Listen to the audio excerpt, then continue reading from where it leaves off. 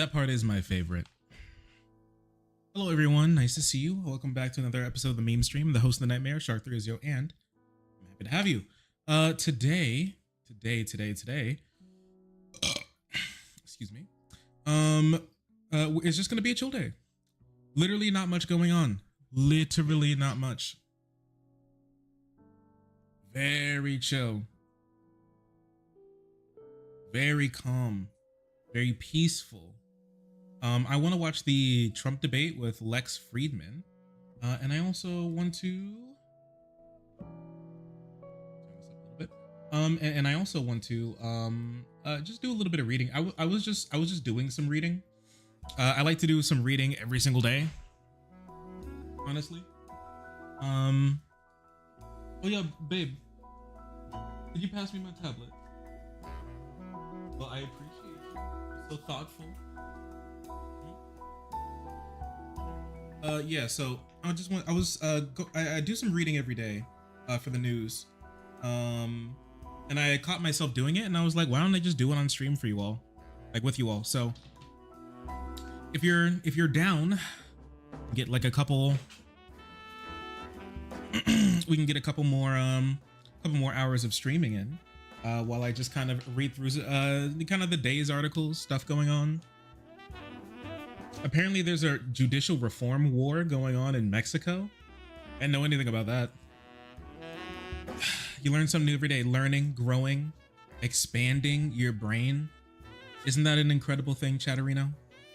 Isn't that a wild, amazing thing?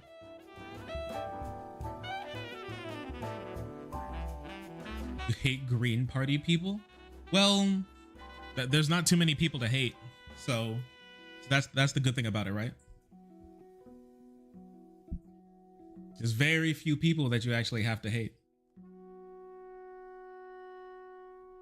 But yeah, what's going on?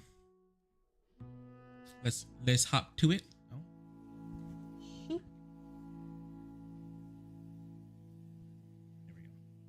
Much better. KOC is a sellout, yeah. Yeah, cringe. But, you know, like I said, there aren't that many people to hate, so you don't have to worry about it too bad.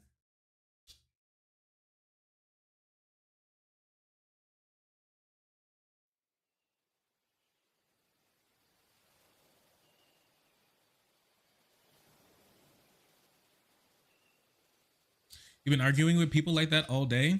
Yo, your doctor's gotta up your medicine. They've gotta like hit the increase button on your dosage milligrams like crazy. I see. That is not something that you should be doing. You should not be arguing with Green Party people on the internet. Like, come on, like let's just be honest with ourselves. You kind of did that one to yourself, if I'm gonna be real. Gotta stop talking to my friend. You gotta just like change the subject. You can't talk to them about that. They're obviously a bit lost. Bit lost, unfortunately. I mean, did you see that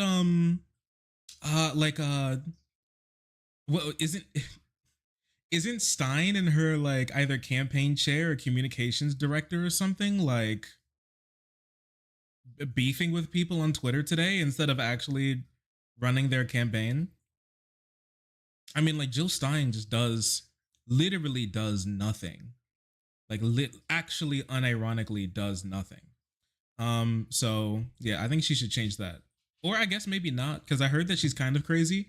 I look back through I was reading up on some of her history, and she seemed like she does seem like she be sipping on a little bit of the insane juice every now and again, which is a bit worrisome, must I say. But you know, I don't know too much about Jill Stein. I'm sorry.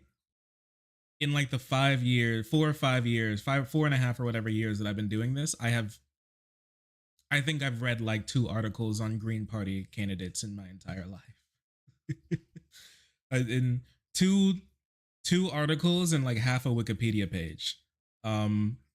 Mostly because they don't do anything. Like, I mean, I don't want to be that guy, but do much worth caring about, unfortunately. Um, so I just haven't spent any time caring.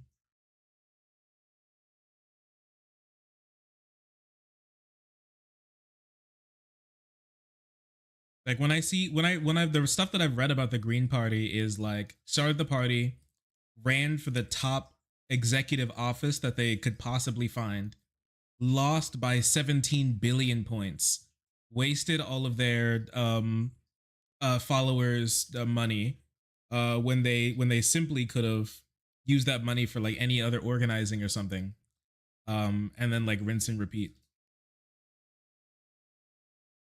Jill Stein really is a prominent nobody. That's kind of crazy. You're kind of cooking when you said that one. But yeah, you sipping on that Putin juice? Yeah, she had some. She has horrible takes on the Ukraine, on Russia's war on Ukraine. She has like horrendous, horrendous takes on that one.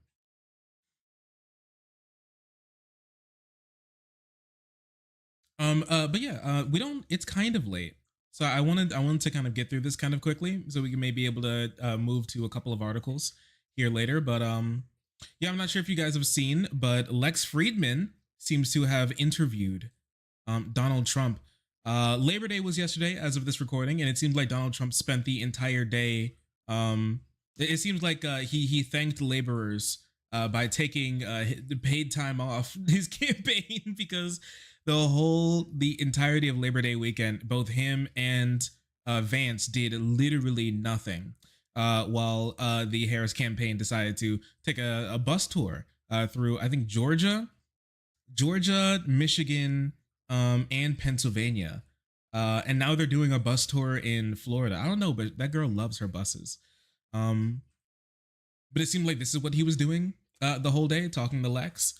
I don't know much about Lex. If I'm gonna be honest with you, Lex. But correct me if I'm wrong. Lex Fridman seems like one of those types of guys who like kind of who wants to come off as being like the sort of like um like unimpassioned observer who cares more about like the way in which people are interacting with each other more than like if people are actually interacting with each other, and like what those interactions actually are. You know what I mean? Um like, so yeah, softball centrist. Yeah, like, yeah, kind of like that. Kind of like that. He seems like the type of people who are like not left, not right when they're definitely right. Yeah, but like more like right on economic issues, and then kind of like I don't really know on like social issues. It seems like that type of person. I'm gonna be real, but I don't know. So I expect this to be a complete softball, nothing interview where Donald Trump like spins in his chair for like an hour, it seems, while Lex throws the softest, balliest questions to ever exist for the entire time. Yeah, so I guess we'll find out. Maybe something interesting happens. Maybe Donald Trump starts lisping and like has like a mental episode. So that's the most that I'm wishing for. I guess that's the most that I'm expecting out of this. It's not like Donald Trump ever answers questions anyways. So I don't know if you know this, but some people call you a fascist. Yeah, they do. So I figure it's all right to call them a me, communist. Yeah, they call me a lot worse I'm actually socialist, but than I call them. A lot of people listening to this, what did he just say? Communist. Yeah, they call me a lot worse than I call them. A lot of people listening to this, myself included, that doesn't. I mean, at least he acknowledges that that fascists are indeed worse than communists. So there you go. Think that Kamala is a communist. I believe you have to fight fire with fire. Politics is a dirty game. It is a dirty game. It's certainly true. How do you win at that? Yeah, man. They suffer from massive Trump derangement syndrome, TDS, and I don't know if it's curable from their standpoint. I think would probably. He sounds so old now. If everybody in Congress took some mushrooms, perhaps. First of all, medical marijuana has been. No, not like this. Is he kind of like? Is he like guy who wants to be? Is he like Joe Rogan, but for the guy who wants to feel smarter than a Joe Rogan viewer?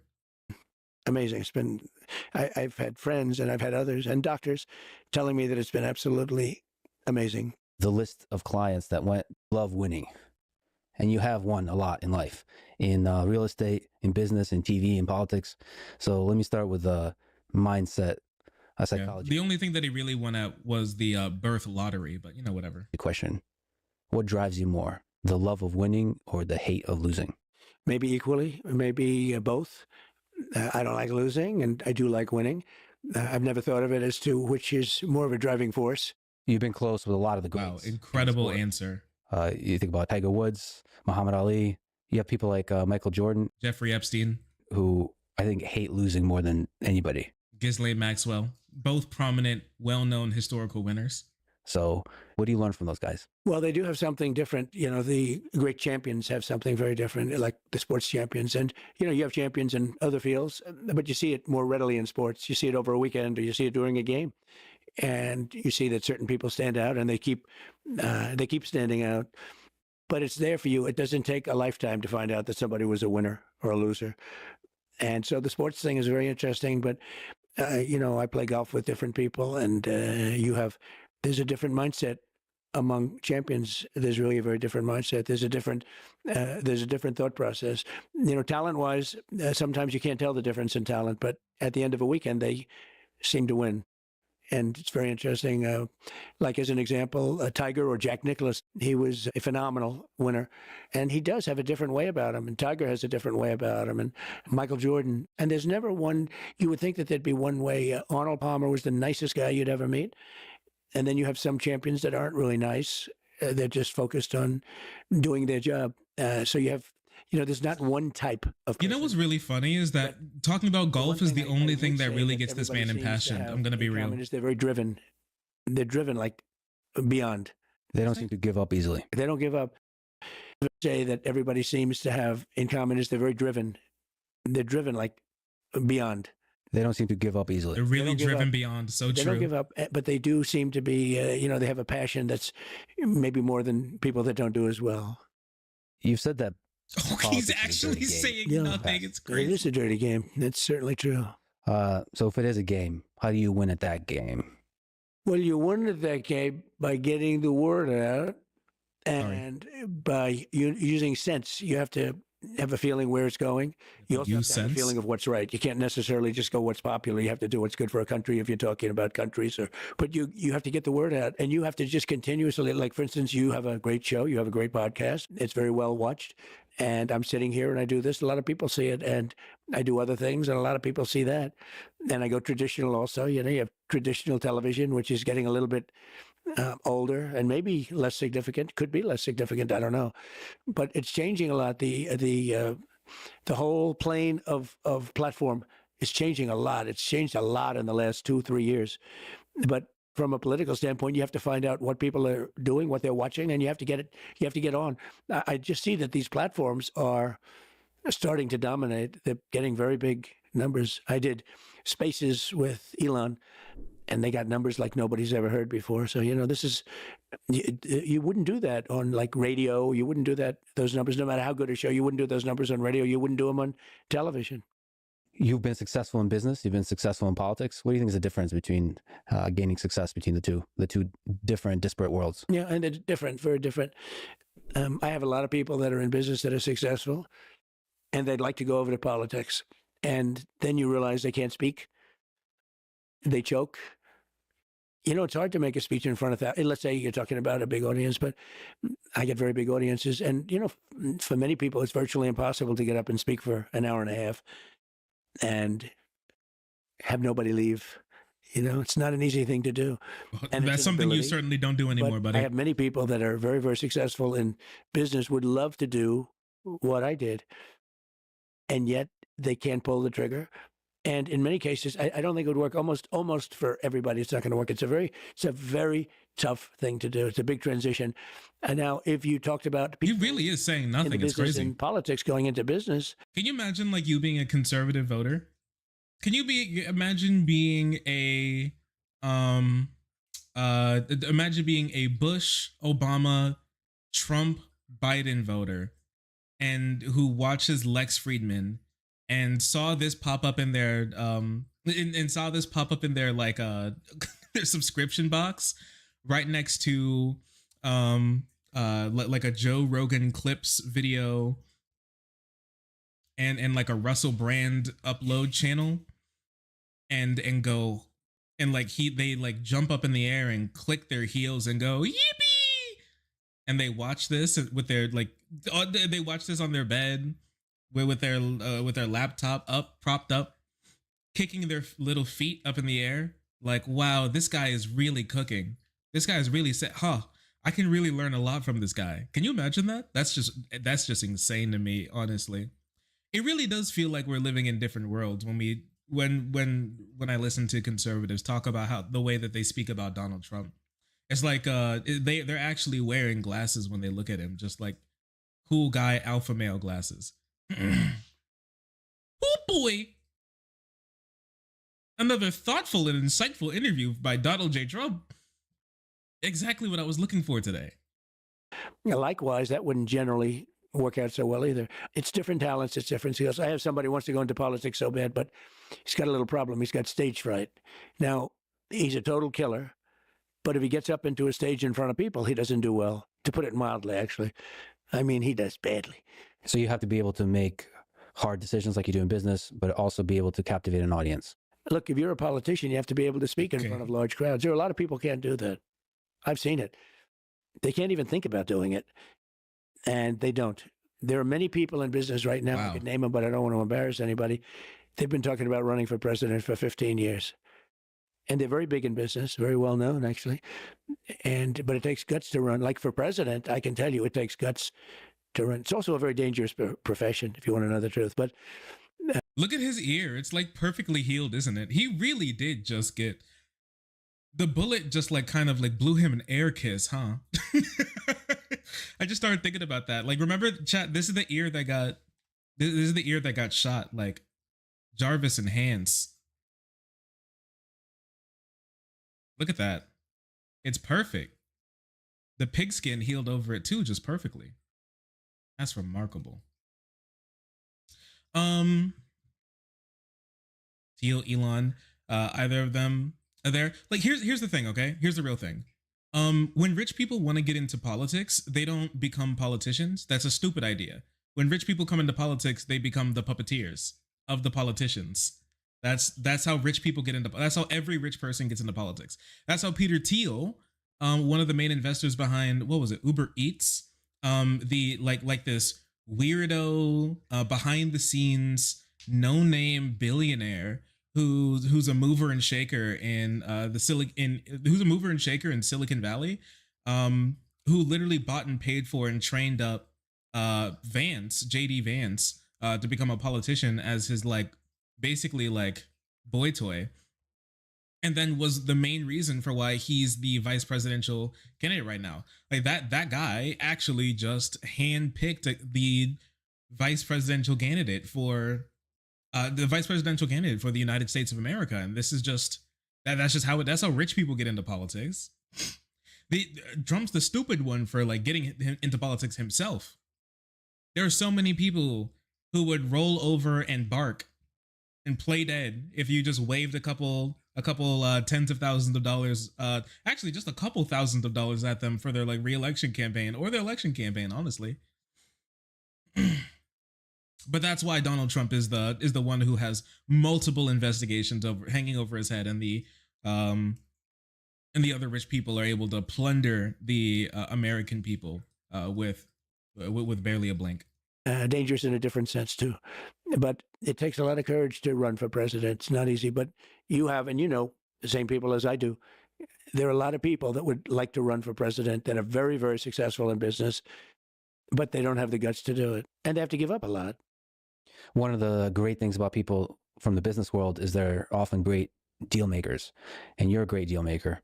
And you've talked about the war in Ukraine and that you would be able to find a deal that both Putin and Zelensky would accept.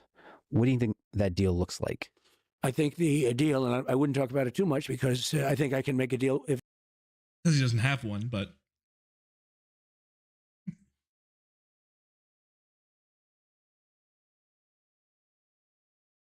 I wonder, Lex is Donald Trump is such a good deal maker. Do you think that he can explain one singular deal that Donald Trump made in office last time that was like a good deal. What did Trump do that was bipartisan? What did he gain through his exceptional art of the deal making? What did he do? I just want to know, because once again, a lot of people forget Donald Trump passed one singular piece of policy from his campaign through office. One. Sorry, I accidentally put up two fingers. One singular piece of policy, and that was his tax bill. And that wasn't a deal. Like, all the Republicans were like, "Oh shit, you're giving all of our puppeteers a tax break." Yes, sir. Of course I'll vote for that. And that's just how it happened. Like, what deal did he make in Congress? What deal did he make with like foreign leaders as well? I wonder if he can explain. I wonder if anybody can explain. I'd love to know. Yeah, what chat, what are we on now? What year, like 16 or something? No, wait. 12? What, we're on year 12 of the conservatives coming up with a healthcare plan to repeal and replace Obamacare with? On year 12? On year 12? Yep. They're really getting at it, huh?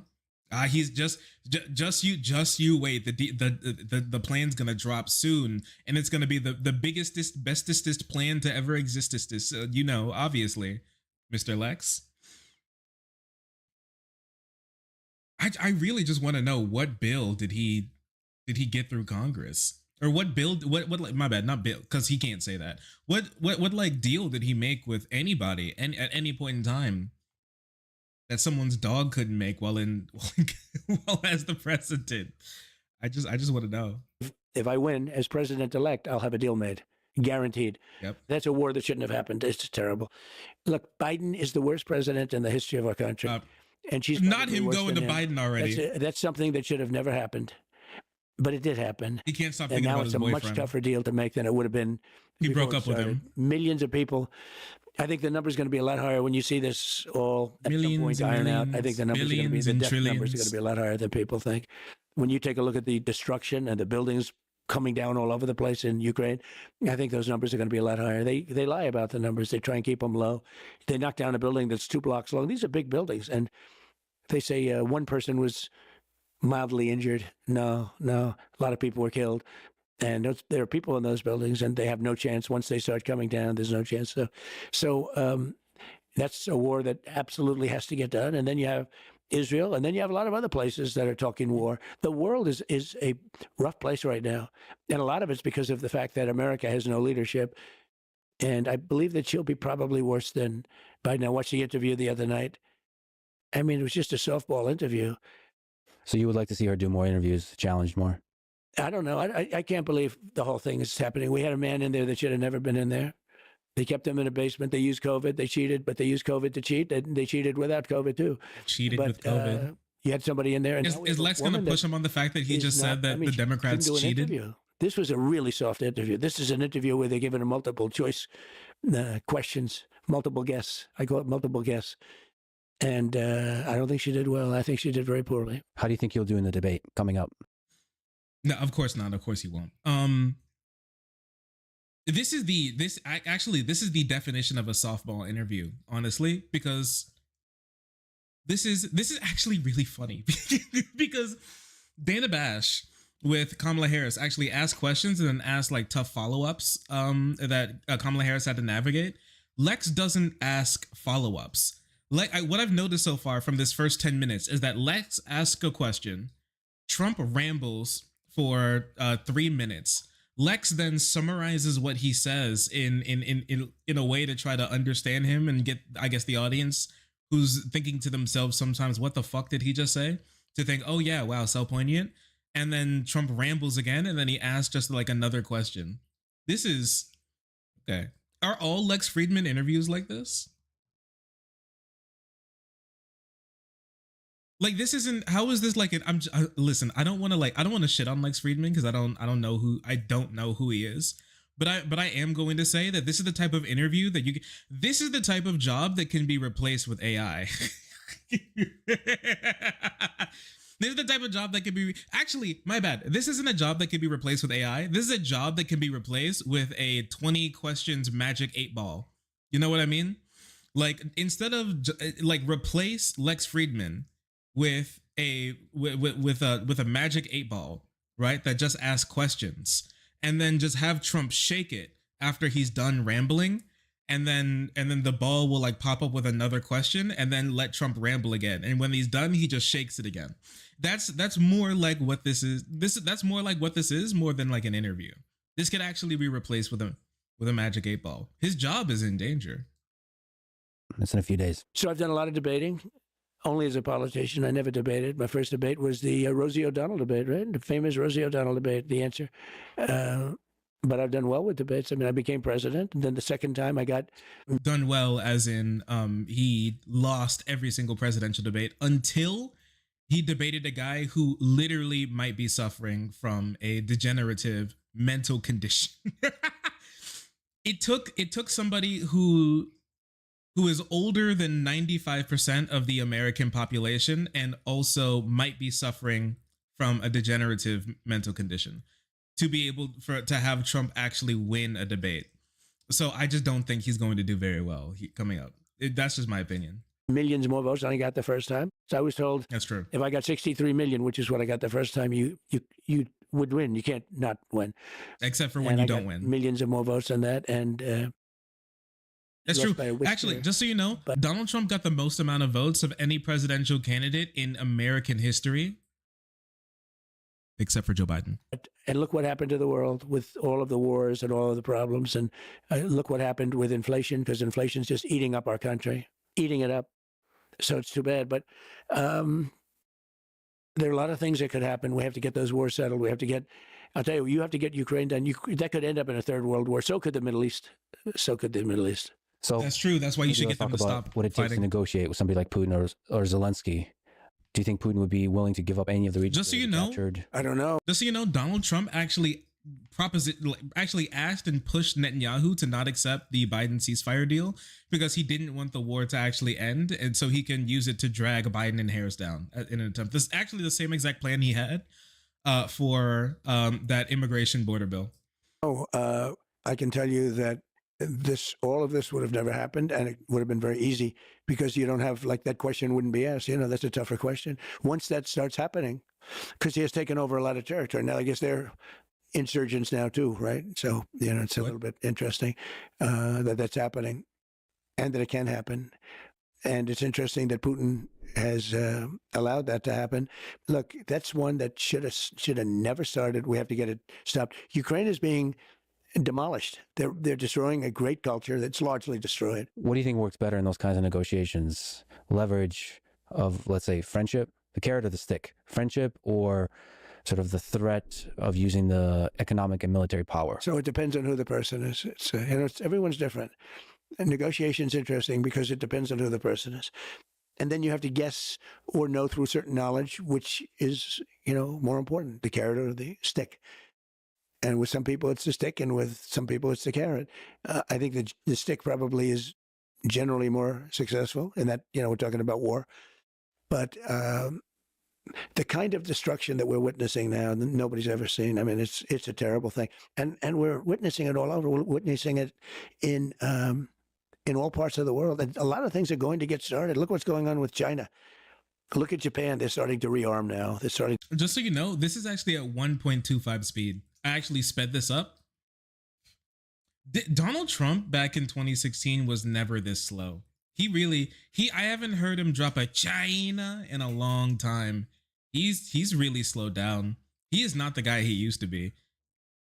To rearm because China's getting, taking over certain islands, and there's a lot of danger in the war. Now, you want to hear normal speed? This is normal speed. Right now in the world, there's a great possibility of World War III.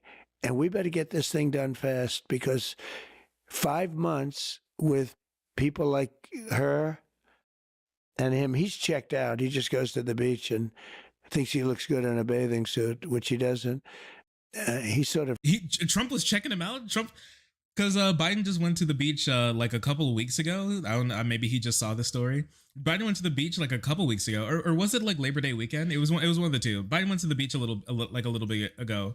Was Trump checking him out? He said he thinks he's hot in the bathing, but he's not. He's not hot. Ever since he left me, he wasn't hot. He was the one who's losing out, okay, and not me. He really do be missing his boyfriend. I've checked out. Hey, look, you can't blame him. That was a coup. They took it over. They took over the presidential deal. The whole presidential thing was taken over in a coup. He had 14 million votes. She had no votes, not one. And nobody thought it was going to be her. Nobody wanted it to be her. She was a joke until 6 weeks ago when they said we're going to have to, politically, they felt they had to pick her. And if they didn't, he's calling her DI problem. I don't know if that's right or not. I actually don't think it's right, but they thought it was right. And now immediately the press comes to their aid. If we can go back to China on negotiation, how do we avoid war with China in the 21st century? Well, there are ways now. Here's the problem. If I tell you how, and I'd love to do it, but if I give you a plan, like I have a very exacting plan how to stop Ukraine and Russia, but I can't say it. Idea, maybe not a plan, but an idea for China, because we're in a lot of trouble. They'll be in a lot of trouble too. Donald Trump, how do you do anything? I can't tell you. I can't tell you. It's a secret. He may be nice in a bikini, but I'm nicer. Biden, he thinks he's hot in a bikini, and maybe he is, but I'm hotter. I'm way hotter in a bikini. I'm the hottest boy on the beach. Thank you so much, Jar Jar, for the 10. I appreciate you. Thanks for the tip. Thank you. No, it's really just like this is kind of crazy. I can't lie. He's really just like, I have a plan. It's a great plan. It's probably one of the best plans to ever exist. The thing that you just said, bad. It's very bad. Everyone knows it's bad. Joe Biden, he's just checked out. He has no clue where he is. I saw that. You saw the debate, didn't you? The debate was bad. Real bad. Maybe the worst that's ever been. But me, I'm the best. The best? Probably the best it's ever been. The best the world has ever seen. I won bigly. But you see, the plan is the greatest plan, possibly the greatest plan to ever exist. And I thought it up really quickly, maybe the quickest that's ever happened. And it's good. It's very good. Maybe the goodest that's ever been gooded. But I can't tell you, because if I did tell you, then they'd work against it. And I would have to somehow come up with an even gooder, bester plan that's even better than the goodest plan that's ever been made. And that's hard. That's hard work. Being the president's pretty hard, right? So don't make my life hard, okay? Because this plan possibly, actually, I know for a fact, because I'm thinking about it right now. Oh my gosh, I'm blushing. Am I blushing? I'm blushing right now thinking about how good this plan is. I can't tell you what it is. No one can know what it is until I do it, because it's that good of a plan. And we don't know if anybody like them can even make a plan, maybe even 10% as good, but even that 10% is scary. So just so you know, I'll get it done instantly. The fastest that anybody's ever gotten anything done ever before. And Lex is just like, yeah, this guy's good. But we're in a lot of trouble. But I can't give you those plans, because if I give you those plans, I'm not going to be able to use them. They'll be very unsuccessful. Of course. I have a plan for everything. I just can't tell. I'm going to do such great things when I'm the president. What? I can't tell you, because once I do, then it won't go. Then none of them will be able to get done. And I want them to get done, don't you? So don't ask me about a plan ever again, okay? Because just trust in the plan. Because I have a plan, I promise you, and it's a good one. It's the best. Part of it's surprise, right? Right. But they won't be able to help us much. So you have a plan of what to say to Putin? Yeah, I know. Take office. No, I had a very good relationship with him. He really is Captain Bullshit, huh? Too, but I had a very good relationship with Putin. Tough topic, but important. You said lost by a whisker. I'm an independent. I have a lot of friends who are independent, many of whom like your policies, like the fact that you're a deal maker, like the fact that you can end wars, but they are troubled what war did he end? By what happened in the 2020 election and statements about widespread fraud and this kind of stuff, fake elector scheme. What can you say to those? Paper ballots, and do it the easy way. I mean, paper ballots, and you have voter ID, and you have same-day voting, and you have proof of Did we F? Did we ingest a tiny F? Here, let me. And do it the easy way. I mean, the paper ballots, and you have voter ID, and you have same-day voting, and you have proof of citizenship, which is very important because we have people voting that are not citizens. They just came in, and they're loading up the payrolls. They're loading up everything. They're putting students in schools. They don't speak a word of English. And in the seats of people that are citizens of our country.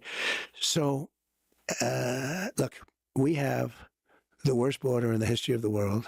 What the hell? Where did this go? Right? Wait, did he actually run out of things to say on the election thing? Because maybe his advisors told him that people get angry every single time he reminds them that he thinks that they stole the election from him. So he just ran out of things to say, and he's just like, look, Trump, what do you have to say to the people who like you and think you're the coolest, most amazing guy ever, but are worried when you gnaw at the roots like Jormungandr of the fabric of our society and governance, that could easily lead to a massive issue of trust in our institutions that could erode the very foundation of a country that we stand upon? Yeah, like, I'm gonna let you know that they stole that shit from me and they all deserve to be hung. Anyways, Mexicans are scary. You ever think about that? Okay. Anyways, so Mexicans, am I right? So true, buddy. Now, Venezuelans even. Of people at levels that nobody's ever seen. I don't believe any country's ever seen it. And they would use sticks and stones not to make it happen, not to let it happen. We don't do anything. And we have a person who was the border czar, who now said she wasn't really the border czar, but she was. She was the border czar, but she was in charge of the border. She was not. We have her, and she's saying very strongly, "Oh, I did such a good job. She was horrible, horrible. The harm she's done." But we have people coming in from other countries all over the world, not just South America, and they're coming in from prisons and jails. They're coming in from mental institutions and insane asylums. And they're street criminals. Right off the street, they take them. And they're being given to our country. Drug dealers, human traffickers. We're destroying our country. This is a sin what's been allowed to take place over the last 4 years. We're destroying our country. And we'll see how that all works out. But it's not even believable. And now you saw in Aurora, Colorado, a group of very tough young thugs from Venezuela taking over big areas, including buildings. They're taking over buildings. They have their big rifles. So you know what's really interesting about this is that my sister's fiance, his dad, they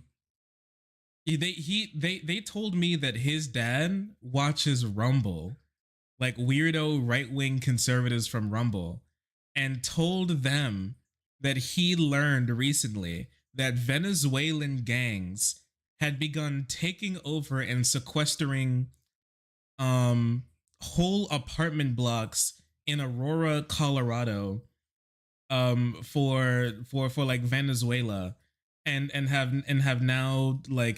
now own multiple apartment blocks, and the cops can't do anything about it because they've like taken over all of the apartment blocks, apparently, I guess. Are they gonna not stop him? Somebody stop him from watching that? Like, I really do think they need to take away his phone, like, to be incredibly nice, but like in a really nice way, because I told them like they need to not do that. Because here's the thing is that I was out the whole day. I was like me and the GF, we went to like, we hung out, we did some cleaning, we went to like a pet shop and everything, and I got some new fish, like the final fish I needed for my big tank. And I got home and I was like putting away some stuff in the kitchen when they told me that, and I had never heard of it in my entire life. I was like, what are you talking about? And so I looked it up on my phone, right, as they were telling me the story that his dad told him. And within 5 minutes, I found an article from Colorado that said that the police said that they were looking into it and they haven't found any information on it. And then I reloaded the page because it said there was an update, and it said that the police confirmed that there was no evidence of Venezuelan gangs overtaking apartment blocks in Aurora. And I was like, yeah, you gotta, oh, my bad, sorry. They updated it and then saw like an article. My bad. It didn't just update. It updated and then showed me a new article, which was from 3 hours ago, that said that there was no evidence that Venezuelan gangs have taken over apartment blocks in Aurora, Colorado. What actually happened is that it seems like gang members that might be from Venezuela have been committing like a string of attempted burglaries in Aurora. Seemed like that's what actually happened.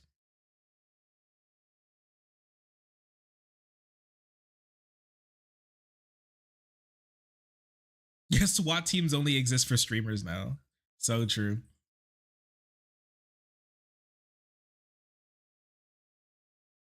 It seems like some gang members that might possibly be from Venezuela or affiliated with Venezuelans were committing a string of crimes and attempted burglaries. That's the real story. And no, they had not taken over any apartment blocks whatsoever. And because the entire article was about like this, which is just somebody's Ring camera that they saw, and they like reported it to the police. And this is what the entire story is. But Republicans now think that like 2/3 of Aurora, Colorado is now like little Venezuela and owned by like a Venezuelan gang. It's like big Chaz, I guess.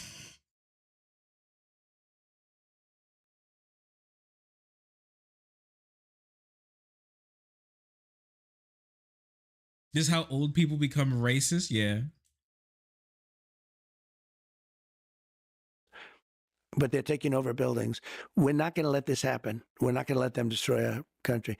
And you know, in those countries, crime is way down. They're taking them out of their prisons, which is good because good for them. I do the same thing. By the way, if I ran one of those countries, any country in the world, I would make sure that America has every one of our prisoners.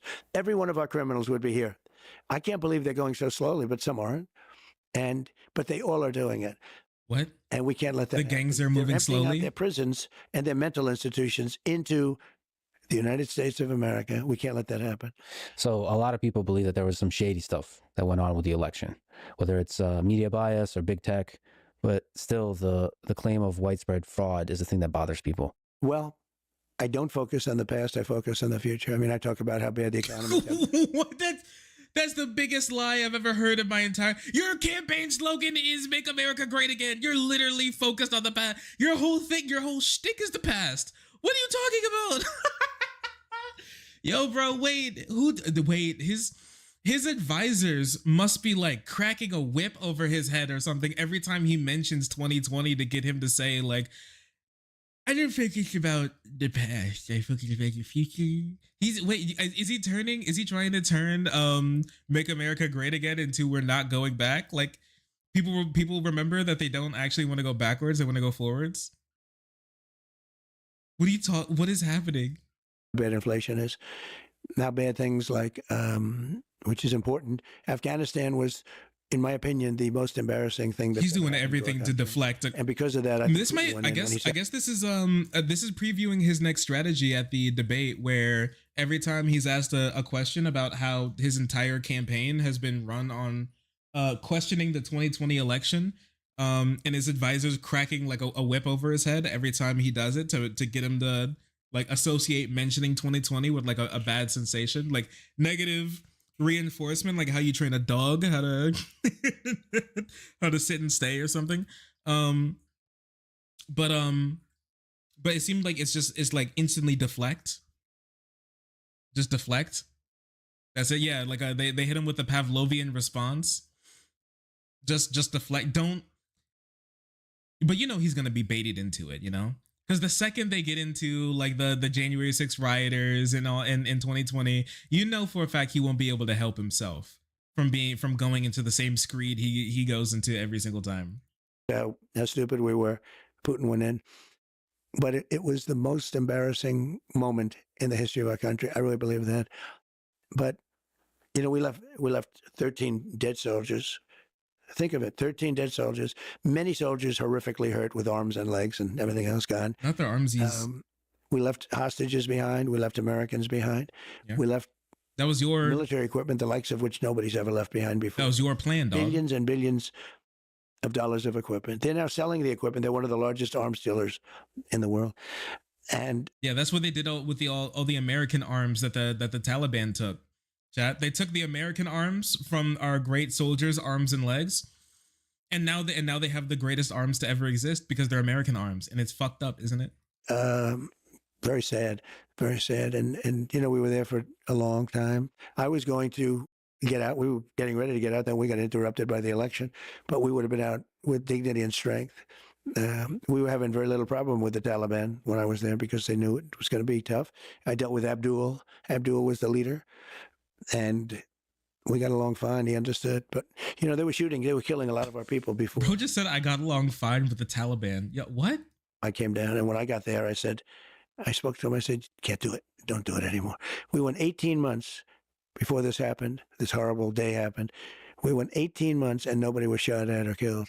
What do you think that was, the carrot or the stick in that case in Afghanistan? The stick, definitely so the stick. The threat of military force. That was the stick, yeah. It doesn't have to be, but that was the stick. Well, let me just linger on the election a little bit more. For this election, it might be a close one.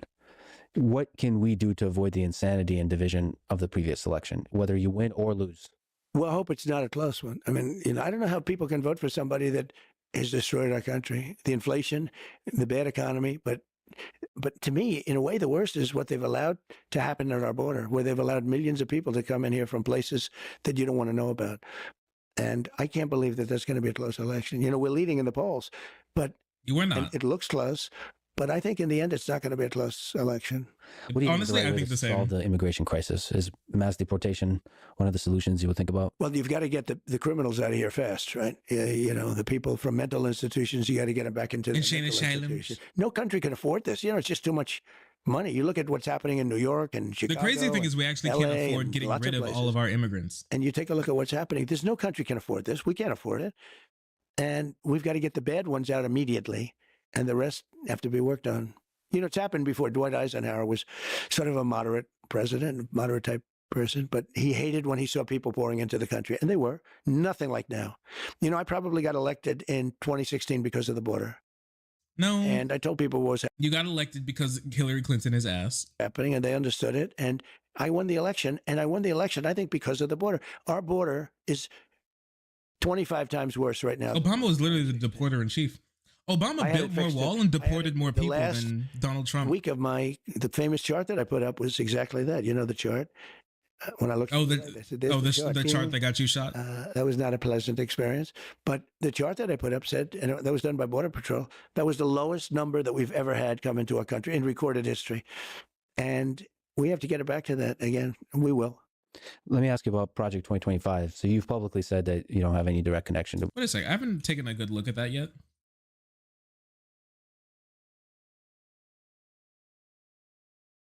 What the hell? Yeah, look. Wait, like during Obama's presidency, illegal immigration was actually lower than during Trump's. Wow, during his entire presidency, immigration ramped up literally every single year he was in office until the last one. Okay. And we have to get it back to that again. We will. Let me ask you about Project 2025. So you've publicly said that you don't have any direct connection to Project nothing. I know nothing about it, and they know that too. Democrats know that. And I purposely... Wait, I gotta hit this. Wait, this is a tasty one. We have to get it back to that again. We will. Let me ask you about Project 2025. So you've publicly said that you don't have any direct connection to Project nothing. I know nothing about it, and they... Yeah, no clue. Only all the people who are set up to work for my campaign worked for them. The people writing my policy platform also wrote and worked for the Heritage Foundation and wrote for Project 2025. I mean, you can't. I mean, you can't think. Yes, JD Vance was also the guy who wrote the foreword for Project 2025 as well, and a Project 2025 and Heritage Foundation funder and donor handpicked him to be my vice president. But like, I also, went out of my way to say that I love the Heritage Foundation, and I want to implement their policies. Wait, can I?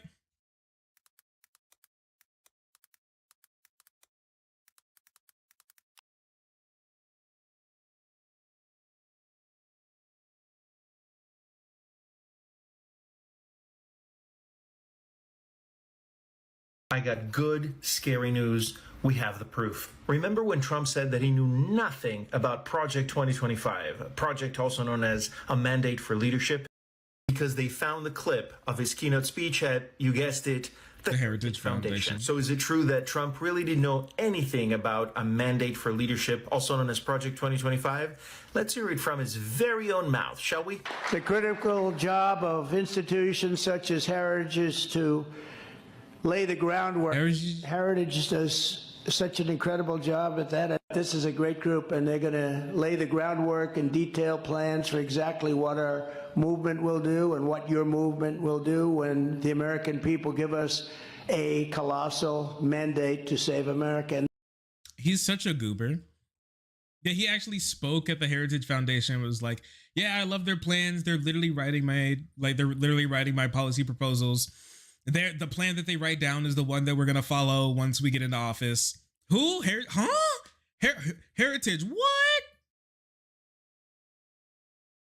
I know that too. Democrats know that. And I purposely haven't read it because I want to say to you, I have no idea what it's all about. Remember when he said he read it and all of the things. No, I purposely haven't. Remember when he said he read it and some things were good, some things were bad? I have no idea what it's all about. It's easier than saying I read it and, all of the things. No, I purposely haven't read it. And I've heard about it. I've heard about things that are in there that I don't like. And there's some things in there that everybody would like. But there are things that, of course, I don't like. Like banning free school lunch for children. Unfortunate that they put it out. But national abortion because it has nothing to do with me. Project 25 has absolutely nothing to do with me. You posted recently about marijuana, and not letting him squirm out of that instantly. It being legalized, but it has to be done safely. Can you explain your policy there? Well, I just put out a paper, and first of all, medical marijuana has been amazing. It's been, I've had friends and I've had others and doctors telling me that it's been absolutely amazing, the medical marijuana. And we put out a statement that we can live with the marijuana. It's got to be a certain age, to buy it. It's got to be done in a very concerted, lawful way. And the way they're doing it in Florida, I think, is going to be actually good. It's going to be very good. But it's got to be done in a good way. It's got to be done in a clean way. You go into some of these places, like in New York, it smells all marijuana. You can't. You've got to have a system where there's control. And I think the way they've done it in Florida is very good. The really funny thing is that this is another flip flop from Trump, because the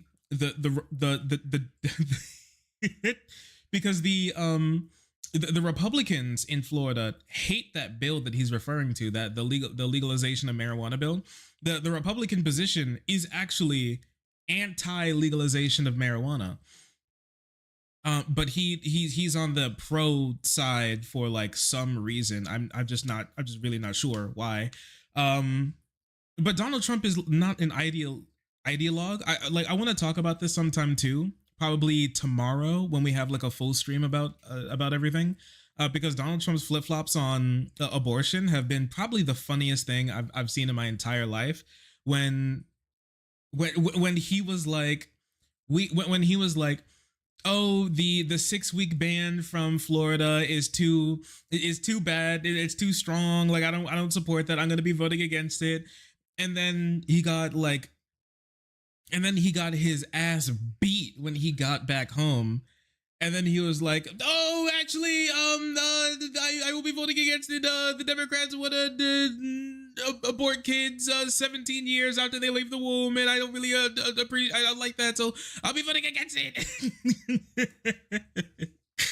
I promise. I love the 6-week abortion ban. Yes, it's very good. It's very tasty. Yes. Yes. And then he's like back, and then he was like back and forth on it, like again. He just can't help himself because obviously he can't. He's not tied to any ideologic position. He's not an ideologue. He doesn't have a moral compass really in a thought process. In a thought process is just he's just what's going to make me money now, and what's going to make people happy with me right now, and anything that's not that is something I don't want. Do you know anything about psychedelics? So I'm not a drug guy, but I recently did ayahuasca. Yeah. Donald Trump doesn't take drugs, as far as I know. He's like health benefits. He's like scarily straight edge. Benefits he really hates these doing different drugs. Psychedelics. I think he's a big germaphobe too. Probably have a better world if everybody in Congress took some mushrooms, perhaps. Now I know you stay away from all of that stuff. I know also veterans use it for dealing with PTSD and all that kind of stuff. So it's great, and it's interesting that you're thinking about being more accepting of some of these drugs, which don't just have a recreational purpose, but a medical purpose, a treatment purpose. So we put out a statement today. We're going to put out another one probably next week. This cocaine, I'm 70% sure he does. No, I'm 100% sure he doesn't. I'm 100. He does not. He 100% doesn't. Right. And the reason for why is because he just thinks too highly of himself, and he's too much. I'm not sure if hypochondriac is the right word for it, but he's just one of those types of people that's like really, really straight edge. He never wants to feel like he's off his game any. Maybe sometimes he's scared of somebody like spiking it for him, like scared of somebody trying to kill him, scared of like what it could possibly do. Like I think I 100% think huge control freak type person who never wants to feel like they're out of control, even out of control in a controlled manner. Like absolutely not. I don't think he does anything like that whatsoever. I really don't. I really don't. I know some people like to say that sometimes, but nah. From what we've seen from Trump, he's two things. He's like a big germaphobe. He really is, and he's a really big he's a big germaphobe, and he's a huge straight edge type person. He does not want to do like any drugs. He does not drink. We've seen him in public, like when he had the opportunity to drink and he hasn't had any. He doesn't even take a sip. I really think he's the sort of like I want to always be in control type guys. I really don't think he would honestly.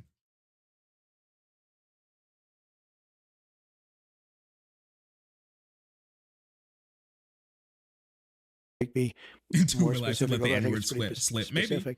And we'll see how that all goes. That's a referendum coming up in some states, but it's coming up, and we'll see how it does. I will say it's been very hard to beat it. You take a look at the numbers; it's been very hard to beat it. So I think it'll generally pass, but you want to do it in a safe way. Speaking of marijuana, let me ask you about my good friend Joe Rogan. So you had a bit of tension with him. So when he said nice things about RFK Jr., I think you've said some not so nice things about Joe, and I think that was a bit unfair. And as a what did he say? Oh, this is when he was beefing with Rogan. This was before I started streaming again, before I came back to streaming. So as far as I remember, Rogan said praised RFK Jr. And this is back when Trump still hated. My bad. And this is when Trump still publicly hated RFK, and thought he was a spoiler. So then he attacked Rogan for being like a traitor piece of shit, right? It would be interesting to see how loudly Joe Rogan gets booed at the next time he enters a UFC ring, MAGA 2024, and then Rogan had to be like, guys, sorry, I don't hate Trump. Like Rogan had to like capitulate a little bit. They tried to get him to kiss the ring. It was some sad stuff. As a fan of Joe, I would love to see you do his podcast. Oh, of course he would bring. You said he was like a huge Rogan glazer, right? So that makes a lot of sense why he would bring this up. He is legit. He's like the greatest conversationalist in the world. So what's Donald Trump? Can you please hop off my goat? I don't think there was any tension, and I've always liked him, but I don't know him. I mean, I only see him when I walk into Trump. Please hop off my goat, and I shake his hand. I see him there, and I think he's good at what he does, but I don't know about doing his podcast. I mean, I guess I'd do it, but I haven't been asked, and I'm not asking them, I'm not asking anybody. It sounds like a challenging negotiation situation. No, it's not. It's not really a negotiation. And he's sort of a liberal guy, I guess, from what I understand. But he likes Kennedy. This was before I found this out, before Kennedy came in with us. He's going to be great. Bobby's going to be great. But of course, I like that he likes Kennedy. He's going to be great in jail with that federal lawsuit. But he's got some great things going. And I think he's going to be beyond politics. I think he could be quite influential in taking care of some situations that you probably would agree should be taken care of. The Joe Rogan post is an example. I love when to get people your take care of psychology, situations. about behind the tweets and the post on truth. Are you sometimes being intentionally provocative, or are you just speaking your mind? Do you think he doesn't even remember why he brought RFK onto the platform? Like, anyways, the whole like make America healthy again. The Maha that they tried to push. You think he even forgot? Like, he might have actually forgotten, because he was like, "Oh, like we got Rogan, we got RFK on. He's gonna deal with like the health bullshit, whatever." You know, he can't even say. He's like, "Yep, he's great, and he's gonna do things that are good. That he's gonna, fix things that you think should be fixed."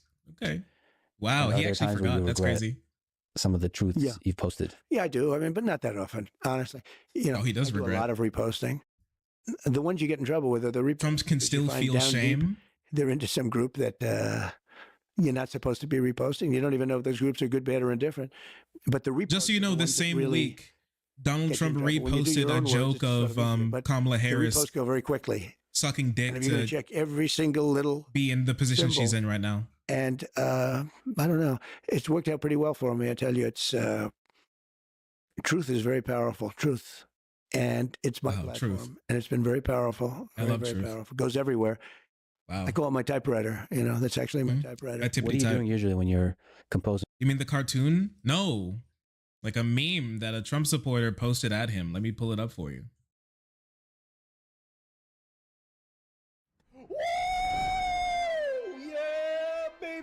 Westside Tyler, thanks for the raid. Appreciate you. Hello, Raiders. Nice to have you. Nah, like right here. So this is from Truth.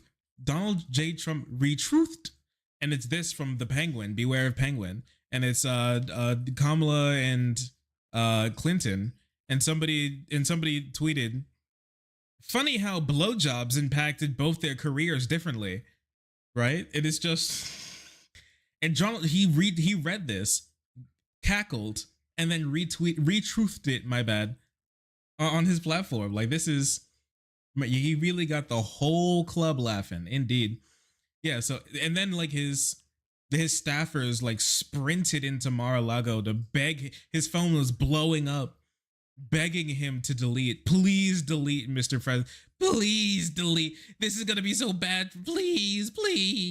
And then he had to delete the retruth. But that was like the worst thing that he truthed within the last week, as far as I saw. Yeah, hey Raiders, nice to see you. A truth. Like, are you chilling back on a couch? Couches, beds. Yeah. A lot of different things. I mean, like he's really taking this campaign seriously, huh? I'm not a huge sleeper, but whenever I do them, past like 3 o'clock, they 3 a.m. criticize you the next day. Trump was up. Maybe that's what happened with his mental. At 3 o'clock in the morning. Couches. And there should be no problem with that. And then when you think about time zones, how do they know that you're like, in a time zone, like an Eastern zone? What? So, but every time I do it after like 2 or 3 o'clock, it's like, why is he doing that? But it's gotten, the Truth has become a very successful platform, and I like doing it. And it goes everywhere. As soon as I do it, it goes everywhere. The country seems more divided than ever. Yeah. What can you do to help alleviate some of that division? Well, you can get rid of these two people. They're terrible. They're terrible. You don't want to have them running this country. They're not equipped to run it. Joe is a disaster. He can't stop talking about Joe Biden, man. He still thinks he's running against him. I think she'll end up being worse than him. We'll see. I think a lot's now, the convention's over with, and I see in just about all the polls now. They have their little honeymoon period, as they call it. The honeymoon is over. We'll see how that all goes. Who knows? So. For my personal opinion, I think you are at your best when you're talking about a positive vision of the future versus criticizing the other side. Yeah. Oh, you mean like 99% of the stuff that he does? I think they're nasty. They came up with a story that I looked down and I called soldiers that died in World War I suckers and losers. Okay. Now, number one, who would say that? And number two, who would say it to military people? Nobody. It was a made-up story. It was just a made-up story. The honeymoon is over. And they like to repeat it over again. They know it was made up. I have 26 witnesses that nothing was said. They don't want to hear about that. Like she lied on McDonald's. She said that She lied on my homie McDonald's. It's not a big lie, but it's a big lie. It's so, I mean, they just went and they checked. And unless you can show something, they don't talk about, the press isn't going to follow up with it, but I'll keep hammering it. But she never worked at McDonald's. It was just hammering the McDonald's McDonald's thing to say, line. Hey, I worked at McDonald's. That's all they got. They really got nothing. But one of the worst was 2 days ago. I went to Arlington at the request of people that lost their children. There'll always be children to those people. You understand that? That's not politically incorrect thing to say. The mother comes up, I lost my child. But, the child is a soldier. And lost the child because of Biden and because of Kamala. Just as he said his her name right.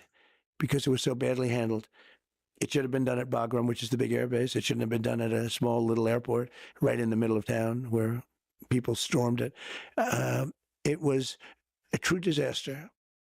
And they asked me if I'd come and celebrate with them. 3 years. 3 years. They died 3 years ago. Celebrate? And I said, celebrate what? I got to know them because I brought them here, actually. Wait, did he mean mourn? Bro said celebrate like it's an anniversary? Would you old pop streamer? What is he said? They wanted to come with me to celebrate. Celebrate? Man, his advisors really just told him that this could be a good money issue. As far as I've read on this issue, this is what happened. Yeah, the family members of the soldiers who died in the Afghanistan pullout were massive Trump gaggers and glazers, and so they begged him to come so the campaign reached out and they invited them to come out.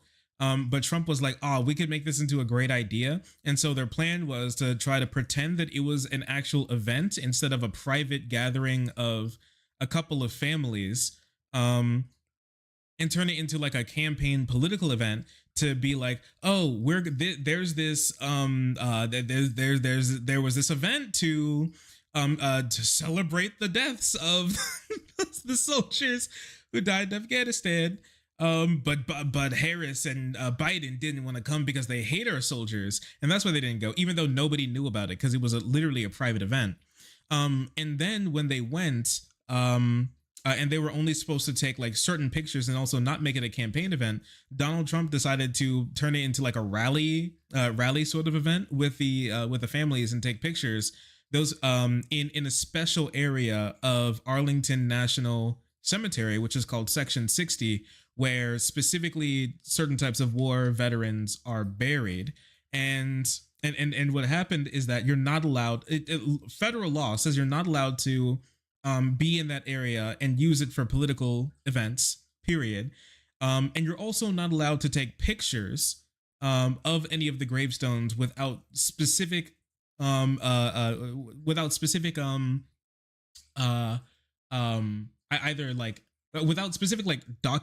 documentary purposes or with specific privilege from the next of kin from those family members. And so he didn't do either. And a cemetery official tried to stop the campaign from trying to use it as a campaign event and take pictures of gravestones of soldiers who did not consent to have their soldiers' families who did not consent to have their family members' gravestones used in that way. And they jumped him. Two of the members jumped the guy. They like pushed him out of the way and had and they called him like a bunch of names and a bitch. And they pushed him out of the way to get him to stop from stopping them from using it as a campaign event. And they actually had to file a report because of it.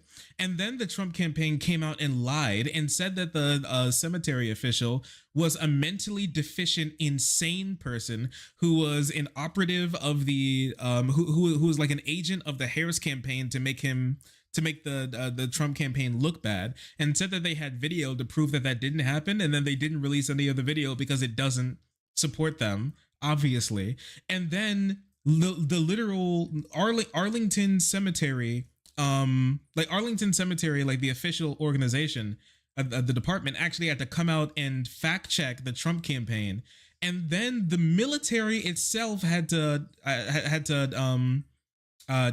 level check on the campaign as well, had to come out publicly and say that Trump's campaign is lying. it was pretty bad. It's pretty bad. And now they're still trying to spin it as Biden and Harris don't care about our troops and it was only us. And now they're being so mean to us because we didn't do anything wrong at the cemetery. We had so much fun. One night, they almost all came here. And they said, I wonder if Trump will actually come and see us. I heard that we are. So we stayed for like 4 hours listening to music up on a deck right upstairs. Beautiful. And they were great people. So they called me over the last couple of weeks and they said, we're going to have a reunion, our 3-year reunion. Would you be able to come? And it was very hard for me to do it logistically, but I said, I'll get it done. And I got there and we had a beautiful time. I didn't run away. I didn't just walk in, shake hands and walk out. I didn't run away. I wasn't looking at my watch like Joe Biden does. And it was amazing. So I did it for them. I didn't do it for me. I don't need the publicity. I mean, I get more publicity probably than anybody. You would know that better than me, but I think maybe more than anybody that's ever lived. I don't know, but I don't think anyone could have any more. Every time you turn on television, there's like 9 different stories, all on different topics, and they're all about stuff. As an example, you interview a lot of people, good people, successful people. Let's see how you do with this interview versus them, okay? I mean, I can tell you right now, you're going to get the highest numbers you've ever had by sometimes a factor of 10. So true. But when a Gold Star he is the most popular family guy asks ever. me to come in and spend time with them, and then they said, sir, we did a ceremony, and then we went down to the graves, which was quite a distance away. They said, sir, would you... He really said they made my ass walk. They said when we were there, it's very sad, actually, because these people shouldn't have died. They shouldn't have died. They died because of Biden. And they came to me and they said, Kamala. Sir, they died because it just like... Please piss on my son's grave. Okay. Now, I don't know if that's controversial to say, but I don't think it is. Afghanistan was the most incompetently run operation I think I've ever seen, military or otherwise. They're incompetent. But the families asked me if I'd go. I did go. Then the family said, could we have a picture at the tombstone of my son? And we did. Son or daughter. There was a daughter, too. And I took numerous pictures with the families. I don't know if anybody else was in the pictures, but they were mostly families, I guess. That was it. And then I left. I spent a lot of time. There was not only families, there were also gravestones of other service members who died, who you're not supposed to take pictures of, who were visible in the shot as well, which is incredibly disrespectful. Then I left. And I get home that night and I get a call. I don't know these losers. The Biden administration with Kamala is accusing me of using Arlington for publicity. I was in use just the opposite. Yes, you were. Opposite. And actually, did you see, it just came out, the families actually put out a very strong statement defending me. They said, we asked them to be there. Well, politicians and the media can play those games. And you're right. Your name gets a lot of views. You're probably legit the most famous person in the world. But on the previous thing, in the spirit of unity, you used to be a Democrat. Yeah. Setting the politicians aside, what do you respect most about people who lean left, who are Democrats themselves or of that persuasion, progressives, liberals, and so on? Well, look, I respect the fact that everybody's in there. And, you know, to a certain extent, life is. What did he say? I respect that everyone's in there. What? And well, look, I respect the fact that everybody's in there. What the hell does that mean? What do you respect about the opposition? Well, they're there. I really respect that they do be there. They're in there. Know, to a certain Come on in. Boy, am I in. What you do while you're waiting to die, so you might as well do a good job. Fucking what? What you do while you're waiting to die, so you might as well do a good job. I think in terms of what's happening now, I think, you know, we have a chance to save the country. This country's going down. And I called it. What is he saying? I called it with a lot of different countries. And this country is going down. If we don't win this election, the election coming up on November 5th is the most important election this country's ever had. Bro's talking like a Redditor. If we don't win it, I don't know that there'll be another election. And it's going to be a communist country or close. And there's a lot of people. Okay, so the answer is nothing. Included, that doesn't think that Kamala is a communist. Well, she's a Marxist. Her father's a Marxist. What does that mean? You don't even know what that means. My bad. Like, he doesn't. Chump, please explain what the difference between Marxism and communism is. I'd love to know.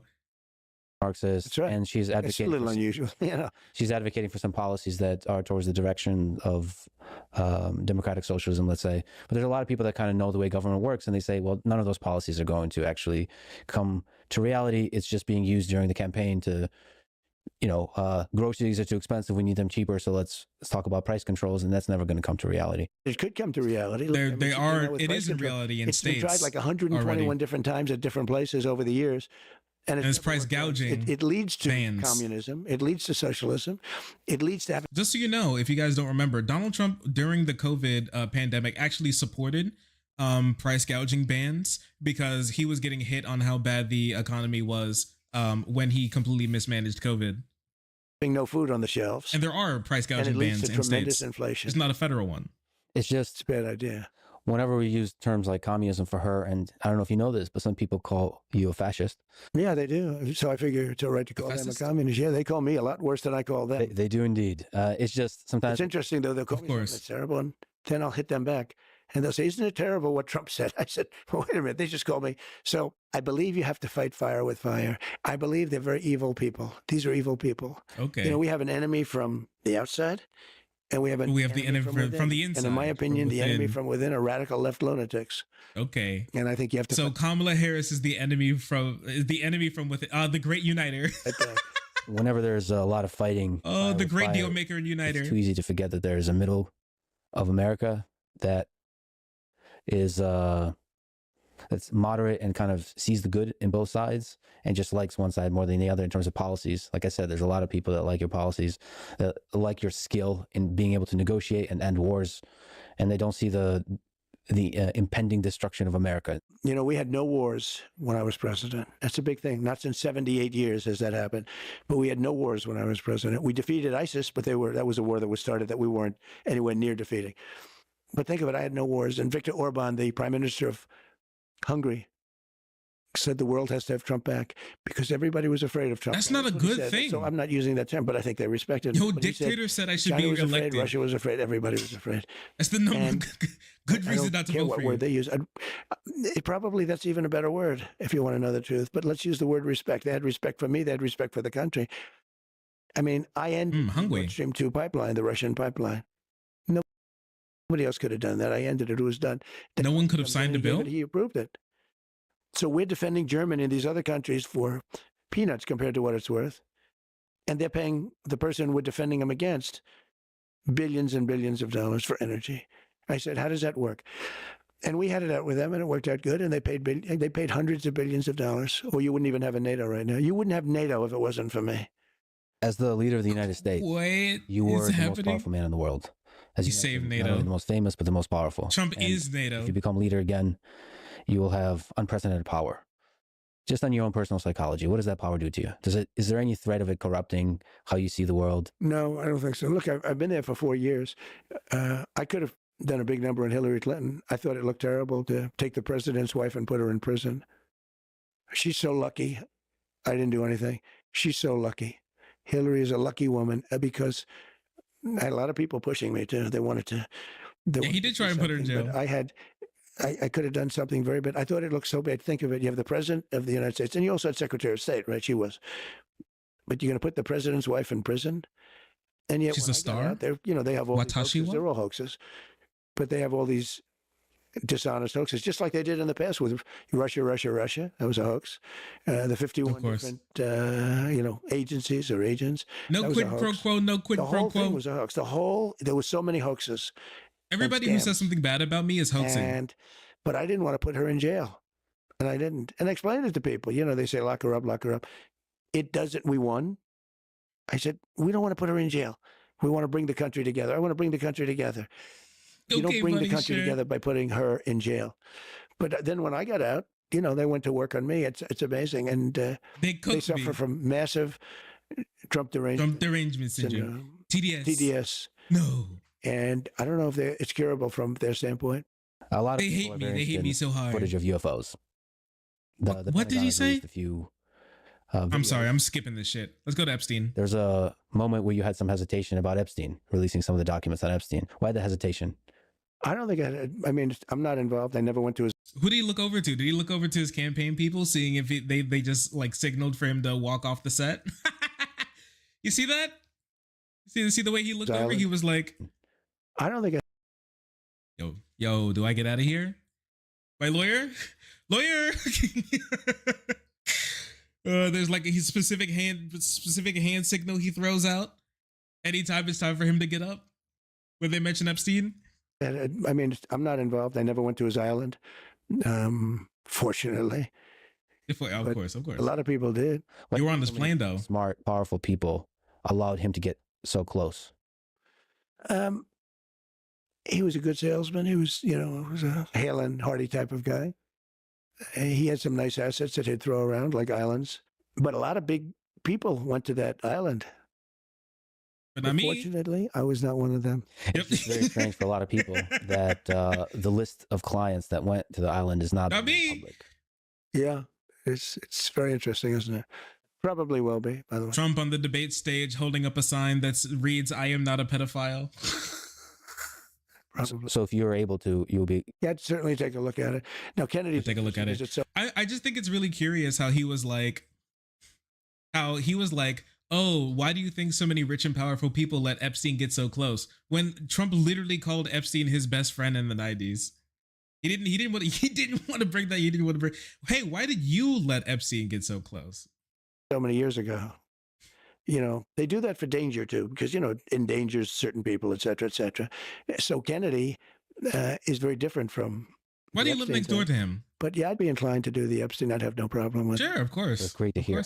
What gives you strength when you're getting attacked? You don't want to attack people in the world. I think you can't care that much. I know people that care so much about everything, like what people are saying. You can't care too much. Wasn't it like a month ago he was complaining about how people were laughing at him? It ends. How often do you think about your death? Are you afraid of it? And I have a friend who's very, very successful, and he's in his 80s, mid 80s, and he asked me the exact same question.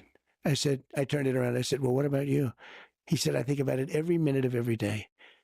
And then a week later, he called me to tell me something, and he starts off the conversation by going, tick tock, tick tock. Yeah. Now, this is a dark person, in a sense, but it is what it is. I mean, if you're religious, you have, I think, a better feeling toward it. You're supposed to go to heaven, ideally not hell, but you're supposed to go to heaven if you're good. I think our country's missing a lot of religion. I think it really was a much better place with religion. It was almost a guide, to a certain extent, it was a guide. Not Trump bullshitting to get the religious vote back after he fumbled the abortion question. Guardrails. I'd love to see us get back to more religion in this country. I think religion good, religion very good, more religion good. Look, I love the country. I want to see the country be great, and we have a real chance of doing it, but it's our last chance, and I appreciate it very much. Thank you. Thank you. Thanks for listening to this conversation with Donald Trump. Yeah, that shit was ass. All right. Yeah, he really did not. You think they flagged him for the ending for that being the end after the whole Epstein thing? He was just like, okay, wait a second. Maybe more footage, which a lot of people. Okay, nah. I thought about watching the Pentagon segment, but I was like, man, I kind of don't care. To be required for presidential candidates to do long form interviews. I'm not sure if presidential candidates should be, if like the criteria for being a presidential candidate is to do the things that you personally like watching on YouTube.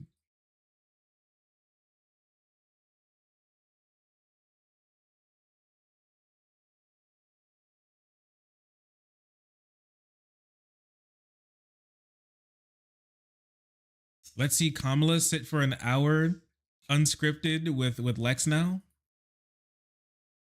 Why? Listen, here's the thing, okay? Here's something that a lot of Trump supporters don't want to admit, which is only they really like watching this type of bullshit on YouTube, honestly. Right?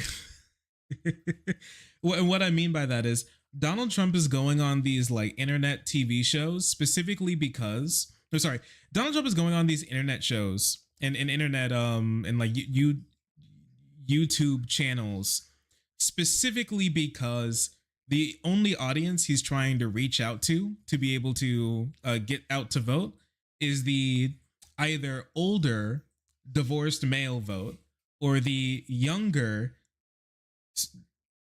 will one day or younger never will be married and or soon to be divorced vote. right? Like those disaffected, angry, upset young men who watch Lex Fridman and Joe Rogan are like his voting demographic. And I mean, even the Trump supporters, even like his campaign has said that. I've been listening to a lot of Trump operatives, conservative operatives talk about the demographic that they're trying to go for to bring out for this election cycle, and you could just look at the polls to see who they're. You could look at the polls and you could see like who they're targeting for their ads, and it is either like young guys who haven't voted, young guys who are like 17 or something, and will be 18 by the time the election comes around, like younger guys and like older guys who are either terminally online and or terminally divorced. And it's really just one of the two, because that's the only group, and specifically white as well, but like all men have all men as a group have a proclivity to leaning towards Donald Trump and leaning towards Republicans in general. But this has just been shown, and the campaign has said it very clearly. Like Kamala has women and darkies, and we have white men, and so that's the war of the 2024 election cycle. Will Kamala Harris will Donald Trump be able to bring out enough angry white men to be able to vote, or will literally everybody else vote for Kamala Harris? And so it's just one of the two. Like what will happen, right? Can there be enough of literally everybody else in the country to come out and vote for Kamala Harris, or will there just be enough angry white men come out to vote for Donald Trump? And so that's what they're banking the whole election on. Not only that, they're banking the whole election on literally Georgia, North Carolina, and Pennsylvania.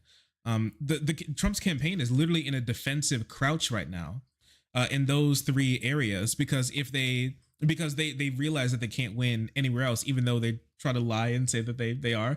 They haven't gone anywhere else. They've basically their fundraising has their campaign spending has fallen off a cliff, like in almost every other state besides those three. That's where they're spending, I think, like 70% of their money, and everywhere else is just completely forgotten of. They've completely pulled out of Minnesota. They've pulled out of Virginia. There's reports that the campaign is thinking about pulling out of New Hampshire as well. And they're literally putting all of their eggs into Pennsylvania, Georgia, and North Carolina to win the election. And it's true that he only needs those three states to be able to win the election. The problem is, if Kamala Harris gets literally any one of them, he loses. That's just simply how it is. Like if she nabs up one of them, he's donezo, kaput, as some people may say, finish, cooked.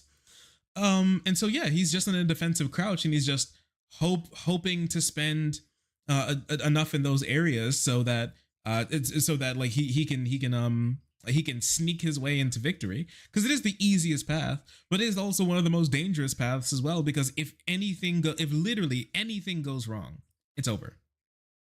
It's over. If anything goes wrong, it's over.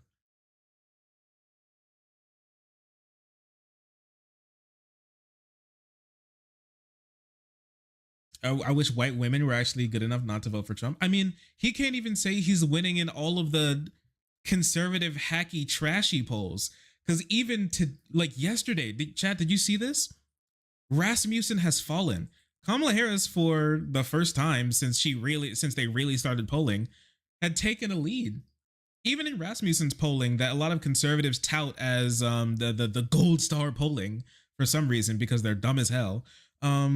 Even these guys have shown Kamala Harris consistently gaining ground on Donald Trump. Even the trend line in Rasmussen is just shifted upwards for Donald Trump. But even this trend line clearly shows that Donald Trump is flatlining and Kamala Harris is rising. Maggots are falling, coconuts are rising, maggots are falling, coconuts are rising. And this is a trend that we see in basically every other polling, any other polling firm out there at the moment, is that Trump is either staying flat or slightly dipping in his vote share, and Kamala Harris has been on a slow but consistent upwards trend. And they've been trying their hardest. They've been trying anything possible to be able to make it so that Kamala Harris doesn't actually win in these polls, but she snuck out a victory here with a 1 point. Not even Rasmussen could stop the Kamala momentum. Not even Rasmussen could hold back the Kamala momentum. It's getting bad out there. And to talk about the point that I brought up earlier, I wanted to take a look at this. This is Ad Impact. This is a nonprofit, nonpartisan ad spending watchdog group that likes to keep track of reservations and political campaign spending when it comes to advertisements from campaigns. And they showed something incredibly interesting. There is $1.9 billion set to go on the air in the 9 weeks between Labor Day and the election. 9 weeks left, chat. And in Democrats, Kamala Harris is spending $300 million, and Trump is spending $135 million. That's the difference at the moment. While Pennsylvania and Georgia are tied, Harris and her allies have a significant advantage in the 5 other battleground states and Nebraska. Nebraska's second district as well. So you can take a look at here. So to prove like the defensive crouch that I was talking about for Donald Trump. So look at his spending here, right? Basically even here in Pennsylvania, 70.8 million to 70.6. Basically even here in Georgia with 39 million to 38.7. But then it just completely falls off a cliff with Michigan getting $55 million from the Harris campaign and only $6 million from Trump and his allies. Arizona, $34.9 million from Harris, $9 million from Trump. Wisconsin, $33 million from Harris, $3 million from Trump. North Carolina, even $26 million, only 2.8 from Trump. And Nevada, 19.5 million and only 1.4 million from Trump. And even in Omaha, Nebraska, which is the Omaha market is the Nebraska second district market. That is $7 million for Harris, literally $0 from the Trump campaign reserved throughout the election season. Zero, not a singular dollar that they've reserved. They do not care about Nebraska's second district. They don't care about anything else besides those couple states. So let me pull this up for you to kind of show you why they're doing this. On 270 to win, because it just gets a little cute, right? So let me just take a look at bing bong bang bong bing bang boom. We're not gonna look at New Hampshire because they're not even, New Hampshire wasn't even on this list because the Trump campaign has, even though they're trying to get their people to not believe it, they've completely abandoned New Hampshire the same way they abandoned Minnesota and Virginia. They've completely abandoned these places. So I just wanted to take a look at this really quick. We're talking about polling again? No, we're actually talking about ad spending again, which is slightly different. Very slightly different. So basically, let me just mark down what the Trump campaign's thinking, okay? They're like, okay, we can lose Nevada, Arizona, Wisconsin, and Michigan, okay? And Nebraska's second district. We can even lose the entirety of Maine. All of Maine. So, and this is their strategy, because as you can see, even if Kamala Harris sweeps all of these areas, she's still not at 270 electoral votes. That's because last year, California, Illinois, and New York all lost electoral votes, including Michigan as well, lost an electoral vote as well. And so because of that, if this was not the case, in 2020, with the 2020 electoral votes, as you can see, she would have won. Actually, she didn't even need all of Maine. That can still go to Donald Trump, and she would have won with the 2020 election, with the 2020 electoral votes that was sitting around. But not anymore.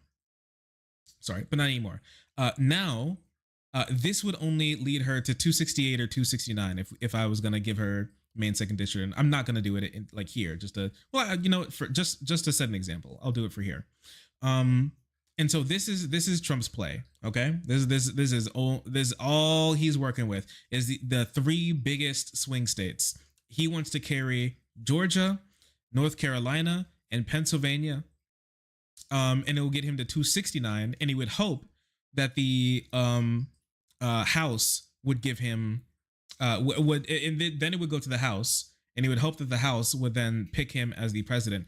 If he were to carry Maine's second district, which is very likely that he will, I think it's just going to be Maine's second district, which is very likely that he will, that would put him at 270, and he would just win outright. So he doesn't need any other swing state at all, except for these three, to be able to win the election, which are the most conservative and also the biggest.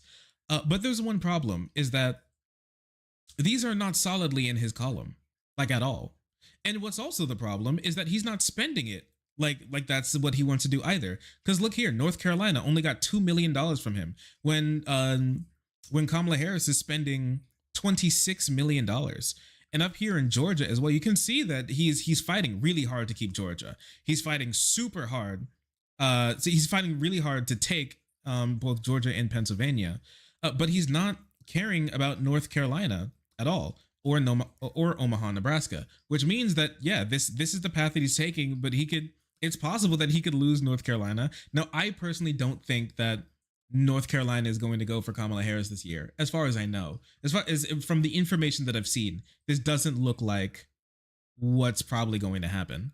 But if she did, like I said, if she picks off anything here, he's done. If she carries the Rust Belt, which is very possible, he's done. If she takes Georgia, which is also possible, he's done. So anything here, which is where he's spending literally all of his money, if he does anything, basically these two states, right? He's betting. What he's doing is he's betting, like I personally believe, and a lot of people believe, that North Carolina won't flip. So that's good. So he's just focusing on two states basically, which is pray North Carolina doesn't flip. It's just the demographics just haven't switched enough for that to happen. And then work your ass, and then like pay your ass off, pay through the nose on Pennsylvania and Georgia, and pray that enough angry white dudes in like both of these areas come out to vote for you. And that's his only plan. Trump has basically, this is the rest of the election season, okay? The entirety of the election season. The rest, this is all the money that they've set up at the moment. This is their game plan. Post Labor Day, 9 weeks, all their chips down. This is all of the money that they plan to spend from the Trump campaign. And he is really letting go of he has abandoned basically every single battleground state at this moment in time, except for Pennsylvania and Georgia.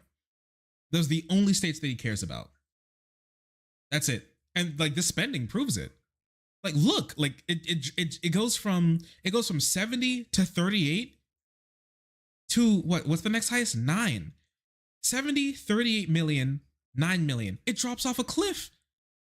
He's really, this is his own, he thinks this. Now a lot of people have been back and forth on what internal polling might say by either of the candidates, but this is kind of proving that Kamala Harris is running like she wants to win every swing state. Donald Trump is running like he's in a defensive crouch, like he wants 2 states and that's it. He's abandoned the entirety of the country besides Pennsylvania and Georgia. And the thing is, he's behind in organizing in both of these states, and he's also behind in spending slightly, but he is also behind in spending as well, technically. When it comes to ad spending specifically, when it comes to organization spending, it's not even close to being tied. He gets obliterated.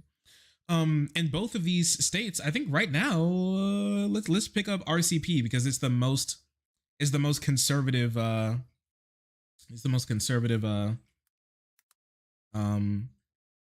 polling aggregate that I know of at the moment. Let's go with like the no toss-up map. Yeah, he's cooked.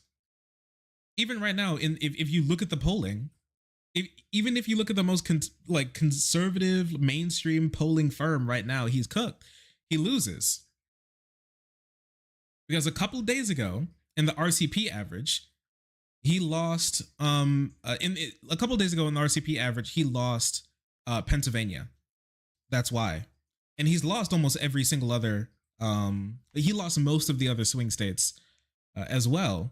Right, Pennsylvania has been like swippity swapping back and forth back here, but ever since Kamala's gotten into the race, Pennsylvania had been sticking with him in the RCP average, mind you. In every other average, she's ahead by much more. But we can just take a look here, right?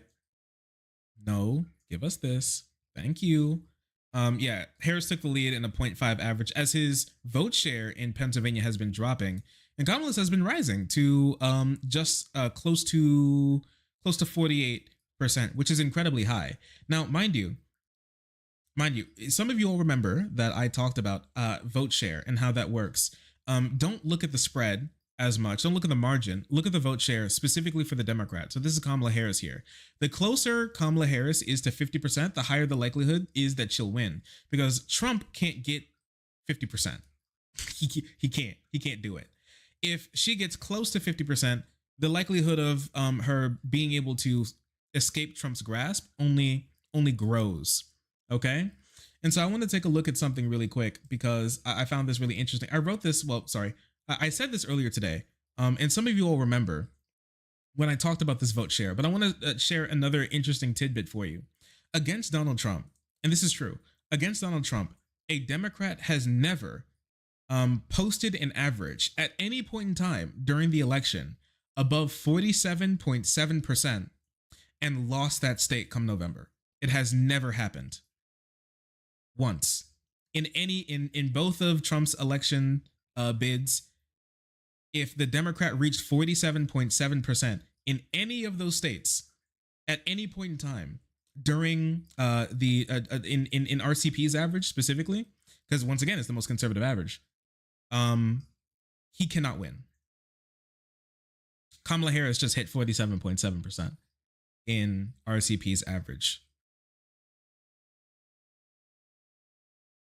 She did it. She did it twice too. My bad. Biden did it once here, right? But then Biden fell off. Obviously, the Biden fall off could not be accounted for in anything. This is not a prediction. I'm just saying that since Trump has ran, come November, the Democrat had not polled at 47.7% and then gone on to lose that state. Didn't happen. The thing, all those states that Hillary Clinton lost in 2016, she never polled at 47.7% in the average. She never did it, actually. She polled close, but it never happened. Biden polled at 47.6% in North Carolina. And remember, he only lost that state by about a single point. And Kamala Harris is now taking the lead, and I highly doubt she's really going to lose it. At least in RCP's average, her growth has just been way more than what Donald Trump can take, and her slow crawl to 50% has been something that Trump has not been able to stop whatsoever. Can I go to the? Anyways, yeah. So as you can see here, even now, even with his, even in RCP's average, he wouldn't be winning anymore.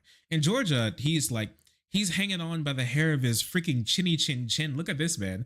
A 0.2% average. And if what's the multi-state? What's the multi-candidate? And the multi-candidate, he has like a 0.4. So he's less than a point ahead of her right now in this average. There was another average I was looking at, wasn't there? Let me see. Where did I put that thing? Wait 1 second. Let me see if I can pull this up. Where did I put that thing? Put it somewhere. Yeah, here we go. Race to the White House as well. Another organization tracking polling. Right, these guys right now have Kamala Harris at 48 to Trump's 44 when it comes to when it comes to the matchup right now and the electoral spread. And meaning that she has a 3.6% lead on Trump at the moment. And if you look here, Kamala Harris is now leading in Pennsylvania and Georgia. Remember those 2 states that Donald Trump has taken a defensive crouch in? Are those 2 states that he's been betting his entire election campaign on? She's not winning in North Carolina, and I still don't think she's going to win North Carolina, but she is doing quite well. She's right on his ass. But yeah, Harris is taking the lead by 0.3 percentage points in Georgia, and she's taking the lead by what is that? 1, 2. There's about a 2-point lead around there. I don't want to do all the math. Anyways, like about a 2-point lead in Pennsylvania as well. A little over 2-point lead. So this would put her over the edge at the moment. Do my part down here in North Carolina. Yeah, North Carolina will go sometime. North Carolina will fall. We will make it fall. But yeah, so this is what he's doing. I just don't think that he has it in him to win this time. I'm gonna be honest with you. He's not running like he can win. He's not fighting like he can win. He's the campaign keeps saying that don't worry guys, this time he's totally gonna get out there and start campaigning really hard, really soon. I promise you, he's gonna start campaigning really hard, like really soon. Well, he's just been like sitting on his ass, retruthing on the couch, as he said it is in Mar-a-Lago, and doing basically nothing else with his time. He's not right. He really lost his mojo. Now, a lot of people are saying that he's doing that. The campaign's doing that before the debate, and they want to see how the debate is going to go after that to see if they can like pull anything out of the debate to run on. They're hoping for another like Biden situation, but I don't think that's going to happen. I don't think that Kamala Harris is like a really great speaker. She didn't give me extra confidence in her speaking ability after that interview, but she didn't do poorly. She just speaks non-confidently, and like the like lizard brain moderate voter will think that when you're speaking non-confidently, that means you'll like sneeze and accidentally hit the nuclear launch codes and blow up the entire world or something, right? So I mean if they're able to work on that and fix that, she's probably more confident talking about some other stuff. She got more confident talking about her policy, but like explaining the whole like your values changing and stuff. I'm not sure if she thought about that on the fly, but I don't know. She was just speaking slowly. Nothing she said was wrong, which is why in chat, you tell me. I haven't seen chat you tell me. I haven't seen any clips after like 2 days after that interview floating around of Kamala Harris. Have you seen people like sharing clips of Kamala Harris's interview around? Like after like, 2 days after the day after it was recorded? No. Nah? Yeah, that's what I'm saying. And I think that's it blew over quick. Yeah, I think that's a good thing because it was so mundane and boring, which is exactly what a lot of people are looking for from a politician. I'm going to be honest with you. It's literally, it was nothing. It was, I actually don't really want to upload the video because it was like it was a huge snooze. I'm going to be real with you. It was a huge snooze fest. Where nothing happened. Incredibly uneventful. But that's actually really good for Kamala Harris because if the Republicans have literally nothing to chew on, it leads Donald Trump spinning out like that because he has nothing to chew on besides Kamala Harris is an evil communist, and that's it.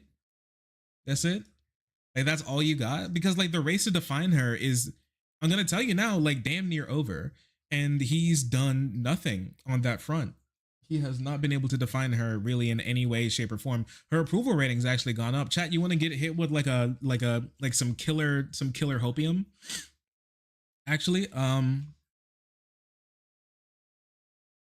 you want to get hit with near deadly levels of hopium, near toxic levels of hopium? Take a look at this. It's Kamala Harris's approval over time. Take a look at this.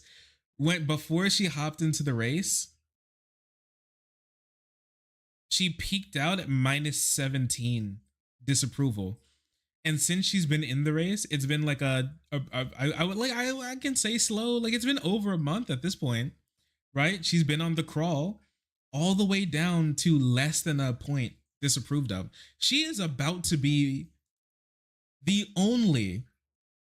she's about to be like the only candidate to be approved of in this race besides Walls. She's about to be the dude. Look at this string of positive polls, and the worst that they could find for her was like this Reuters Ipsos a couple days ago at like -7.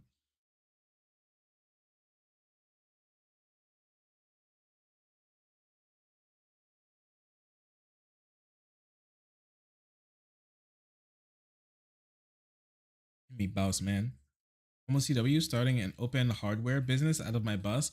Can I get a shout out? Yeah, I mean, sure. VDBXIO, cool. I hope you enjoy the hardware. Cool. It's commencing.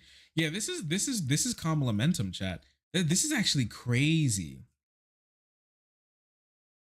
This is actually crazy. Under a point disapproved of now is really wild. The generic ballot when Kamala hopped in the race, because it was like a fraught battle back and forth with Democrats. But as soon as Kamala hopped in the race, people were like, wait a second. I hate conservatives. Wait a second. I love Kamala Harris. Wait a second. I hate Donald Trump. Because he peaked at his approval down here, what, 8.2? Yeah, 8.2 is the best that he had. And now it's back up to 9.5. I think it was at 9.7. Yeah, 9.9. It was like at 10, like a bit. It's a little bit. It's been hovering around 10. And he can't get it to come back down again. So it seems like he did take like a chunk off of his unapproval, but nowhere near the likes of Kamala Harris, right? Like he's like his best approval was around here at like 10, like 11, 12. His polling more normally here at -17, right? And he got down like kind of far here, but then it went back up again, as you would expect. But it's closed up a bit. But the more people have been seeing of him, the more they've disliked him again. Is that Donald Trump's approval rating went back down again, as you would expect, and he's polling double-digit unfavorables incredibly often. Incredibly, even in some of the polls where he's beating Kamala Harris in like on the overall, since Kamala Harris is still rebuilding the Democratic base that wins, because a lot of people still don't really have an opinion of her yet, and the debate is going to do a lot for that. So that's why it's really important. But even then, her approval rating has skyrocketed. This is insane. Like this could be easy like +5 favorability by the time the election turns around, which is insane because when it comes to Joe Biden, his approval improved it like by a lot actually. It like maxed out really bad. Like here, like almost near -20, like -8, like high 18s, and has come back down to -15. Really, even this USA Today gave him an unfavorable of -1, which is really funny. But yeah, people are like, wait a second, we like Joe Biden. We like this Joe Biden guy. So yeah, I mean, even I forget what Biden's approval rating was. But it might have been up here after he won the election. Let me see.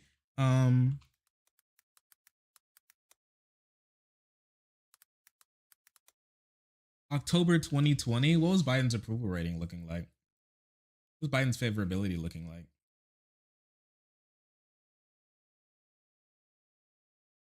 Tracker, because this only was from when he was like a little bit before when he was the president. Presidente. Nor doesn't go back far enough from the race. Bug. October poll. Let me see. Was this from October 2020? It's 50%. When the heck was this poll conducted? Yeah, here we go. Yeah, this is October 2020. This like Emerson poll. Let me see. President Gap. Lead among voters. Universal support. 51% disapprove of Donald Trump, while 45% approve, 4% are neutral. Plurality 31%. Oh, wait, independent slightly approve of Trump's job. It seemed like Biden didn't get a favorability here. Voters are more split. Biden voters are more split on this. He didn't get a favorability here. This sucks. Really? Wait, or was it up here? No, no, it's hard to find these favorability numbers after the election. It sucks. Like it's really difficult to find actually. I guess I'm looking for like favorability is different from approval. Let me see. Like if I can find like a favorability from October. Or just at some point in time during 2020. Yeah, here we go. What was Biden's favorability looking like in 5 years? I guess we can do 5 years because it's shorter, right? Back in 2020, July, like at this point in time, Biden was switching back and forth between favorable, unfavorable. So if she starts polling like this, she'd be polling where Biden was polling when he won against Donald Trump. This is a very good approval rating in this day and age, honestly. Like being disliked only this little bit. This is kind of insane, honestly. And conservatives have been kind of really molding about this because remember when the Kamala momentum was supposed to be stopping at some point? The Kamala momentum was supposed to be like being held back. So like coming back to this map with all of this, I think it's very possible that this is what we see come November. I personally, if I was to bet on anything, I would say I would bet on this map, the classic Democrat win map, that has been serving Democrats W's for time immemorial. Yeah, like the classic Dem W map that we can imagine. And I think it's very possible that we see this as well. I can see this being something as well. I really think Arizona is further to the right of Georgia. I mean, remember, Arizona did vote to the right of Georgia in 2020. Georgia was decided by 12,000 votes. Arizona was decided by 10,000 votes. But so I can see Arizona not like flipping back to Trump and Georgia flipping back to. I'm not sure if Nevada will go blue. I'm gonna let me red pill you a little bit on Nevada, okay? I want to show you something. I can do this through 270, okay? I think I can do this through 270. No, actually, I don't want to do it through 270. I'll show it through RCP because more conservative and it's a little easier clicking around. I want to blue pill you actually on Nevada. So, and this is why, okay? Trump, they are now tied in Nevada polling at the moment, okay? But here's the problem when it comes to Trump. If the Democrat is anywhere near you when it comes to Nevada polling, usually that means you're going to lose if you're a Republican. Because you know how every other state people say that, oh, they oversample Democrats, they overestimate Democrat support. It's the exact opposite in Nevada. I want to show you something, okay? This one might be interesting for you. So I want to look at the Biden-Trump polls. Can I look at? That's not the one I want. They don't have the ones where. Where's the ones where I can go back to the past? Where I can go back way back. Historical polling. I want to look at the RCP electoral map. Okay. So take a look at this. All right. So Biden. The RCP average was 2.4. He won by 2.4. All right. He was polling around 48%. Okay. This is what we know. All right. And so that was pretty even. Here in 2012, Romney and Obama was polling at 2.8. He won 6.7. And if we go back to 2016, Clinton was actually losing in Nevada and won by 2.4. But it's not only on like the presidential level that this happens. This also happens in Senate races as well. I mean, take a look at this. Cortez Masto was polling at 1.8. She won by 2.4. Actually, and I think there was another race that the Republican was way up in the lead, and they lost handily. Oh yeah, I mean, take a look at this. The RCP average, 0.8, and then up 2.4. And there's another Senate race that didn't look at that underestimated the Democrat support again. It actually happens a lot. just so I know what's going on, what does 1 point favorability represent? The rating is like, do you view this person favorably or unfavorably? The reason why it's the favorability being that high, and high like 1 point down, 1 point up, is relatively low. But for in a polarized electorate where people have very favorable or unfavorable views of certain candidates, having a near like hovering favorability is remarkable in the sense that every other candidate has like a wild like this way or that way, and usually negative, right? So with Biden, he's polling at -15. Trump is polling at -10. Vance was polling at -20 at some point, but that's crawled up a bit. Walls right now is polling around +5 to +11. And Harris was polling at -17. But that's crawled all the way up to minus less than 1, -0.6. And so Donald Trump has never done well in the polling against a candidate that's relatively favorable, because Donald Trump doesn't win by bringing his voters out. Donald Trump wins by suppressing the voters of the opposing side, by getting Democrats and Democrat-leaning voters to not come out and vote for the candidate. That's how Hillary Clinton won. That's how Hillary Clinton lost. And that's what could have happened to Joe Biden. And that's what would have happened to Joe Biden if he would have stayed in the race. Because what we know is that Donald Trump always has a max of about 47%, 46, 47%. It slowly creeps up like a percentage of a percentage point. And now it's hovering around 47%. In 2016, it was around 46%. We know he's stuck at that range. And he can only go down because he's so wildly unfavorable, but has a very rabid base. The Democrats usually have a base of voters who kind of float around like, yeah, maybe I vote, yeah, maybe I won't vote. And getting those voters excited, amped, and appreciate their candidate is pretty difficult, actually.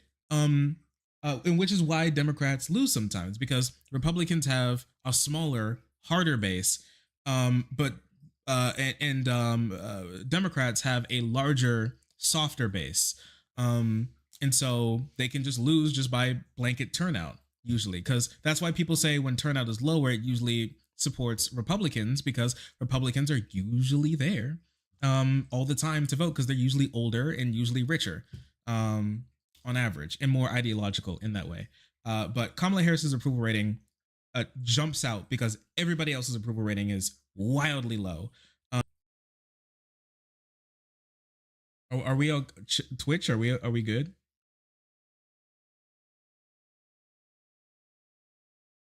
Marco? Thank you, babe. Oh, okay. Thank you. Yeah, anyways, she still has about 10% of voters on average who don't know her really. And so she still even has room to grow. So yeah, that approval is pretty crazy. But yeah, Nevada's interesting. Nevada undercounts Democrats a fair amount. There was another Senate race. I forget which Senate race it was. I forget which Senate race it was. There was another race here. I don't think there was one in 2020. There was, chat, was it the 2022 Senate race?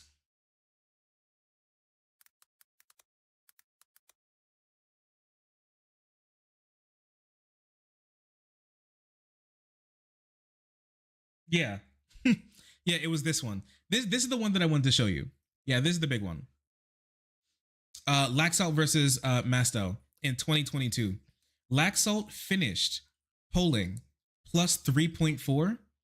Masto won by less than 1, by about 1 point. So this polling is off by almost 4% in Nevada. So if, once again, basically I'm saying, if the Democrat is anywhere near the Republican in polling in Nevada, the Democrat wins. The Democrat wins. Simply the Democrat wins.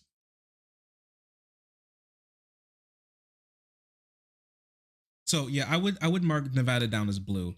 I really don't see Nevada turning red this election cycle. I personally think, I've said it before, I think Nevada is the Republicans' North Carolina. How they always say, "Don't worry, guys. This year is a year we're totally gonna win it. We're gonna totally sweep this state this year," and it never happens. I think it's going to happen again this year. They're gonna be like, "We're totally gonna get this state this year," and they totally don't. I mean, even Trump gave up on funding Nevada at ad spending and operations. Like, I mean, come on. Like, come on, come on.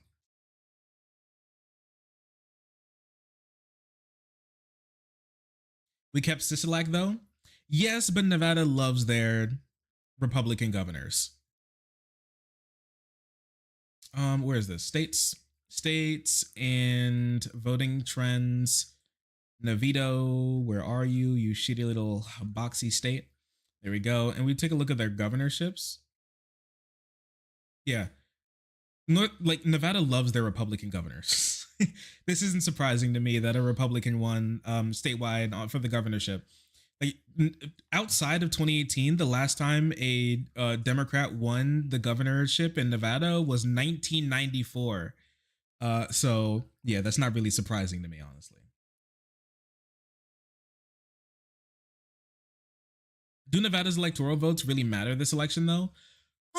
No, I don't believe so. Wait, let me take a look. I believe that they kind of don't. Every vote matters, just in case, because you don't know exactly what's going to happen. But on the grand scheme of things, let's say like the normal map happens. No, Nevada wouldn't be needed technically. They would Harris would only need to sweep the Rust Belt trio for her to win the election. So no, she wouldn't need it. Technically to win. If a trade happened like this though, she would need Nevada, because if she loses Pennsylvania and wins Georgia, which I think there's like at least a 10% chance of happening. And in my prediction, I predicted to happen at the moment. Now obviously that can change in the 9 weeks until the election, but in my prediction, if you had to push me, I would say Harris might lose Pennsylvania and then win Nevada and win Georgia. And in this case, yes, she would need Nevada to actually make up for the 3 electoral votes that Pennsylvania was giving her to push her to 270 to be able to make it to 273. But if this didn't happen and like the normal thing happened, like just winning the Rust Belt trio, no, she wouldn't technically need it. But obviously, with Donald Trump trying to overturn the election, like he will this time, having every extra electoral vote just in case is a good thing that you should get if you have the opportunity to. I think best case scenario, honestly, Kamala Harris sweeps the entire like all 7 battlegrounds. I think she can. I think if this debate like goes really well for her and she keeps up the funding, I think there's a very high likelihood Trump gets giga cooked and even loses North Carolina, and then brings Texas down to like 4 points. I think it's possible. I think it's really possible.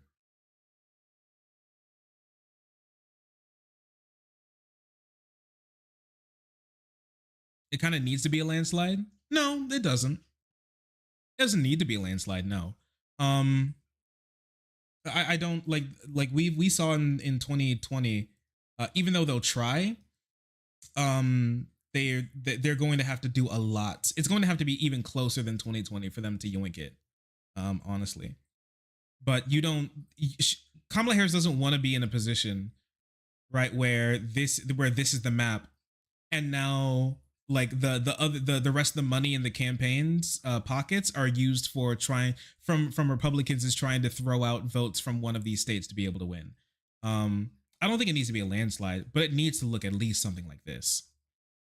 I think it needs to be like the classic Democrat win, right? And if, this happens, I think that'd be great. And if this happens, that'd be fantastic. And if this happens, it'd be perfect.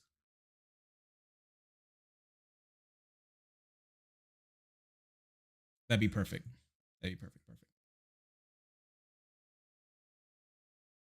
Perfecto. Oh yeah, chat. I mean, like I was doing some thinking a little bit. You know something that's really interesting, because we talk about Blexus every now and again.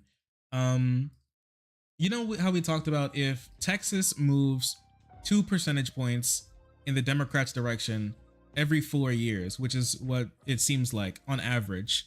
Then by 2032, like that election cycle, if that trend continues, then the Democrat could win. The Democrat could actually win Texas if the trend stays the same on average. That would be the year.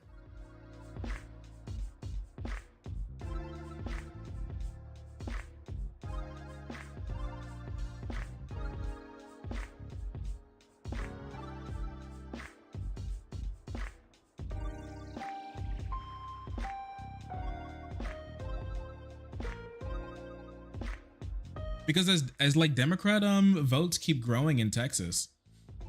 Honest, I mean, take a look, chat. This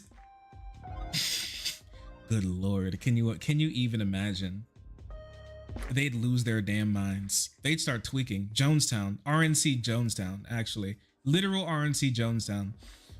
But if this happens, like what could the Democrats lose? Right? They could lose literally all of this and still win the election. If Texas turns blue, they could lose every other swing state except for one, and still win the election. Right? All of them except for one. So if they keep Nevada and then lose every other swing state, then it's over.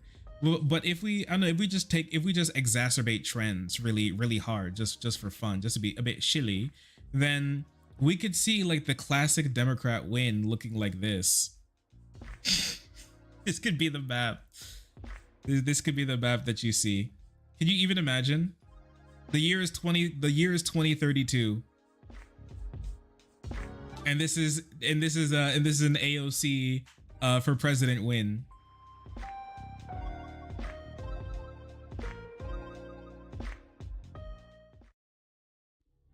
Losing Texas would be crippling. Oh, losing Texas, it would be over.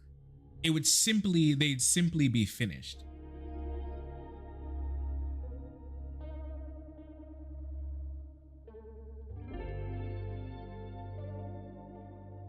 Yeah, she'd never win Pennsylvania because she's a New Yorker. So true.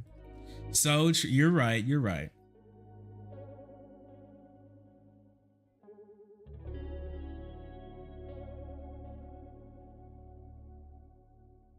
This would be mad funny. But okay, but chat, okay? Can you imagine?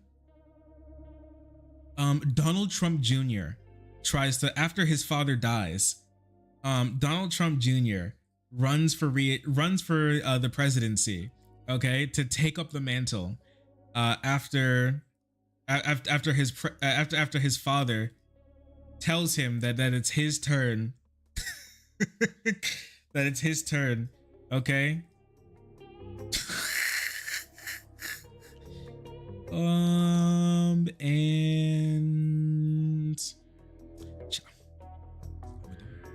I'm gonna go a little crazy with it, okay? This is what I think the map could look like. A very strong Democrat, like 80% Obama Democrat, versus Donald Trump Jr. or JD Vance or whoever wants to try to run for the presidency, 2032. This is what I genuinely believe the map could look like. He'd never Trump Jr. with anything. You think it'd be Kushner instead?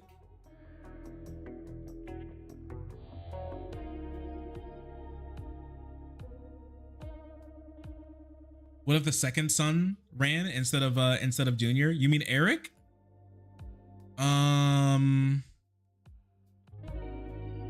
Eric?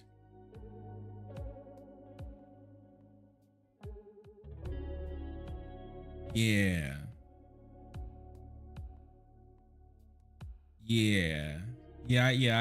Maybe this even as well. possibly this. The map could possibly. If I'm gonna go really on the limb, I'd say that. I like Utah as well. I think this could be what the map looks like in 2032 if like the most ass shitty like Trump shit gargling Republican tries to step into the like MAGA narrative, like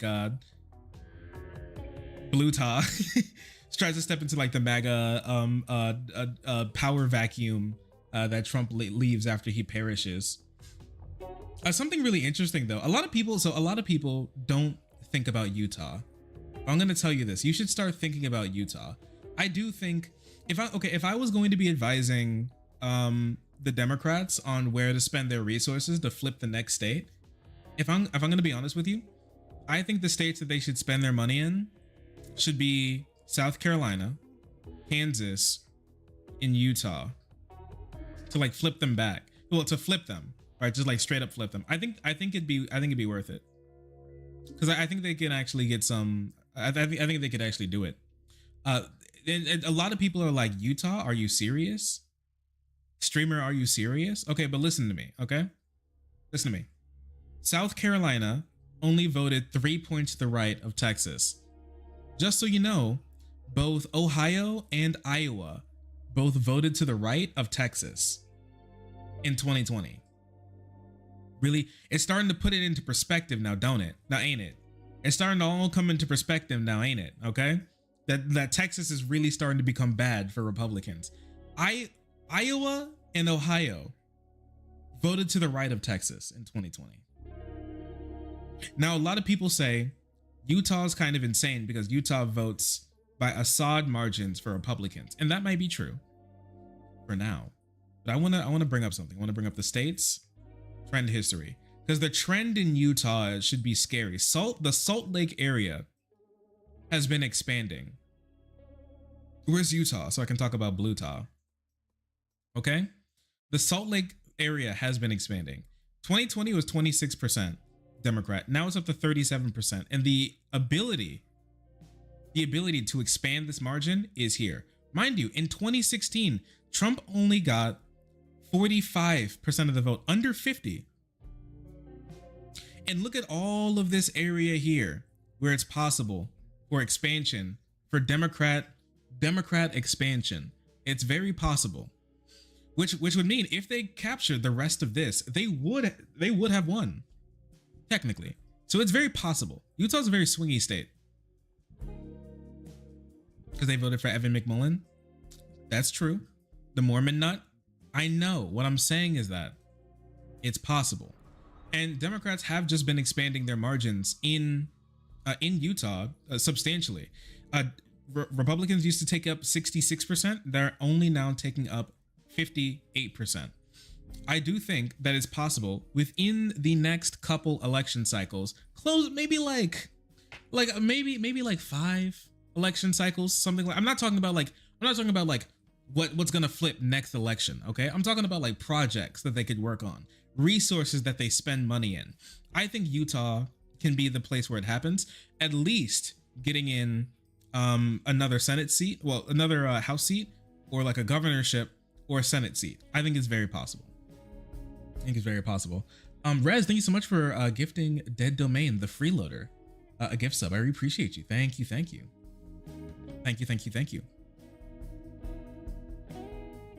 Will we ever see a blue United States? Probably not. No, probably not.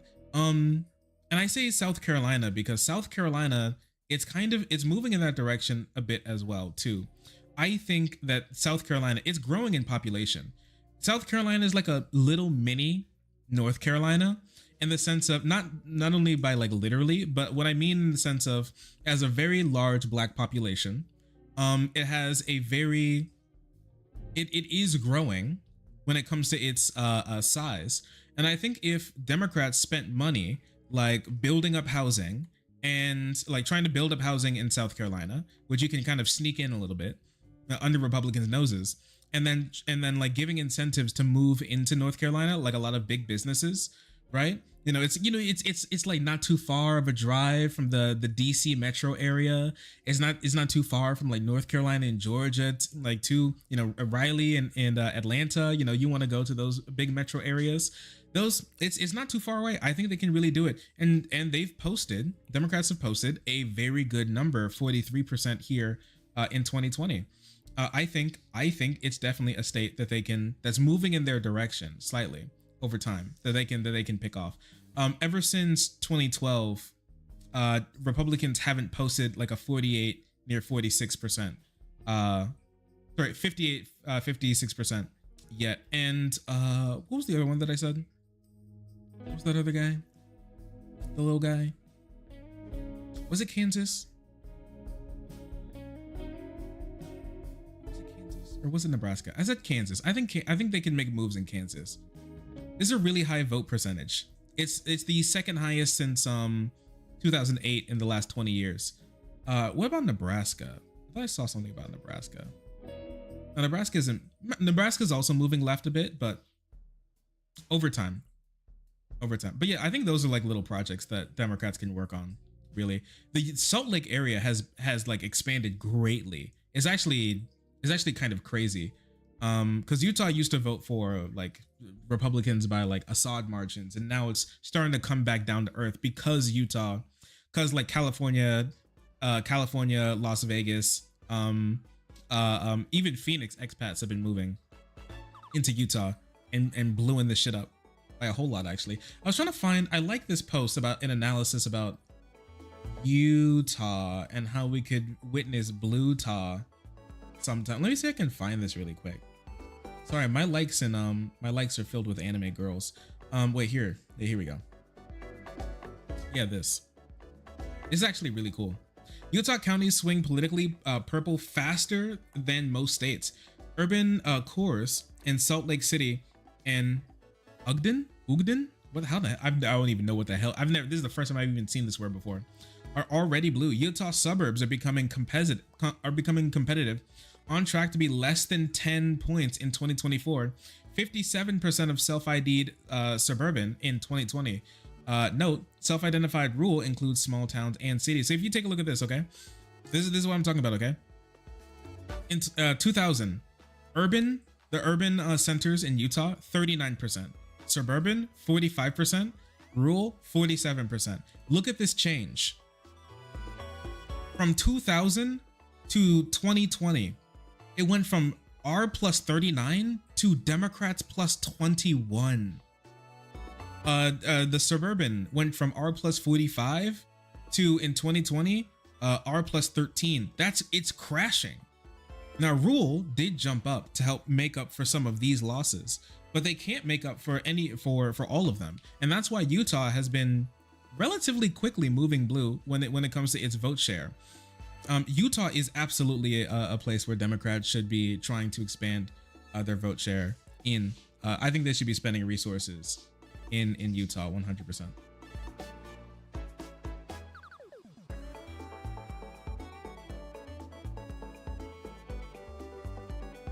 Can state AG arbitrarily remove urban voters from registration lists? They can do that, like cleaning out registration list thing. But I'm not sure what you're talking about, like urban voters specifically. I mean, they could target them. Yeah, I mean, look at the way Salt Lake City has moved from 2012 to 2020, right? 2012, it was D plus 26. In 2020, it was D plus 57. Assad margins, chat. The Salt Lake City, chat. Utah, in the next couple election cycles, could be the new like North Carolina. It could be North Carolina. It could be. Look at that. Oh my lord. Oh my gosh. Wait, this almost looks like Detroit numbers. 313,000 for Biden, 71,000 for Trump.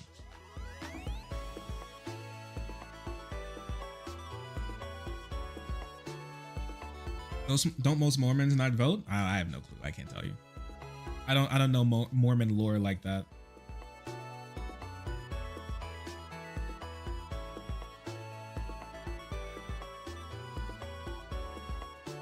Yeah, Republican vote share has just been crumbling in Utah.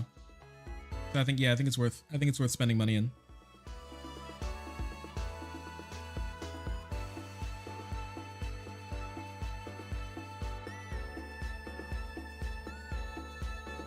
Oh, Sake Tanuki, thanks for the 5 gifted subs. I appreciate you.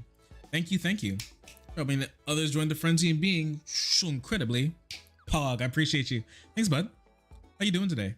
I don't know about anyone else, but I'd much rather have the choice between a Democrat and a socialist every election cycle than a Democrat and a fascist. I think so too. Like I said, like I said in chat. Well, like I said, I think in the last stream, like I love diversity of thought. I want someone to my left and someone further left than that guy, and I think that's the diversity of thought that will save America, in my personal opinion. That's just my opinion, though. Simply just my opinion.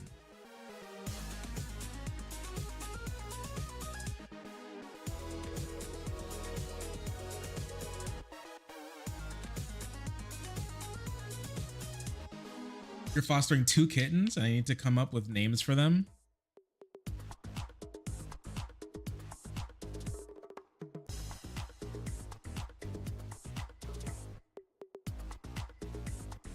What do they look like? Like, you can't ask me to name a critter without knowing what they look like. Chat, you ready to read a couple of articles? Because I said I wanted to do some reading today. Yes, I was reading this article on Mexican a Mexican reform, a judicial reform bill. So basically, what's going on in Mexico? Little re-up, since you weren't there when I was reading this. Basically, what's happening is that a bunch of federal judges in Mexico have now gone on strike. Even their Supreme Court had ruled to go on strike to protest a judicial reform bill by AMLO's government. Which would make 7,000 basically federal judges and magistrates now have to run for election and be voted into office. That's 1. 2, it would reduce the term of Supreme Court judges from 15 years to 12 years. It would reduce the number of judges on the Supreme Court from 11 to 9. And it would also create a new body that would of judicial oversight. And the argument is that they want to institute that to help tamp down corruption from the cartels and other criminal organizations, so the courts will be less biased. Now, here's my one thing, okay? There was like an argument that was made that I was reading of this, that most of the like judicial issues, most of the like criminal issues are like at the prosecutorial and cop level, not the judges and magistrates, really. Like the prosecutors who don't bring charges up for those people who they're bought and paid for by, and the cops who don't arrest them in the first place. And I think that seems pretty true to me from the things that I've read about this issue before. Now, which even if that's true, and I do also think that if your worry is you don't want the judges to be corrupted, I feel like one of the worst ways to do that is to make them elected officials. I'm just gonna be honest with you. Like in Mexico, if you the criminal money in politics has been hurting our country, let's make them run for re-election and need money to campaign. That sounds dumb as hell, if I'm gonna be honest with you. I don't think the idea of voting for judges is necessarily dumb, but let's make sure that they're not corrupted by making sure that they need to raise campaign funds to stay in their seat. And I'm gonna be honest with you, I think the cartel has many problems, but one problem I think the cartel doesn't have is money. I don't think that's a problem that they've ever really had. From what I know about the cartel, from a small amount of cartel lore that I have loaded up in my brain at the moment, I can easily see a bunch of judges now being paid off by the cartel, well, having their campaigns paid by the cartel, and want a little scratch my back, you scratch mine type thing going on. That sounds dumb as hell. The oversight, fine. That sounds good. The reducing terms, okay, sure, fine. More rollover, okay, cool. The voting thing, I don't really know about that, and I don't know why they want to reduce the number of judges on the Supreme Court. That doesn't really seem like there's a reason to do that. It doesn't seem like there's any reason to do that, really. I might not know much about the Mexican Supreme Court, I guess, but like I don't know why that bill. I don't know why that's sitting in the bill. I don't know what use that Mexicans have for that. Anyways, I was reading this article. We're going to listen to text to speech. Read it while we read along. Mexico's ruling coalition fell just one senator short of securing a supermajority in the Senate on Wednesday after two opposition senators flipped, according to President-elect Claudia Sheinbaum. The two-thirds supermajority needed to alter the Constitution opens the door to a controversial judicial reform which has roiled markets and heightened tensions between Mexico and its northern neighbors, the U.S. and Canada, in recent days. The Morena ruling party and its allies already locked in a supermajority in the lower house for the congressional session set to start in September, the Electoral Authority confirmed last week. Two senators from the center-left Democratic Revolution Party, PRD, Araceli Saucedo and Jose Sabino Herrera, renounced their party affiliation and joined Morena. While ideologically similar to Morena, the PRD was part of an opposition coalition with more conservative parties in the June elections. I welcome two extraordinary colleagues who made the historic decision to join our movement's legislative bloc, Sheinbaum said at a meeting with Morena party members. There will be 85 senators from our movement, she added. Following the announcement, the Mexican peso trimmed gains from earlier in the morning, appreciating just 0.36% against the US dollar. Congress is set to convene on Sunday and in the coming days will begin debate on a series of constitutional reforms proposed by outgoing President Andrés Manuel López Obrador. His bid to overhaul the judicial system to allow the popular election of judges, including Supreme Court judges, has prompted investor jitters and expressions of concern from the U.S. and Canadian embassies. Proponents say the reform will boost democracy and help fix a system they argue does not serve the public.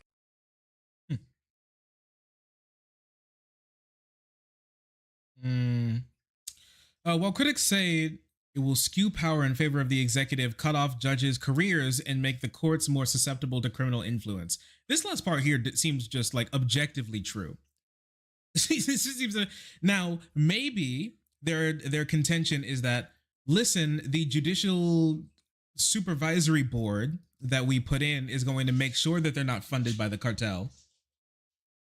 But I mean, I'm not sure if that's the most convincing thing ever. But okay, I'll leave that. I'll leave this issue here. We can scroll through Reuters for a little bit.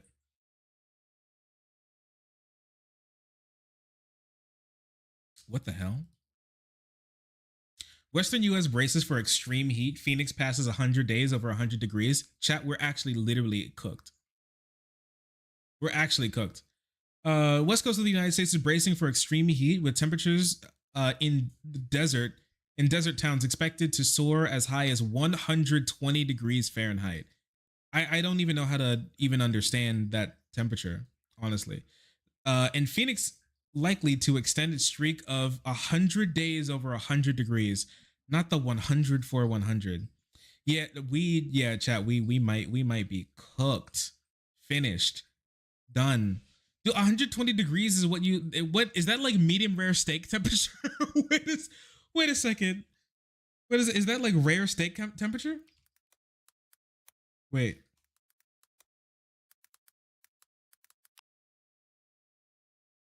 Oh my gosh, it is. Oh my gosh. Chat, you literally can, chat, 120 degrees is where rare starts on a steak. Holy shit, you could just leave a New York strip out on a plate in Phoenix and you literally can cook a steak. Now, this is Fahrenheit. My street steak. Yeah, internal temp. Yeah, one you can leave your steak out all day and you can come back from work and it might actually be done. It might actually literally be able to eat it. That's what we call horrifying. Yo, we need some better climate policy, and we need it quickly. Expeditiously. We need to cut that carbon expeditiously, very quickly. The Southwest U.S. can expect multiple days of supercharged heat beginning on Tuesday, with the homeless, elderly, and children, and people with health issues at highest risk for heat illnesses. The worst is likely to dissipate by the weekend, but in the meantime, much of California is expecting sizzling temperatures, even on the Pacific coast, which typically gets cooled by ocean breeze, said Rich Ban, His name is really Rich Band. That's kind of a badass name. A meteorologist. Oh, of course he's a meteorologist. Meteorologists always have the sick names. With a weather service, weather prediction center. Washington and Oregon are also in line to get baked. We're expecting multiple days with widespread high temperatures into the triple digits. High temperature ridge is forming, depriving the region of clouds, cooling winds, showers, and thunderstorms that might otherwise offset the intense solar radiation. When you're looking at the desert Southwest, which is an arid place anyways, all indirect sunlight is going to go to heat the ground. In Arizona, Phoenix, Tuesday recorded the 100th straight day above 100 degrees. The streak is expected to continue with no end currently in sight. Previous record was 76 days in 1993. Yeah, that's okay. It's good to get a little update on climate policy every now and again. Kamala Harris expected to propose the $50,000 tax deduction for new small businesses. As far as I read, the tax deduction right now is at $5,000. My ass does not really want to read about it. Oh wait, my bad. My ass does want to read about Kathy Hochul. Did you see this? Kathy Hochul's ex-aide was indicted on charges of being a Chinese agent. Did you see that? He's Kathy Hochul's like administration was actually had real life unironic Chinese spies in it. They were working on behalf of Xi Jinping to steal our bagels and lox. Linda Sun, a former aide to New York Governor Kathy Hochul, left a New York City courthouse on Tuesday after she was charged with secretly acting as an agent of the Chinese government in exchange for millions of dollars in compensation and gifts. Both Sun and her husband, Chris Hu, were arrested Tuesday morning. Each pleaded not guilty to the criminal charges. Gerard Schaefer is a I am not a Chinese agent to the Chinese federal government.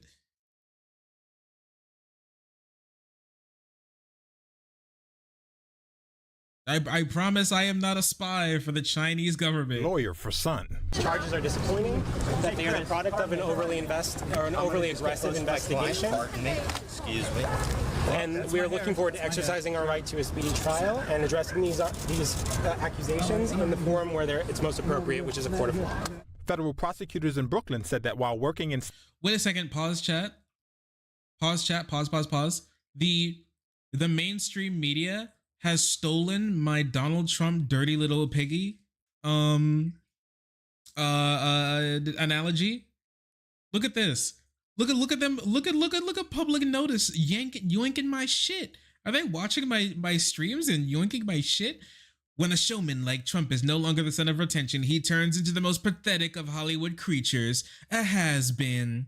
With her "That's it" declaration, Harris left Trump standing alone in the pit, covered in mud. No one to wrestle. They're actually taking my dirty little piggy, flinging mud in his filthy, dirty little pit.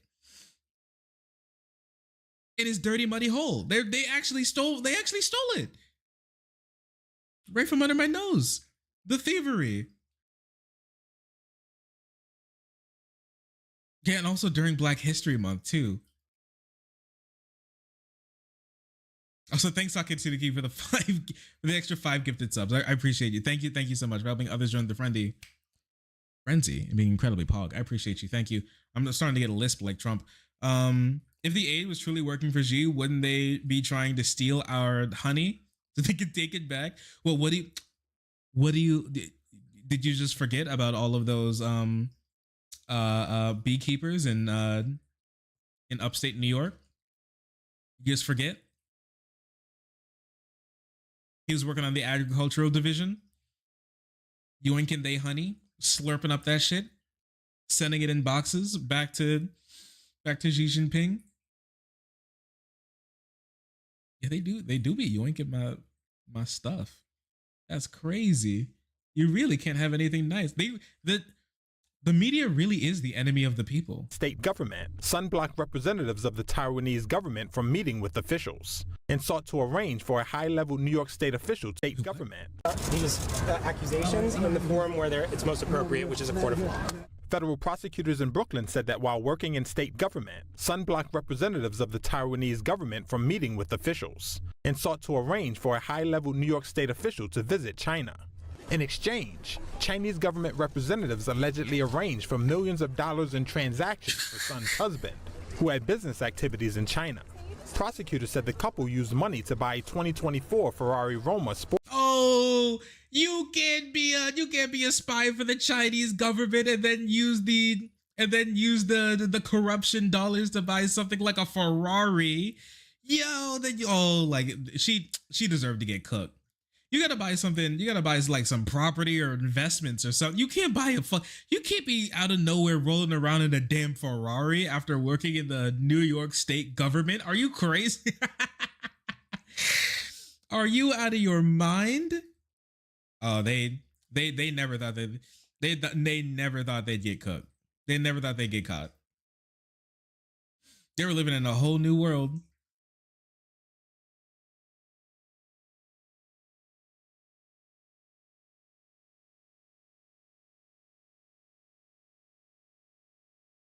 America hasn't found a Chinese spy.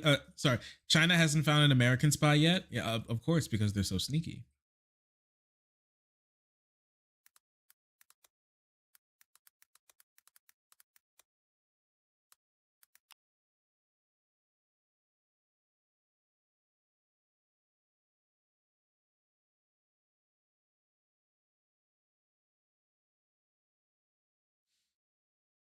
And also, I mean, I was able to find this in like literally one search. Beijing claims citizen jailed for life in China was decorated spy who worked undetected for decades, and they jailed this guy for life, claiming that he was a U.S. spy working for decades undetected to steal for espionage purposes in China. So I mean, they did actually find an American spy, at least allegedly. Sake, thank you so. Oh my goodness, you're so kind. Thank you so much for the. Thank you so much. Thank you, Sake Taduki, for the gift, for the 5 gifted. So congratulations, freeloaders are being. It's a freeloader heaven today. Congratulations. Thank you, Sake Tanuki, for helping other freeloaders join the frenzy. Being incredibly pog. The Soros bucks are coming in crazy. The Soros bucks are insane. At this rate, why didn't they just buy gold bars and sell them on the black market like Bob Mendez level? Yeah, you gotta. Nobody. You ever think about how like the modern age, modern modern resources made it so that nobody has any like style, class, or pizzazz when it comes to them being when it comes to like how they hide and use their ill-gotten gains. Bob Mendez went with the most cartoonish route by keeping around fucking gold bars in his house like he was the new Fort Knox. And now Linda Sun here buys a freaking Ferrari Roba to roll around it after they get the corruption dollars. Like, does nobody buy like bonds and stocks or something? Does nobody put down like a couple $1 million in the stock market and then live off the dividends and like kind of like pretend and like never take the money out and like pretend nothing was happening? Does nobody buy like another investment and then you get the money off that investment or something, and that's how you get the money to kind of just have like a little class to it? Politicians these days don't know how to be corrupt they don't know how to be corrupt with, hate to say, they don't know how to be demure with their corruption. They always have to be so gaudy with it. Gold bars and Ferraris is never like investment opportunities in lakeside properties that whose like value grows and grows over time.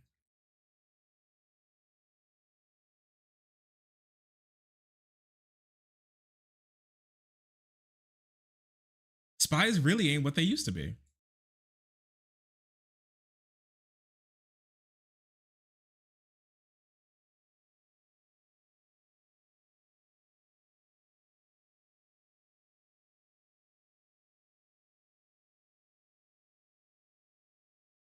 Pulling up with the CCP, you know me license plate. Hell nah. Okay, sure.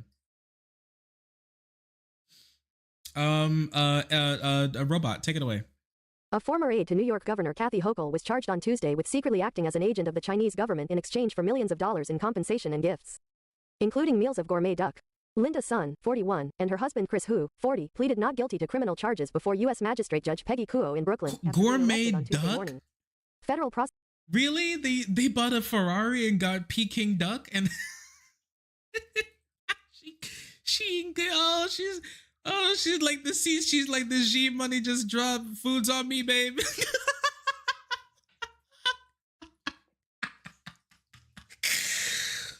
Oh, the G money just hit the bank account. Oh, dinner's on me. Oh, you know that Chinese restaurant with the Peking duck that you like? Oh, we going. Oh, I bet that shit tasted good too. I can't lie. Federal prosecutors in Brooklyn said that while working in state government, Sun blocked representatives of the Taiwanese government from meeting with officials and sought to arrange for a high-level New York state official to visit China. In exchange, Chinese government representatives allegedly arranged for millions of dollars in transactions for Hu, who had business activities in China. Prosecutors said Sun and Hu used money to buy a 2024 Ferrari Roma sports car, as well as property on New York's Long Island and in Honolulu worth about $6 million. Prosecutors said other gifts included Nanjing-style salted ducks prepared by a Chinese government official's personal chef and delivered to the home of Sun's parents. Oh, you can't. You don't even care about hiding your tracks. You didn't even just go to a nice restaurant. You went to the chef of a. What is happening? Oh, what the hell? Oh, wait. Other gifts included like a Nanjing style salted duck prepared by the Chinese government official's personal chef. So how do you know that guy? Can you just listen to you know when you're walking around, sometimes you just find the personal chef of a Chinese official who offers you gourmet duck. What can I say? We met at the park. Oh, we met at the park. He was just such a cool guy. He was like, "Hey, want to try my Peking duck?" Of course. Prosecutors said other gifts included Nanjing-style salted ducks prepared by a Chinese government official's personal chef and delivered to the home of Sun's parents. Prosecutors said Hochul was not accused of any wrongdoing. Her office fired Sun in March 2023 after discovering evidence of misconduct, reported Sun's actions immediately to authorities, and has assisted law enforcement throughout the process. A spokesperson for the governor said, "Nice work, Hochul. Not them holding hands like the new Chinese American Bonnie and Clyde. We going down together, babe. That duck tasted good." Oh, me and the baddie going to Guantanamo Bay. All right, well. All right, Sake Tanuki, thanks for the 5 gifted, for helping others join the frenzy. Being incredibly pog, I appreciate you. You're incredibly kind. Thank you, Sake. Freeloaders, make sure to say thank you to Sake Tanuki. Oh my goodness, they couldn't just do an insider trading and then go on one of the Coutlands Peking duck places in Brooklyn. Yeah, it's not like it's not. That's how you knew it was bad, because how do you don't get the Peking duck from a Chinese official's personal chef? It's New York. It's not like there's a lack of places to get good Chinese food. Like, let's be honest, you're just sloppy with it. You're just sloppy with the corruption, and honestly, you deserved it.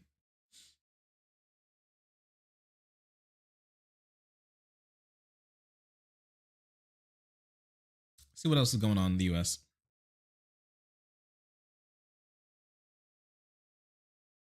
What the hell? Grand jury indicts Texas woman attempting to drown 3-year-old Muslim girl. Joe Biden still refuses to even say the word Islamophobia. Oh, Palestinian. Yep. A Texas woman had been formally indicted by grand jury in the attempted drowning of a 3-year-old Palestinian American Muslim girl in May, indicted to incident that local police said was motivated by racial bias. There we go. Suspect tried to drown a 3-year-old and attempt to grab a 6-year-old boy near them. The mother was able to pull their daughter from the water, police said. Local medics responded to the scene. The children were medically cleared. And this was in Dallas, Fort Worth. Wow, in Texas too. Suspected, argued mother, 3-year-old, who was also at the pool with their 6-year-old son. Other alarming U.S. incidents include the October fatal stabbing of a 6-year-old Palestinian boy in Illinois, the February stabbing of a Palestinian American man in Texas, and November shooting, and 3 Palestinian American students from Vermont. And the November shooting of 3 Palestinian American students in Vermont. And my thing is like, okay, with all of this happening, doesn't it really like show how little people care about Muslims and Palestinians and Arabs in general? Where like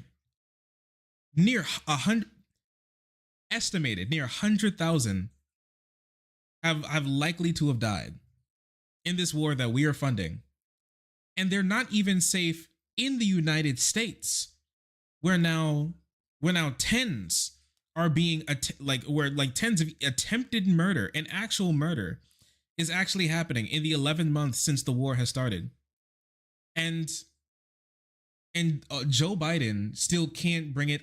Chat, when I told you the other day, I feel like some people were like, what is this guy on? When I was like, Joe Biden actually doesn't view Palestinians as humans. I think he really needs to be pressed to remember that they're actually people who are worth moral consideration. The fact that it took like multiple stabbings, multiple shootings, for him to even like acknowledge even say the word Islamophobia, like over half a year into race and ethnic based attacks on Palestinian Americans who are not safe in this country, to go on and be like it was like 15 9/11s, and then like be able to choke out for once in his entire life Islamophobia once. Yeah, but October 7th, right? Yeah, so true.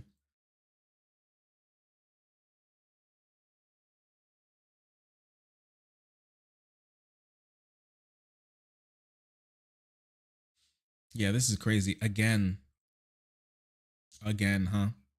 Wow.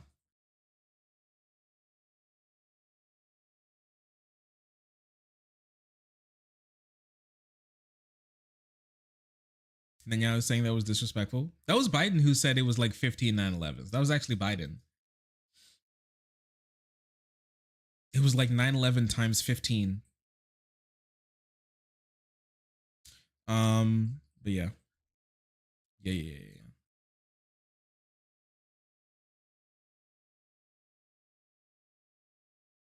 I don't have any faith in Kamala in terms of Islamophobia, but still, I think she. Oh, I have more faith in Kamala Harris specifically because she seems more like a normal Democrat on the issue. I talked about it last stream, so you can check out what I had to say last stream about this. It was near the end. But Kamala Harris acts like a normal Democrat on this issue, which is leagues better than Biden, because Biden has like a spiritual connection to killing Palestinians and like supporting Israel like at all costs. It's more about that. It's more about it. Sorry, it's like he's way more about it than like a whole lot of other people. Actually, he has a very strong like personal connection to Israel. Yeah, and he's Catholic too.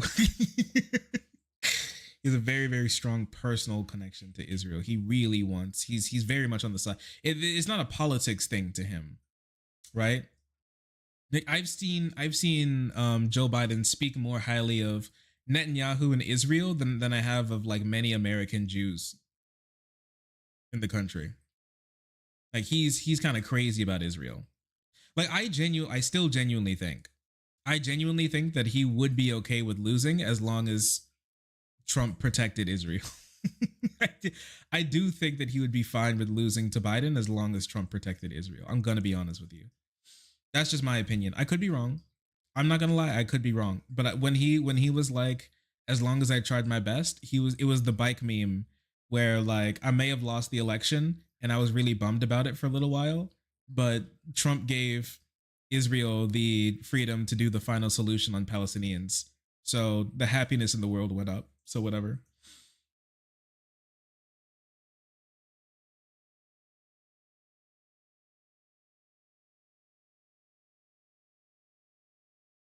US will still pay at least twice as much after negotiating drug prices. Let's take a look.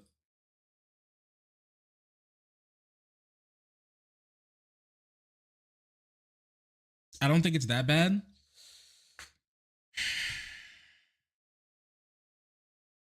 You know how much Joe Biden cares about foreign policy? Like that's his thing.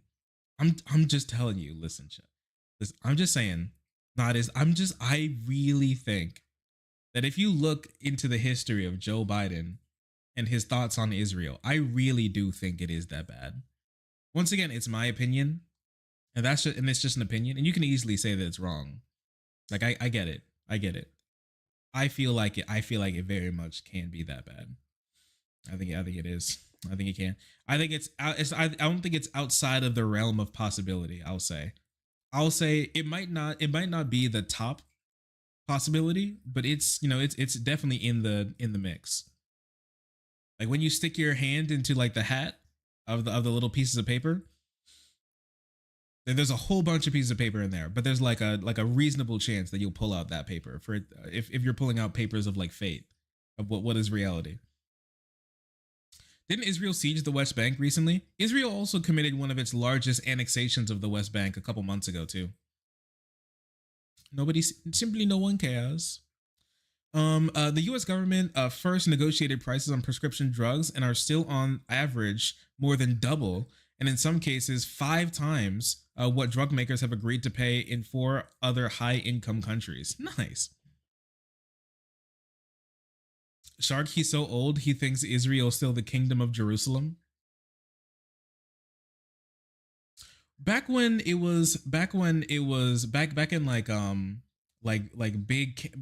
big Cannon days, big like Levant days, you know, wasn't there are two areas. It was like there are two basically, like, I guess, how do you even say it, like how do I even say it? Not nationalities, like groups, I guess. And there was the kingdom of Jerusalem, and that was like was it the kingdom of Israel? Judah, right? There's the kingdom of Judah and the kingdom of Israel, and then there was like all the other little nations like dolloped around in the area.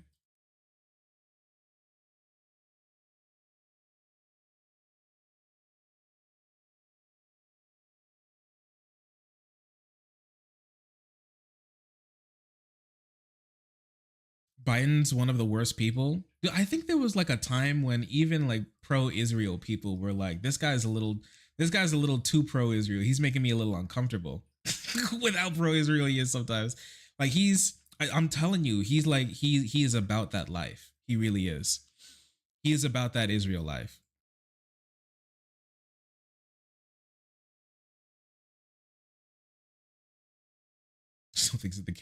He still thinks it's the kingdom of Jerusalem. Hey, listen, when even though Trump moved the U.S. embassy from Tel Aviv to Jerusalem when he got into office, which is, once again, many people forget, one of the biggest name reasons for why Hamas decided to attack Israel, after the U.S. basically claimed that Jerusalem should be the capital of Israel, and Eastern Jerusalem should just be completely sequestered permanently from Palestinians. You know what Joe Biden did after he got into office? He said, we're going to keep it there. He said, we're going to keep it there. He said, actually, Trump. So when you were like, Shark, I'm not sure if it's that bad that he just be okay with what Donald Trump would do when it comes to Israel Palestine. I'm telling you, when has he ever? He's criticized. Listen, I'm just gonna, I might be wrong. So please pull up the article if I'm wrong. He's criticized Trump's opinions on what he would do when it comes to Russia's war in Ukraine. Has Biden ever criticized Trump's position on Israel? I think he's defended his position against Trump. I don't think he's ever criticized Trump's position. I could be misremembering, so please correct me if I'm wrong. But when Donald Trump said, let them finish the job, Schumer is acting like a little Palestinian, like using the word Palestinian as a slur. I'm telling you, Biden was like, so true. Biden actually, we would have seen like I think if he would have been let off the leash, I think we would have seen 2020 Biden when Trump said Schumer and all these guys are like a little Palestinian. Israel should finish the job, kill them all. I think Biden would have, if he was let off the leash, he would have said Inshallah. I think my man Scranton Joe would have been like, from your mouth to God's ears. I'm telling you this right now. I do believe so. I do think he'd be okay with losing the election as long as Trump kept his promise on Israel. He'd be like, damn, that sucks, but you know. He'd be like, oh, like the like ethnic cleansing of Palestinians was the silver lining.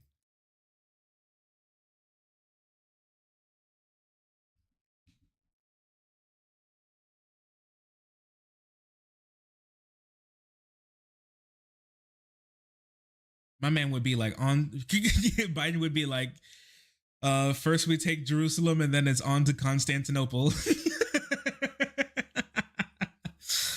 Oh, buddy. Oh, the return. Yes, Your Holiness. We will fight to the bitter end. The U.S. government is the first negotiated prices for prescription drugs, and they are still on average more than double what double, and in some cases 5 times what drug makers have agreed to pay in 4 other high-income countries. We should literally get them for free. Like, they're our companies. We should say, fuck you, give us the pills. That's just me, though. The U.S. Medicare health plan, which covers more than 67 million Americans, that's quite some, recently unveiled a new maximum price for the first 10 high doses of medicines negotiated under the Biden administration's Inflation Reduction Act. This is the first time Medicare has disclosed actual drug prices, which are largely hidden behind a complicated U.S. system of rebates and discounts. Yeah, that's a good way for the drug manufacturers to simply lie. The lower prices will result in a savings of $6 billion in 2026, the first year they will take effect, Medicaid said. Reuters review of publicly available maximum prices set by other wealthy nations, Australia, Japan, Canada, and Sweden, show that they have negotiated far lower prices for the same drugs. Oh wow! So let's take a look. Yo, shout out if you use any of these drugs. U.S. 2026, $9,000, $9,300. Sweden, $4,006. Australia, 5.3. Japan, my bad. Australia is, wait, that's us. This is Sweden, right? Yeah. Sweden, that's 4.6. Australia is 5.3, and I guess Japan there's no Canada here. Japan there is 5.5. Another one, 4.6 for us. 1, 1, 2, 1. Good Lord, we're getting throttled. Chat, socialism don't seem too bad after all. Take a look at this. You go to the store for like some heart medicine. $9,000. Some places are paying less than half. Yeah, it's time. It's no longer time for these little baby steps. It's time for us to take big ass bites. The U.S. always pays more. Now this is some of the articles I was trying to go through today. Let's take a look. Robot. A 30-day supply of 9 of the 10 drugs will cost $17,581 for Medicare. Oh my gosh! Compared with $6,725 in Sweden this year. Oh my Lord! $17,000, dude. That's like a what the hell? That's like a barely used. That's a barely used car price. That's your average used car price in 2020 or something. That's insane. I'm losing my mind. $17,000. Yo, babe, how much was your car when you got it?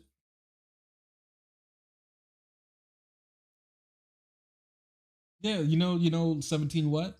The next number? 17,564. 17. Thank you. Yeah, my girlfriend's used car that she bought was $17,000. A 30-day supply of these 10 drugs cost $17,000. In other countries, it costs 6,000. We make the drugs. They're our drugs. And we're paying out the ass for it.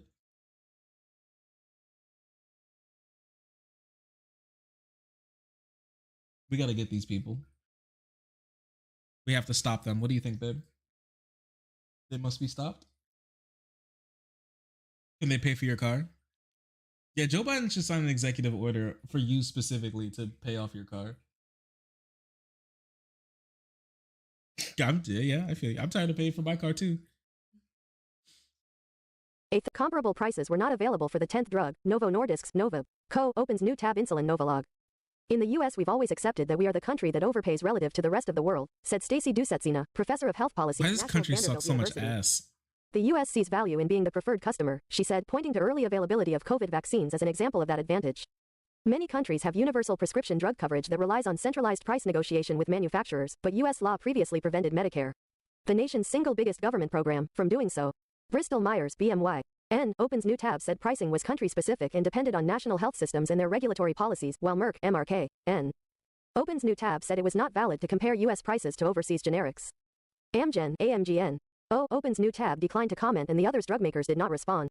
Just forget about the new tab thing. It's reading this. A spokesperson for the U.S. agency that oversees Medicare said the new law requires consideration of factors such as manufacturer data and availability of alternative treatments. But Congress did not include review of international prices in the negotiations. U.S. always pays more. A study by the nonprofit Rand Corp looking at 2022 prescription prices found that U.S. health plans paid more than 3 times as much. Opens new tab for brand name pharmaceuticals, even after estimated discounts. Studies have shown that faster uptake. We pay 3 times as much even after discounts. Oh, so even your cute little GoodRx card still has you paying 3 times what some random shitty Swede. I'm gonna be honest with you. We deserve the prices. We make the drug. My tax dollars went to making these drugs. My government did it. It was 17,300. Okay, so yeah, your car was $200 cheaper than a 30-day supply of this person's medicine.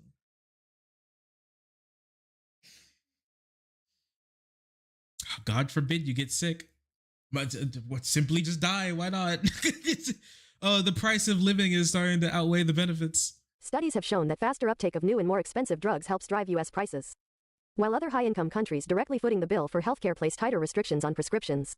Opens new tab. The willingness of the U.S. to pay up for drugs also contributes to lower overseas prices, said Richard Frank, director of the Brookings Distribution Center. Oh, nice. We're funding Eurocucks to have cheaper healthcare. Oh, amazing.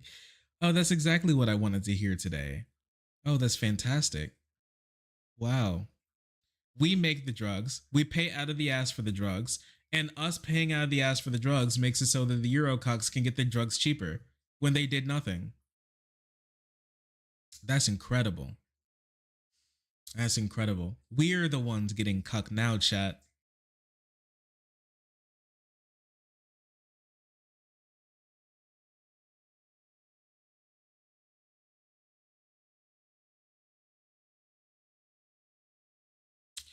If you got one of your buyers who's willing to cover your sunk costs, plus some of your ongoing costs, selling more volume to others, even at lower prices, can still be profitable. In some cases, lower cost generics or biosimilar versions of original branded drugs are already available outside of the US. Generic versions of how do I pronounce this? Robot. Merck's Januvia, for instance, which have a market in Canada since late 2022, while U.S. patents for the diabetes drug are in place until 2026. Nice. So we pay more for our drugs that we paid for to get developed with like government help. That helps fund other countries to get our drugs cheaper. And we also get the generics later than they get than they get it too. So they get cheaper drugs and they get generics faster and cheaper than us too. Oh man, what an incredible, this country was set up perfectly, huh? Oh, amazing. That's sarcastic. It was set up perfectly, just not for you. Once patents expire on brand name drugs and copycat versions hit the market.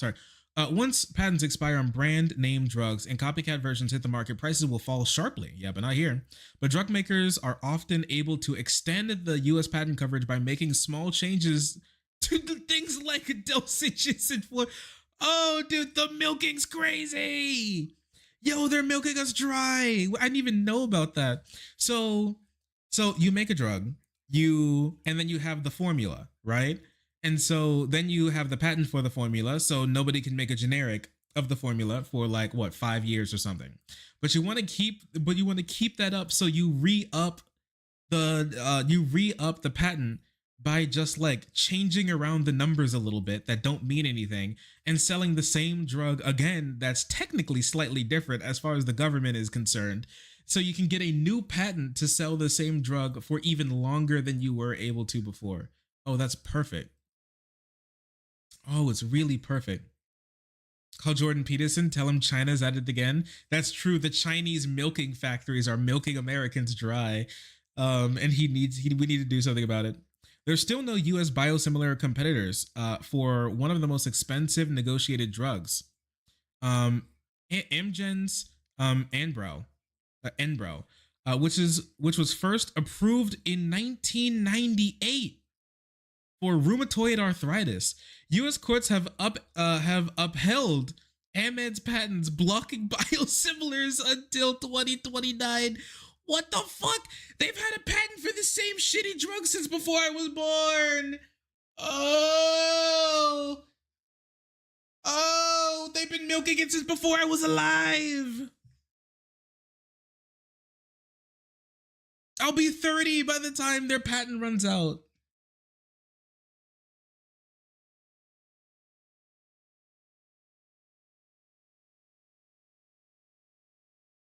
See, in a real country, doing something like this should get you put in federal prison for like 50 years. If we were a real country, this would get you put in jail for 50 years. Like the entire executive board would be on trial in one case and be all put in jail at the same time for 50 years minimum. Yeah, we gotta put them in. We gotta load them up into the contraption. We need a contraption conveyor belt for all of them. Other countries have already have similar options. Sweden's price for a 30-day supply of Enbrel biosimilar is $700 compared to Medicaid's newly negotiated price of $2,000. What were they? Were the drug prices negotiating with themselves?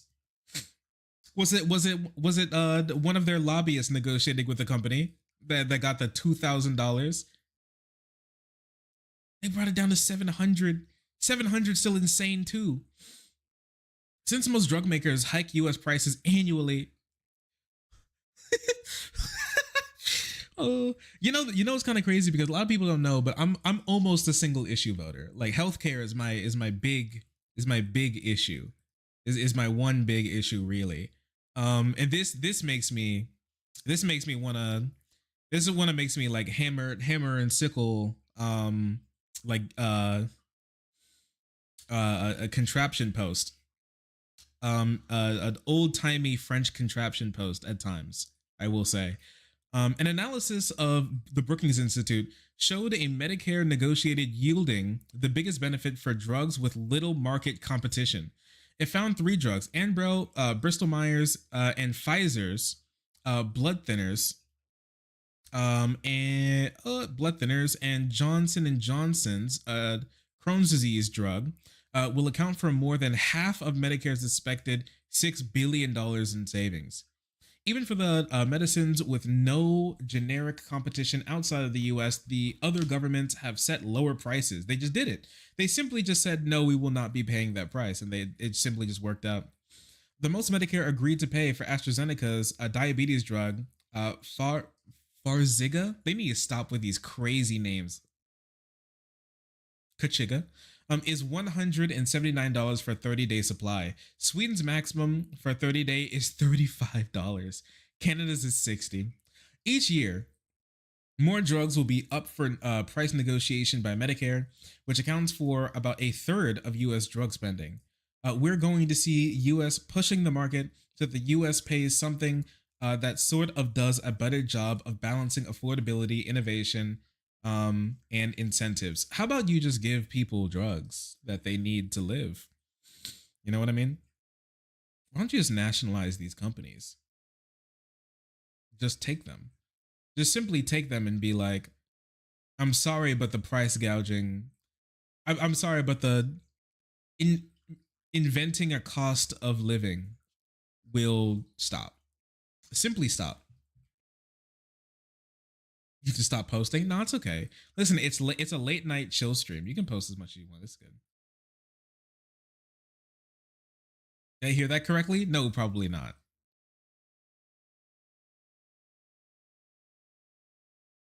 No, probably not.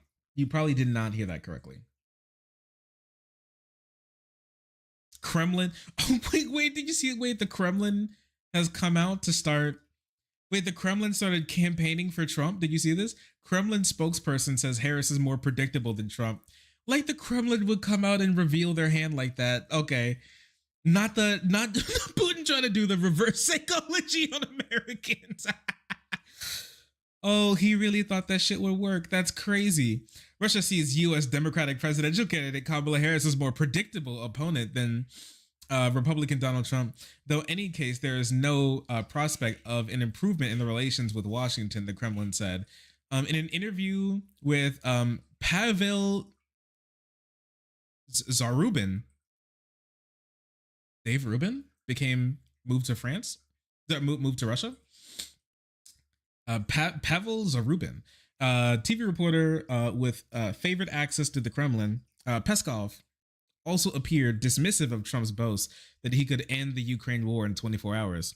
Before Joe Biden announces withdrawal from November in the election, and through his support behind Harris, Russian President Vladimir Putin had said that Moscow preferred Biden over Trump, describing the former as an experienced old school type politician.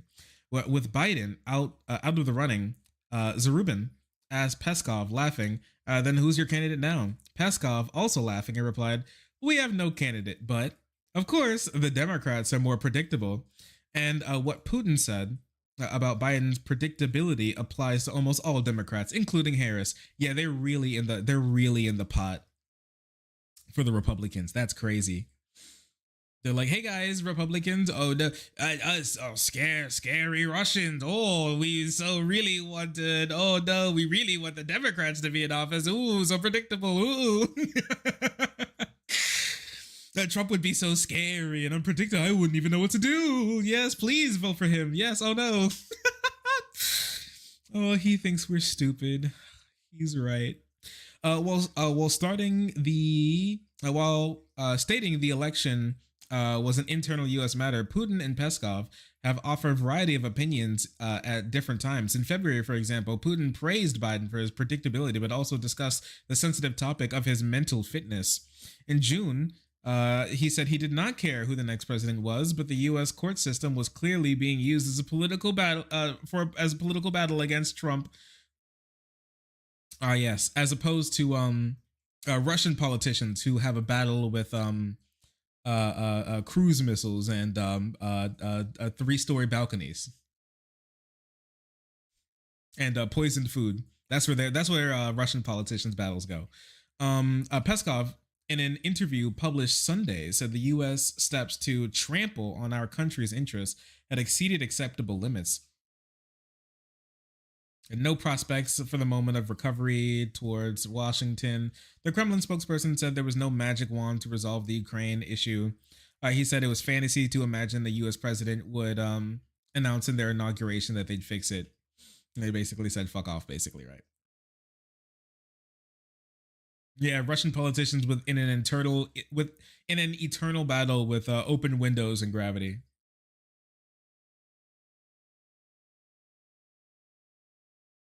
Shoigu Gerasimov.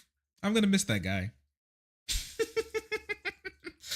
I'm gonna miss that guy. They really just hit him with a cruise fire. They really hit him with a like a Hellfire missile, just a cruise missile in his private jet, and they just went, oh, man, his plane just went down. Crazy how that happened, isn't it? So crazy. We all in our private jets, we all have the threat of random cruise missiles slamming into the cabin of our private jet. Happens all the time. Who would have seen it coming? Honestly, no one. Honestly, no one.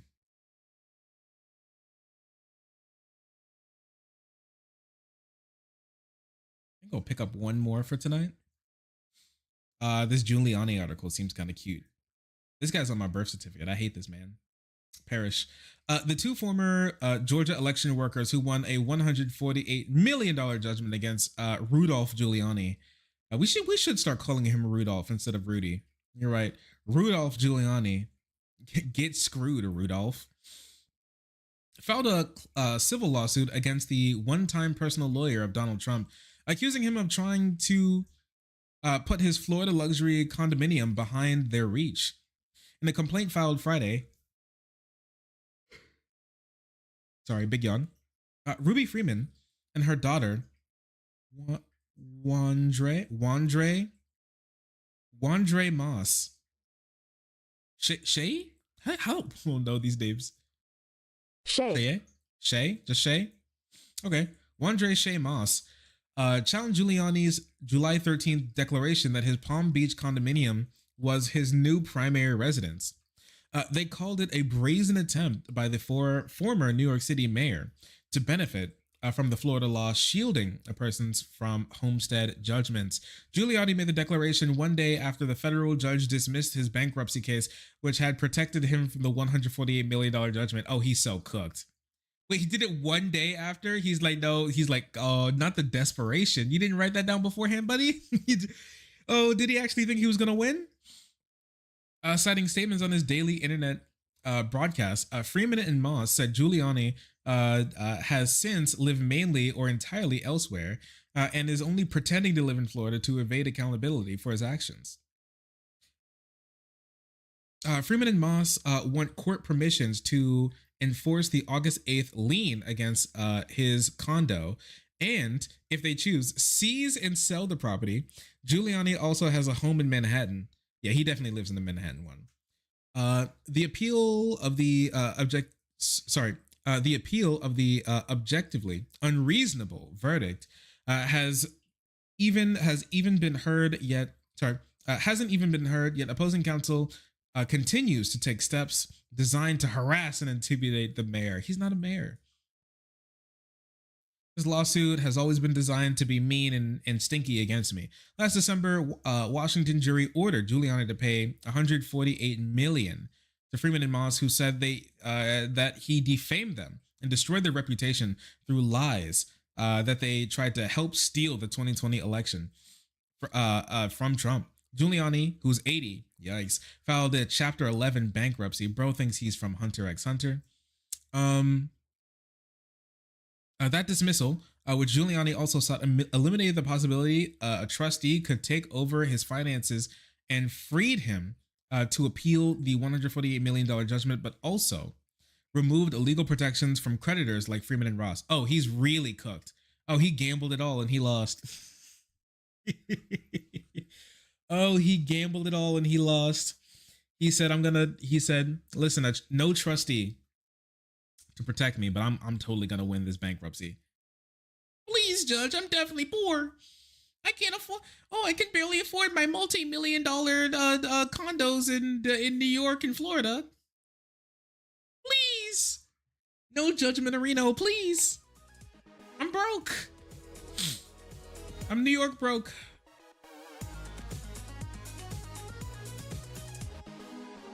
All right, I think I'm gonna go through NBC next time. For some new articles.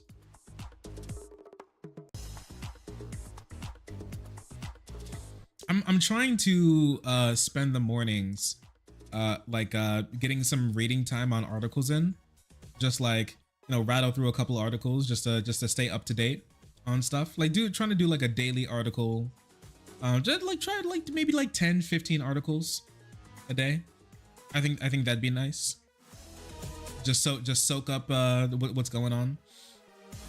I'm trying to. I did like a couple before, but I'm trying to soak up more. Like I obviously read the ones that I need to, for the segments that I'm doing, but I just want to read just like start like a sort of scatter, just kind of throw it around, jump around the different topics, and just try and keep up with things going on around the world more holistically. I think that'd be nice.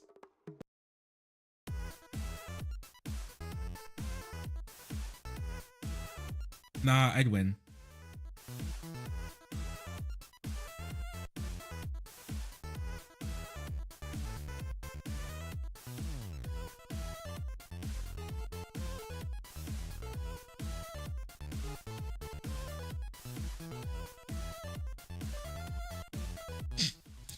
Nah, I'd win.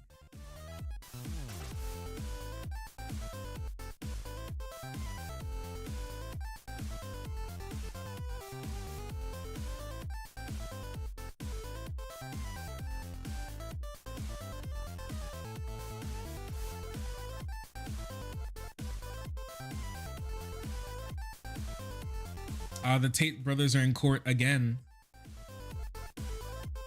Yo, chat, did you like the Tate video that we uploaded the other day? It did pretty well. And it seemed like people really enjoyed it, so I'm happy about that. I want to upload, what's the next one that we got in the docket? I think it's the JFK one. I'm going to upload the JFK one, and then we're going to finish, and then we're going to upload the Candace Owens one, and then after that I need to upload the abortion segment I recorded before I went on break. And so don't worry, we still have a bunch of, sorry, RFK, not JFK, the RFK one. I will say, oh wow, what the hell, they're still being held during dispute. Like, I will say one thing is that,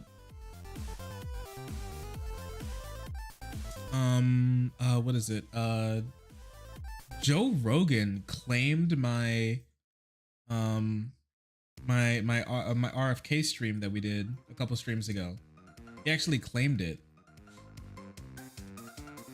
which is really interesting.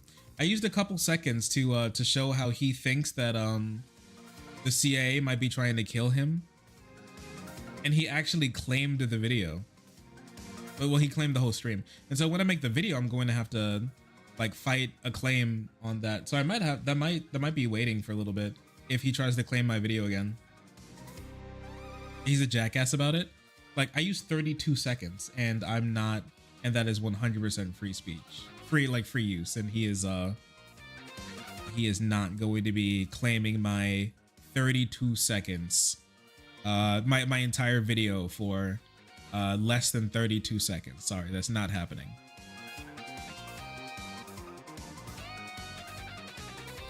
What?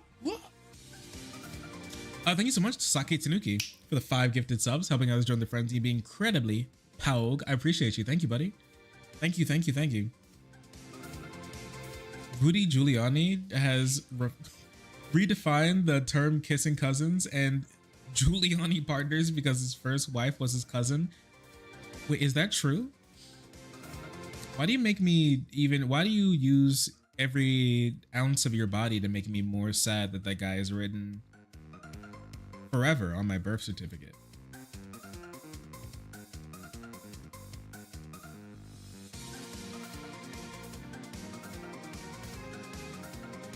Why do you like work to bring me suffering and pain? You ever think about why you do that? Why would you do that? Oh no. It builds character? I'm done with my character arc. I just want to be left alone. I want to reach the slice of life portion of the story. Oh, let me out. I'm rattling the bars to my cage. Let me out. Free me. Free me from this eternal coil.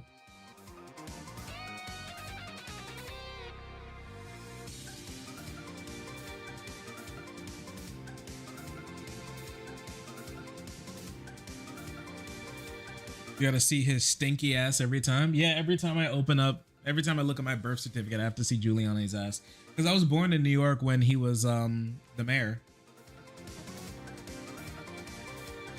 And the mayor of your city is on your birth certificate. Yeah, baby! That's what I've been waiting for. Oh my gosh, not the late night raid. Hello, Raiders. I'm happy to have you. How are you guys doing tonight? We're just reading through a couple of articles. Some about Giuliani. Apparently, well, a chatter just revealed to me that Giuliani, who's written on my birth certificate since I was born in New York, when he was the mayor, his first wife was actually his cousin, and he also is being and also he's losing his court case again for another time against the two election workers who he defamed and tried to get killed. He tried to Alex Jones them by saying that they stole the election. I was in a John Oliver segment. Oh my lord.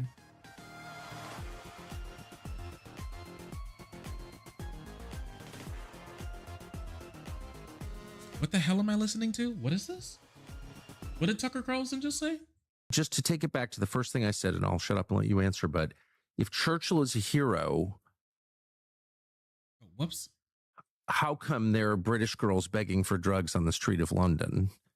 And the place is, it's just London is not majority English now. Like, what? Well, the people who formulated the version of history that considers Churchill a hero, they like London the way it is now, But that's not victory. That's like the worst kind of defeat, is it not? I mean, okay, nope, you're not doing this. Nope, come here. You're not my camera. You're not doing that, buddy. No, you're not. You're not sending my camera for a trip. That's not happening. Many things can happen tonight, but that's not one of them. If Winston Churchill's a hero, then why are there so many fucking blacks in London? You know what? Good question. Good question. Good question, Tuck. We got to do some research into that one. Why didn't he stop the fucking blacks from entering London?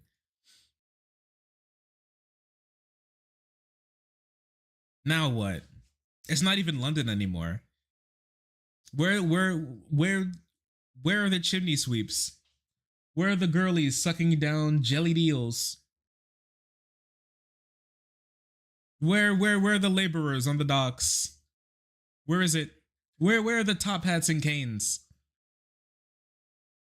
London isn't London anymore. It's Blunden, and the B stands for black.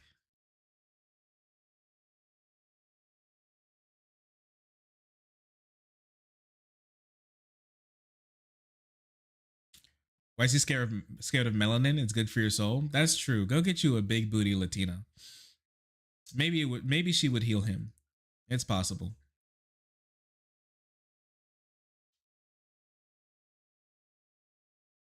You assume they have souls? That's true. I am assuming. That's a big assumption.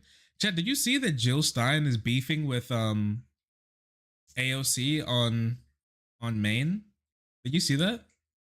Isn't this woman supposed to be running a serious campaign for president? She's beefing with AOC on Maine.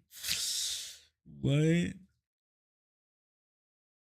Oh, not her ass retweeting everyone. Oh, this is crazy. Wait, how terminally online is she?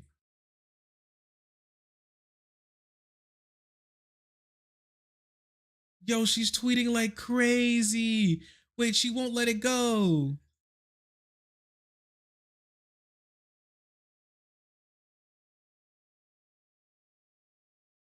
Okay, so I'm not sure if you all saw this, but AOC. Okay, I guess we can take a look, right? AOC released just like an Instagram video talking about Jill Stein, and how she's not a serious candidate for the president, which is true. She is not a serious candidate. That's just factually true. I think this breakdown she's had online kind of proves that. I will say, I don't remember the last time she was having like an actual campaign. But she do be tweeting. Anyways, this is the video that AOC dropped where she was vibing in her like little New York apartment. Y'all, this is a little. How do I tell my friends who are Jill Stein voters that they're wasting their time and effort? Okay, I'm just gonna be honest with you. This is my opinion. I think there is zero effort in speaking to like a Green voter and trying to change their mind. Like somebody who you need to change their mind about voting is someone who doesn't vote. Somebody who takes the time to go out and vote and votes for like the Green Party is someone that you don't need to spend your time talking to try to like assuage them from changing their opinion. It's just a complete waste of your time. Because they've already it takes no effort to do nothing. It takes a lot of effort to be like, oh yeah, I'm a Green voter. Somebody who like flexes being a Green voter, there's like 17 other like the topics to talk about them with and change their mind on before you get them to swap from being a Green voter to like a Democratic voter in an election cycle, because there are a lot of other things brought them to that position beforehand, right? Like to squabble over the Green voter thing, like that's like the vote, who you're voting for swaps over with when your beliefs change. Like when they're so deep in the green hole. Hello? You gotta not do this. When they're so deep into that green hole, they've already like made their mind up on a whole bunch of different things that you would want to need to talk to them and change their mind about before you actually get them to change their mind from voting for Green to Dems. A little spicy, but I have thoughts. The woman be thinking. I feel like I should save this for a live. I'm not coming for people who are thinking about this. I'll talk to you. What I have a problem with is the fact that if you are running for president, you are the de facto leader of your party. And first of all, trust me on this. I run as a third-party candidate in New York. I'm also run as a working families party candidate in addition to running as a Democrat. Because trust me, I've been on record about my criticisms of a two-party system. So this is not about that. But you are the leader of your party. And if you run for years and years and years and years and years in a row, and your party has not grown, and you don't add city council seats, and you don't add down ballot candidates, and you don't add state electeds, that's bad leadership. And that to me is what's upsetting. Because if you have been your party's nominee for 12 years in a row, 4 years ago and 4 years before that and 4 years before that, and you cannot grow your movement pretty much at all and can't pursue any successful strategy, and all you do is show up once every 4 years to speak to people who are justifiably pissed off, but you're just showing up once every 4 years to do that, you're not serious. You're not to me, it does not read as authentic. It reads as predatory. I'm sorry. I'm just saying it. Sheesh. She's kind of cooking. She's kind of cooking her. I can't lie. This was kind of my opinion too before I looked into Jill Stein.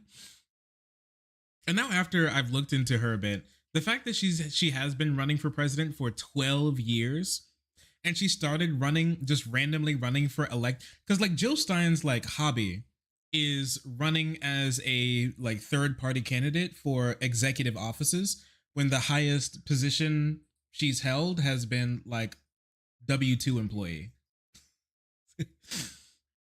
Right? Like the highest executive position she's held has been like school librarian or something, which is not like demeaning work at all. I'm just saying like that just doesn't prepare you to have an executive position for a political body as a legislator. That's not what that prepares you for.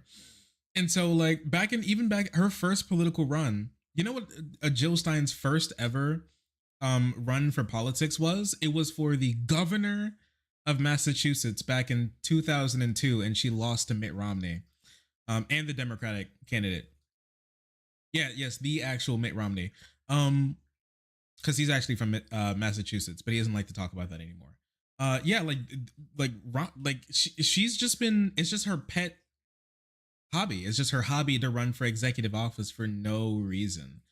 And yeah, yes, if you are the executive candidate for your party, yeah, you are the leader, and the Greens have done literally nothing since Stein has been at the top of the party.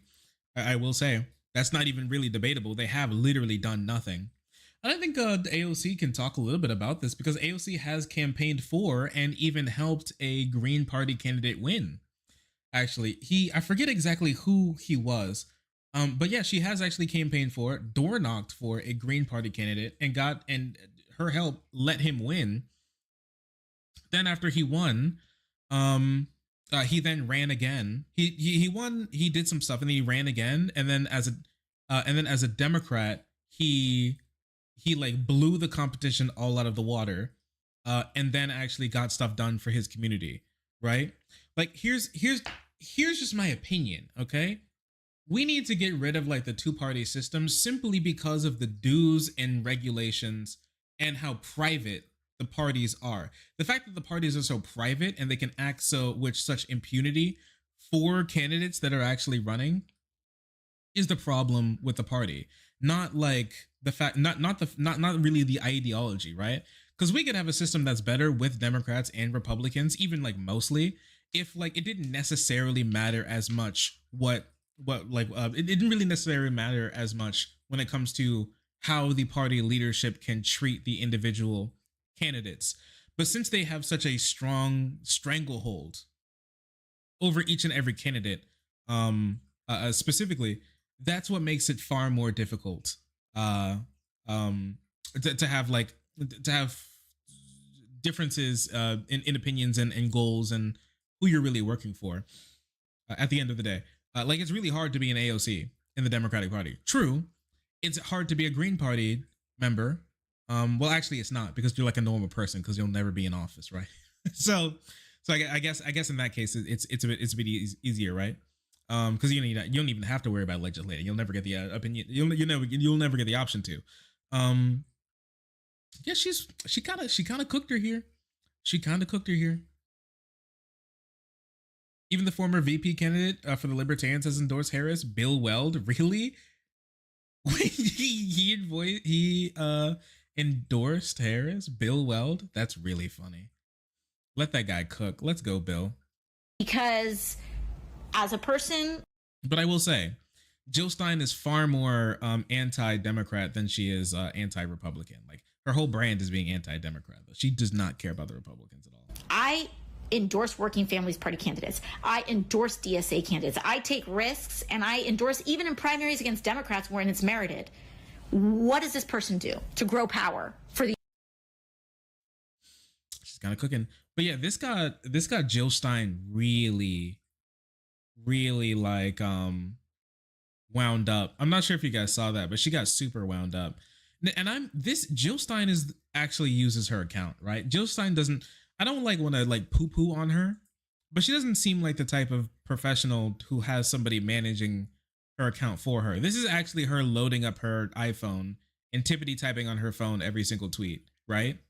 Like, am I right there or am I wrong? Does she have like a Twitter manager? Like someone who tweets for her and stuff? Because she seems like the type of person who's tippity typing herself, which isn't necessarily like a problem. It's just her account comes off as like, a person who's tippity typing, right?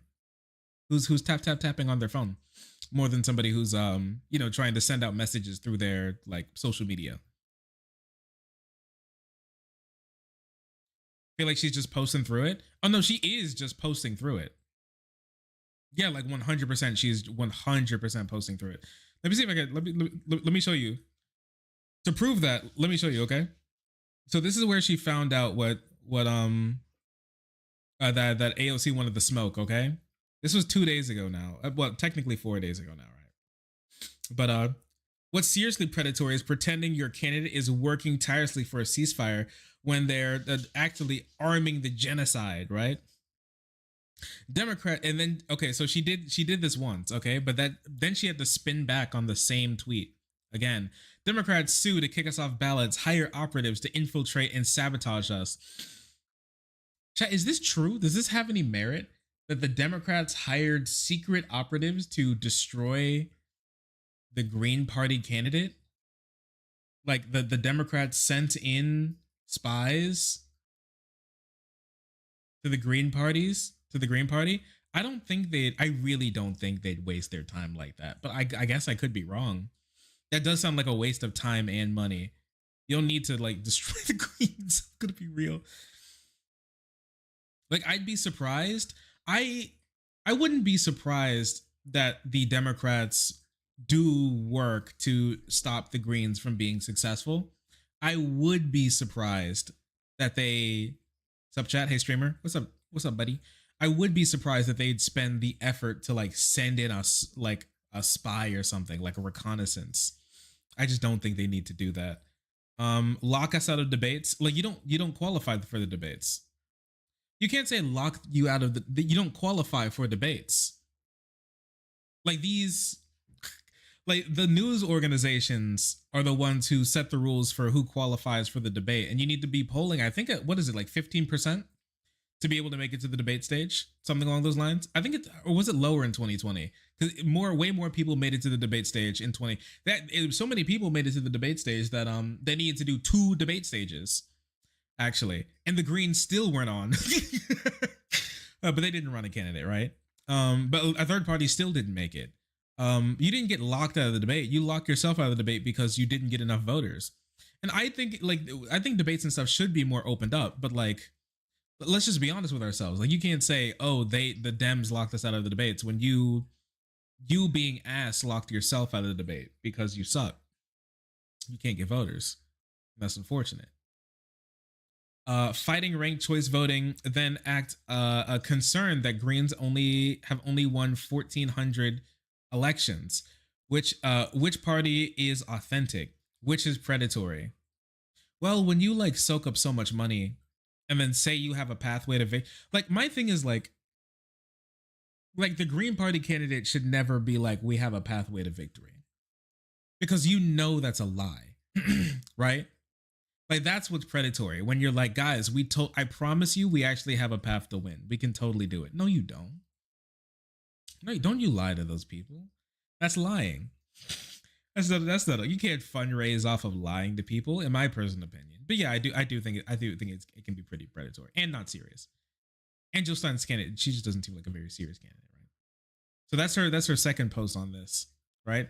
And then she starts retweeting other people. And then she starts scrolling through. She clicked on like quote tweets and started scrolling through the quote tweets of people who were commenting on it. Democrats have spent more time, energy, and resources attempting to discredit third-party candidates and remove them from the ballot than working towards a genuine ceasefire. Now, that is simply not true. I do know that. Or running a compelling political campaign that can meaningfully win over voters. That's also not true, because this is Abandon Harris. It only got 5,000 followers. Oh yeah, they're really cooked. I knew that this was cooked when the I like, obviously anybody who watches this this channel can obviously know that I want the Biden and Harris administration and or administrations to change their position on giving aid to, at least military aid, to Israel.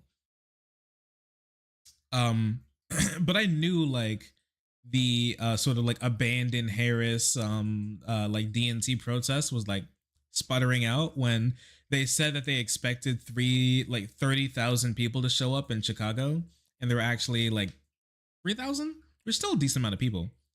I think even less than 3,000 possibly. I forgot to look at the full numbers, but it was way less than they said it was. It's just, the problem for these people is that they're trying to, this only works when there is genuine dissatisfaction for the candidate. And widespread genuine dissatisfaction for the candidate. Kamala Harris almost has a positive approval rating. This doesn't work anymore. This worked against Hillary Clinton. this worked against Joe Biden when he was still in the race. This doesn't work against Kamala Harris because everybody's like, yeah, I mean, that sucks, but like, we know you aren't going to do anything. You're just here to complain because you can't win at all, or even enact any leverage on the Democratic Party at all. And so we just kind of don't care. Trump, I mean, like, I hate to say it, but Orange Man bad. The unfortunate thing for Breonna Joy, abandoned Harris, like Peter Dow and Jill Stein, is that Orange Man bad. And it's hard to overcome the fact that Orange Man is actually quite bad. And so, yeah, there might be, I guess, like 5,000. I can't even say 5,000 because these are some people who are following just to keep up with what they're doing. So I don't know, like a couple thousand people who do want to hashtag abandon Harris, but like, let's just be honest with ourselves. Like, also, where's the abandoned Trump? Do you think she follows an abandoned Trump page? This is just my question. Because once again, the Orange Man is indeed bad. Hello? Oh no, it refreshed the page on me. How kringe. Oh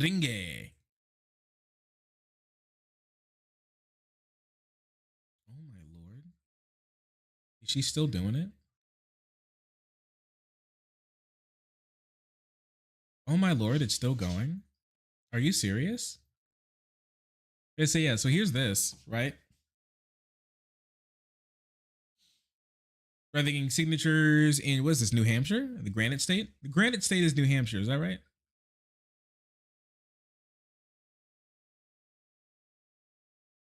Not there being two of them. And then she retweets someone again, like dunking on KUC. She's still on this. We are the Green Party US. We are the opposing party. We are uncorruptible.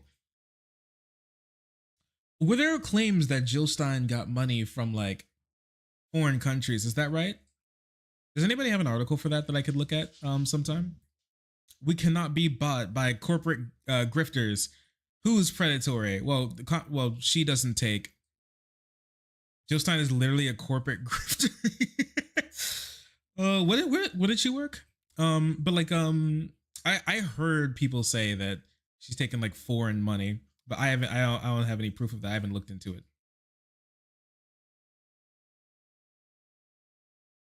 Anti-drug war, which is just weed legalization, right? We are the Green Party. We are indomitable. So true. Hooked. Not one single vote has counted a cast for Kamala. And she's retweeting right-wing talking points about Kamala Harris in the primary? Really? Are you serious?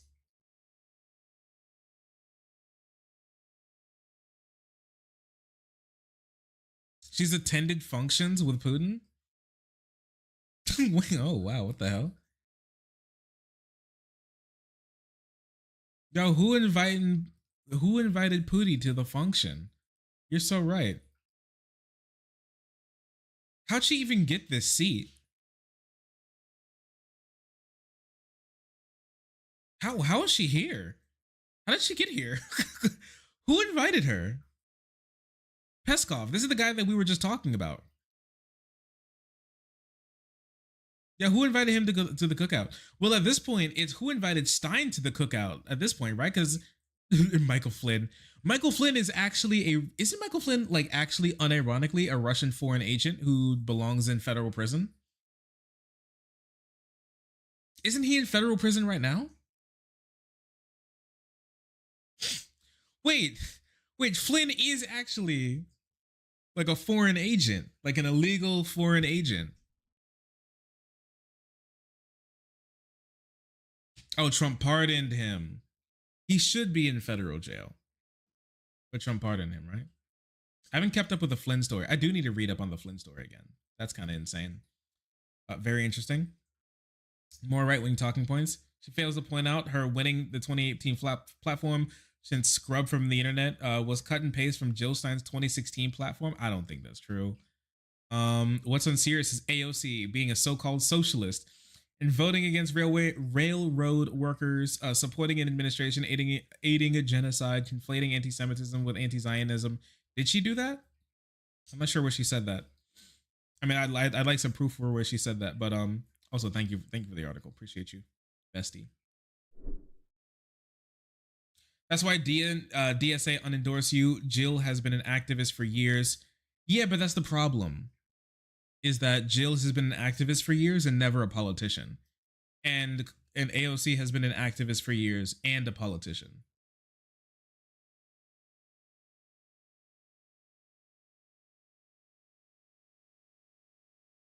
Oh, Christian Smalls, the shutdown Amazon guy. Is this a shutdown? Yeah, this is a shutdown Amazon guy. She basically said, F integrity, I'm going with what's popular. To watch from the sidelines for years knowing the difference is nasty work. I'm not sure how this... Wait, what is he responding to?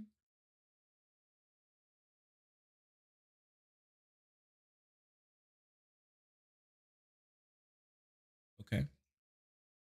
Sure. Dude, she's so mad. She's posting about this every day. Is she just squatting on this post and loading it up every single day to see if somebody else has like tried attacked AOC for it? What the hell? This is a lot. She is very mad. Look at this. It's kind of crazy. I can't lie.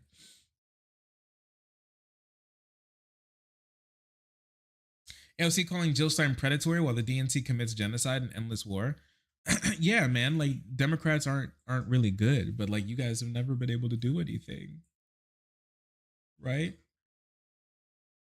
Mention the AOC and Pelosi. What is this? I heard a rumor that AOC Pelosi, holder of the land speed record for quickest betrayal of the people, has had something to say out the side of her neck about my sister soldier, Dr. Jill Stein, and called our behavior predatory. Interesting. See, we don't take no PAC money. We are not. She does not either. Knee deep in Raytheon and Lockheed Martin and y'all's blood money. Yeah, she is not either. She also does not take corporate PAC money or military industrial complex money. Okay, good. You're both on the same page. Difference is she's actually in office. Second to the game. Thanks for the 5 gifted. The extra 5. Thank you so much. I appreciate you. Helping others join the frenzy. Being incredibly Pog. I appreciate you. Thank you. They said demand to be taken seriously. Unfortunately, this is true. They do demand to be taken seriously. So we can't come out every day. We come out every 4 years when it's time to give the American people a choice. And in the meantime, Greens are on the ground, working park and recreation boards, city councils, mayor's offices, while y'all are partying at your Met Gala and muzzling Palestinians. Predatory. Predatory is murdering in the meantime every day. We are not knee-deep in Raytheon and Lockheed Martin and y'all's blood money. So we can't come out every day. We come out every 4 years when it's time to give the American people a choice. And in the meantime, Greens are on the ground, working park and recreation boards, city councils, mayor's offices, while y'all are like, cool. Like, yeah, some Green Party members are in like local office doing stuff. Like, I think it would be better if more were. Like, if Jill Stein actually, like, maybe, yeah, I mean, some of them, yeah, are like very few, but you know, there are some of them. There are what, like one, there are like one and a half hundred Green Party members working in office at the moment. Is that right? It's like 150 or something working in office, or like around there. So yeah, I mean, some of them are, yeah, definitely. But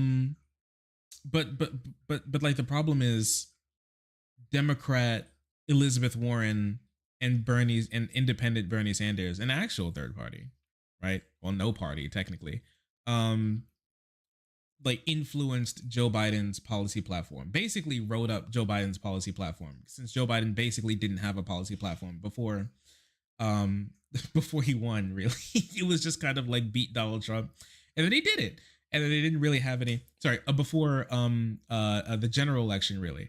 And then he did it. We did it. And so he got there. And so both Warren and Bernie went together, like mostly Warren, actually. And Warren basically Project 2020'd Biden's campaign Because Warren had been working for a long time on the ground to have like a bunch of little operatives, kind of like how the Heritage Foundation did, but who were people who like, you know, want to lower prescription drug prices and want to like improve the housing and the drug policy and all that type of stuff. Like people who actually want to improve the world instead of people who want to bring suffering upon its people, like you know, the Heritage Foundation, other conservative organizations. So like that's a lot of good work. I'm just gonna be honest with you.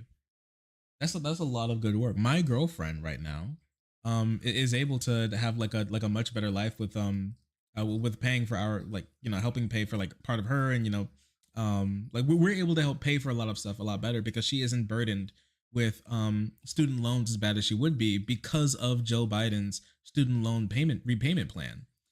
She didn't get like her student loans completely forgiven like other people, but that was an incredible thing. Like that is a massive, yeah, she had become unburdened from what has been. She actually hasn't even been paying student loans because of Biden's payment plan because of her income. That's incredible.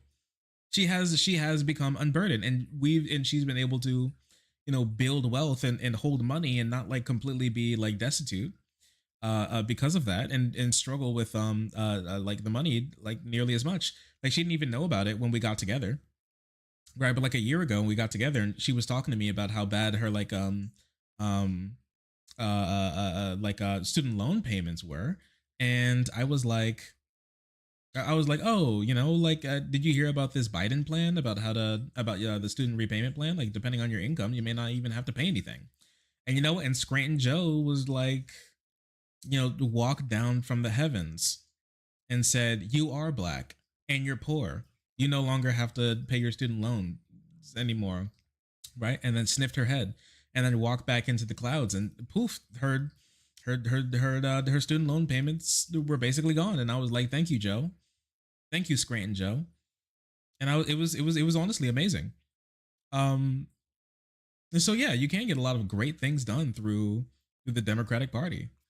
You know, campaign environment, would be Green Party members who are in the Democratic Party who have done more work than like every Green Party candidate ever has. And that's not like to like poo-poo on the Green Party members. Like, yeah, it is really hard for them to get shit done. But that's why there's a difference in opinion on how to get stuff done. Because like running is one thing. Being an activist is one thing. And there's nothing wrong with being an activist. It's very good to be an activist. But like an activist pretending to be a politician is like something completely different. Guardian at your Met Gala and muzzling Palestinians. Predatory. Predatory is murdering 200,000 people in 11 months. And where did he get that number from? Wasn't the Lancet estimate like in like 100,000? Was the Lancet estimate like 200,000? Was it 160,000? I thought it was just 100,000. It was 180,000, was it?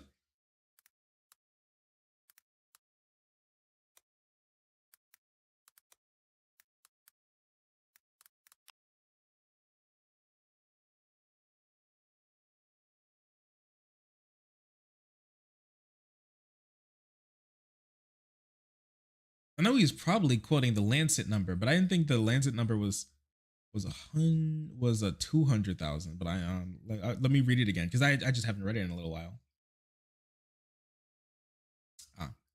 In recent conflicts, here it is. This is where he's pulling from.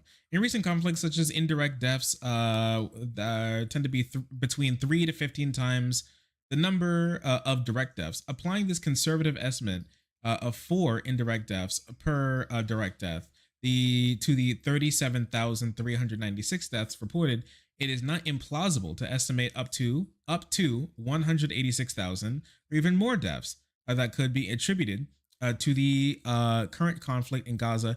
Using the 2022 Gaza Strip population, this would account for about between 7 and 9%. Okay, yeah, so that's where he's pulling that number from. Okay, yeah, I mean, like, it's definitely possible. Once again, like, It's a, it is a pretty high estimate here. AOC personally did that. That is true. She did. And then when they try to speak up, muzzling them when they come up on the stage. You slaughter Palestinians like animals. And I don't think he knows who he's talking to. See, here's like another one of the problems that I have with these types of people is that you gotta like know your criticism hit a whole lot harder when you're criticizing somebody with something that's real. Emma Golddude, thanks so much for the $5 donation. Supporting the frenzy. Appreciate you. Thanks for the tip. I wonder if the Greens were mad at RFK for siphoning voters from them. Yeah, probably. The Greens used to at least have an aesthetic environmental appeal. Now it's just anti-democrat. Yeah, I don't really see them. Is it just me? I don't really see them talking about the environment necessarily as much anymore. I really don't. Like that's what the point of the whole green thing is. I would imagine they like RFK, especially like Stein likes RFK probably for like criticisms of vaccines and the fact he used to be like an environmental lawyer. But yeah, like I think your criticisms would hit a lot harder if you're like speaking to something that lives in reality, right? Because AOC asked for and called for a Palestinian voice to be represented on stage at the DNC, right? And AOC used her time on the DNC stage to call for a ceasefire. So I don't think you could really you can't really use that. He's just this is somebody who just when you see somebody who has some slight disagreements with you, you like rattle off the talking point like dialogue tree. I hate to say it. You like rattle off the talking point dialogue tree about like people who are just like vaguely similar to the person who you don't like in this very moment. The Green Party is all about local engagement. We support candidates running from all government levels, from school board to the White House. Yeah, but that's not local engagement though. The White House is not local engagement. Like Jill Stein could like win in some like lower level. Like if she wanted to be like an actual politician, you know, she could easily run for like a lower level position and work her way up. Like, don't you think Jill Stein could be added to the list of Green Party members in office if she just ran for like a state house seat? Don't you think? Not even like the U.S. House, like state house. You could affect policy on like a state level. You could do that. You know, how about that? That could do a whole lot of work actually. Not a steakhouse. Yeah, the state house level. She could take up a state house seat. That could do like some really good work actually. A city council seat. She could do that. Maybe even a mayor. Maybe she could be a mayor. I know she has like an addiction to running for like executive seats, so I would probably try to wean her off of that by running for, you know, a more normal seat first. But I mean, she could like, you know, move up and be a mayor. AFC is wrong. Look at her. She's tweeting about this again.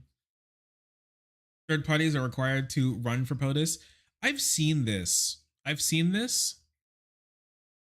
not sure how true it is though. I know some states require them to have a POTUS candidate. Why is it always Jill Stein though? That's just my question. You guys don't have anybody else?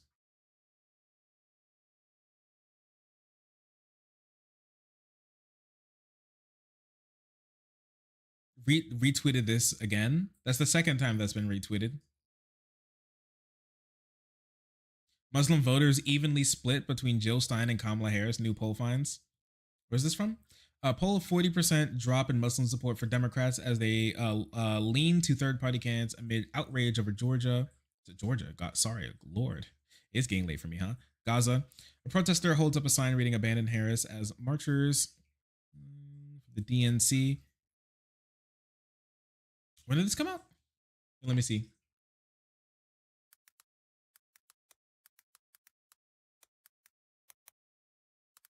Because I can believe it. I mean, Harris needs a better position on Gaza. I can believe it. Like outreach needs work. But who did this poll?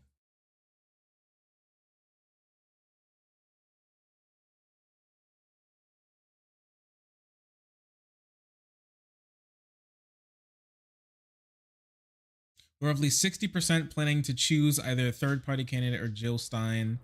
Wait. What? Bop and Wop. Oh, nice to see you again. Thanks for the 2 months in a row. I really appreciate you. Nice to see you, buddy. Thanks for the sub. Join the frenzy being. Eddie Pog, I appreciate you.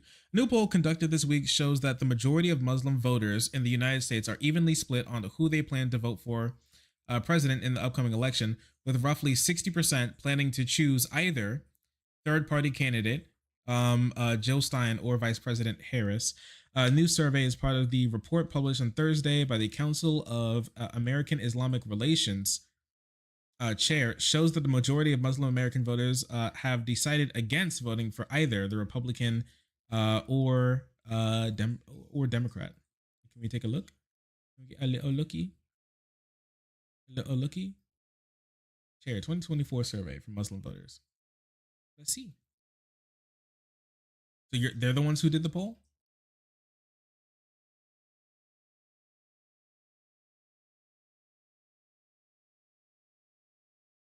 Go to page 6.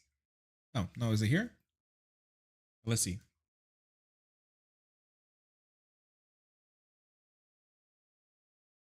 Let's see.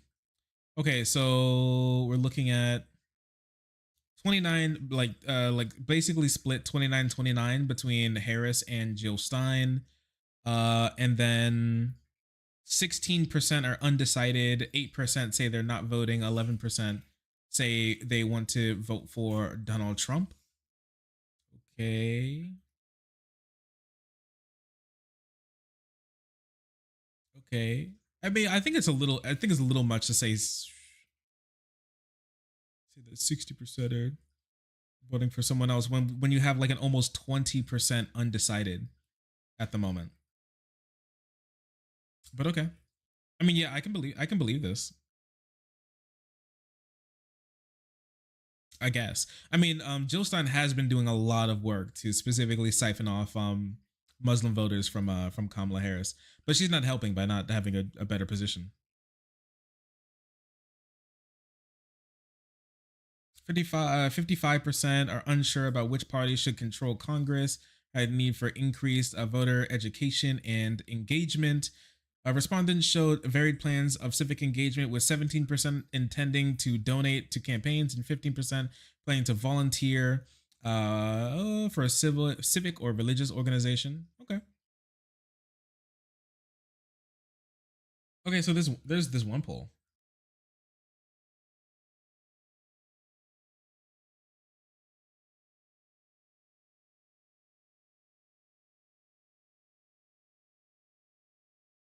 Yeah, Muslim voters used to be more more reliably Democratic, but obviously Joe Biden at the head of the party has made that a little harder when he does not care when they get shot and killed in the streets of the United States, and he pretends it's not happening.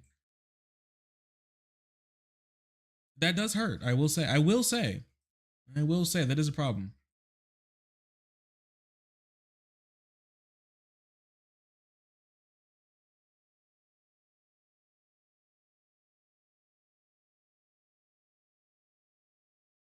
Up to 69% of registered Muslims report voting primarily for the Democratic Party, but third-party presidential candidates who oppose sending weapons to Israel have roughly cut the majority in half, according to national surveys.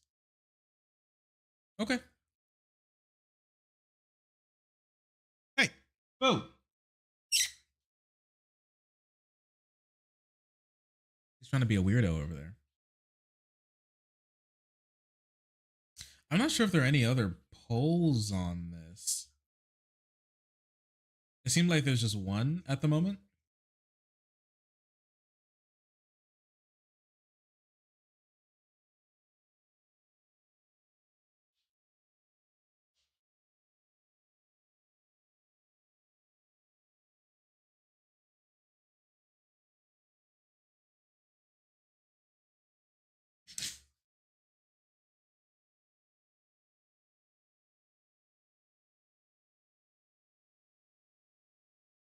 Yeah, I'm trying to look, but I only see one on this. So yeah, I mean, that's all we have to go off of at the moment. So yeah. It was all an unforced error. I mean, on Joe Biden's, it's hard to call it an unforced error when it comes to Joe Biden and Israel, because I think Joe Biden would sacrifice his life for Israel. I think Joe Biden would actually die for Israel, 100%. So for him, it's always forced. It is always forced with that guy. But yeah, I mean, he, for political reasons, he could have taken a better position, at least a bit more rhetorically.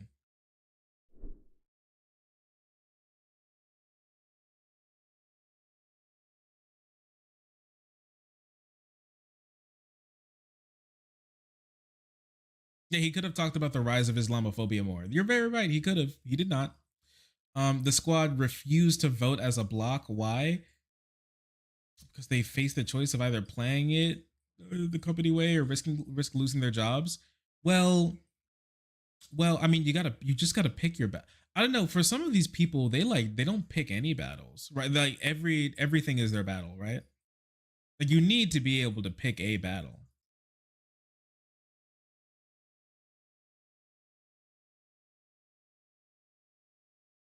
This is rich coming from someone who fought a court order to release inmates from overcrowded prisons because she wanted the state of California to have more prison labor. Okay, Chet, have you heard this before? I heard this before, and I did reading into it a little bit while ago because I heard this before and I was like, man, that does sound pretty bad. I didn't read into it like back in 2020 because I didn't really give a shit about Kamala Harris. Like I never felt threatened by her like ascension and then fall off in the Democratic primary last time. But I will say I did look into it afterwards. And for some people who don't know, basically what happened is that since she was the DA, right? The DA's office doesn't like file cases themselves very often. Most of the DA office's work is representing state agencies in court. So what happened is that the correctional office, the correctional division of California was ordered by the Supreme Court to release inmates in California's overcrowded prisons because COVID was an issue and they need to be let out, right? Now, California, just like every other state, basically has a slave system where you can become a you can become a slave and be paid like $1 a day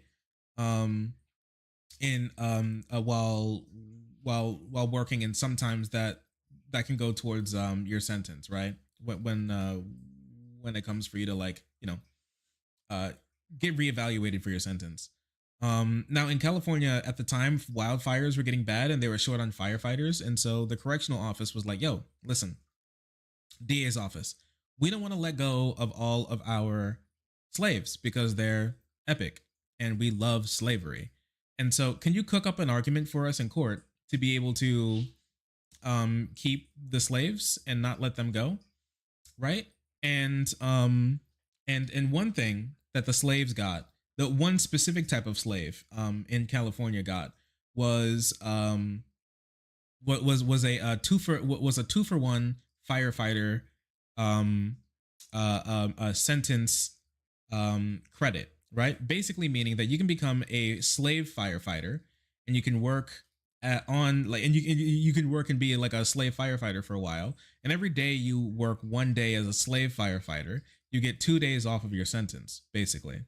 And so the court was like, that seems pretty cool, right? And human rights advocates, anti-slavery, abolition, human rights advocates were like, that seemed like a good idea to help kind of get rid of this like a whole population of overcrowded prisons. And the correctional office was like, yo, DA office, please cook up an argument so we wouldn't have to get rid of our slaves, right? And the DA's office, like some guy in the DA's office who was in a much lower position than Kamala Harris, because Kamala Harris doesn't look over literally every single case, the thousands and thousands of cases that go through her office. She doesn't look through them. Like obviously there are other prosecutors below her who do that work. He argued in court that if they get rid of their slaves, then the California will be in danger because we won't have enough firefighters to be able to fight the fires without our slave labor. And the court was like, what the hell? And then the media was like, what the hell? And then they reported on it. And then Kamala Harris read it in the newspaper when it blew up as a big story. And she was like, what the hell? And then she then took over the case from the lower level prosecutor, and then worked with the anti-slavery abolition groups to be able to actually move that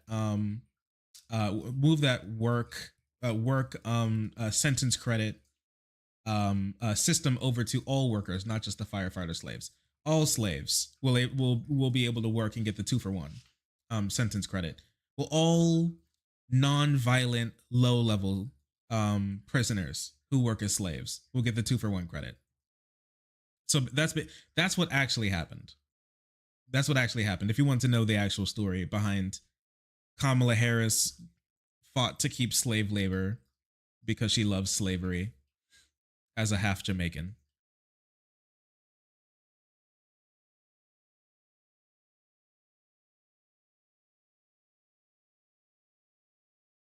Man, she's still mad at this. Just so you know, all of this is within 1 day. We've now reached 2 days. Holy crap, she's so mad, dog. What the hell?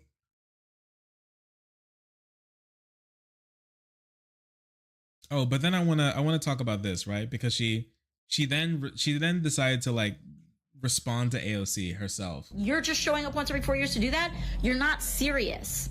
You're not to me, it does not read as authentic. It reads as predatory. Jill here. I'm about to board, but very quickly, I just wanted to thank AOC Pelosi so very much for. Is that actually wait, did she pick that up from that random guy that she was listening to? That AOC Pelosi thing? Is she serious? It doesn't even. What does that even mean? AOC Pelosi, dog. What? Oh damn, calling her Pelosi. Yeah, mom. Listen, I can't lie. The chat, I'm so sorry. I'm so sorry. But I have to say it. Calling someone Pelosi don't hit the same way it did back in like 2020 or 2018 or 19. It doesn't. It just does.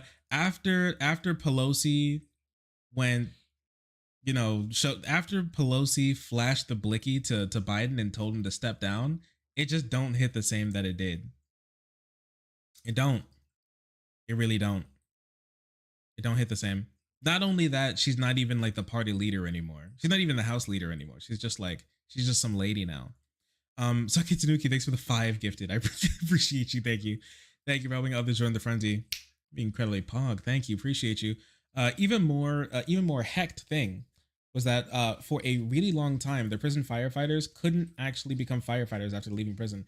Yes, that was also true. Is that the work that they did as a fire slave, tending the fields as a fire slave in California, they actually couldn't use that as they couldn't use that on their like resumes or anything to then become firefighters afterwards if they actually appreciated the work that they did, as a part of their like fire slavery. It was actually really fucked up. That I believe that changed, didn't it? But I could be wrong.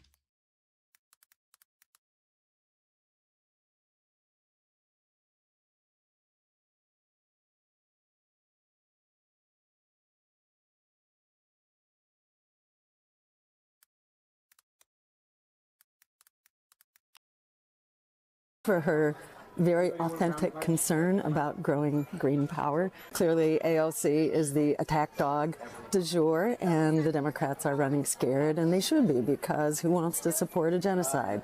Who wants to vote for a genocide? And if there's anything that's predatory here, it's saying that your candidate is working tirelessly for a ceasefire when actually they are actively funding and arming genocide and actually refusing to even consider an arms embargo, which would bring the genocide to a screeching halt. So one thing also that we need to,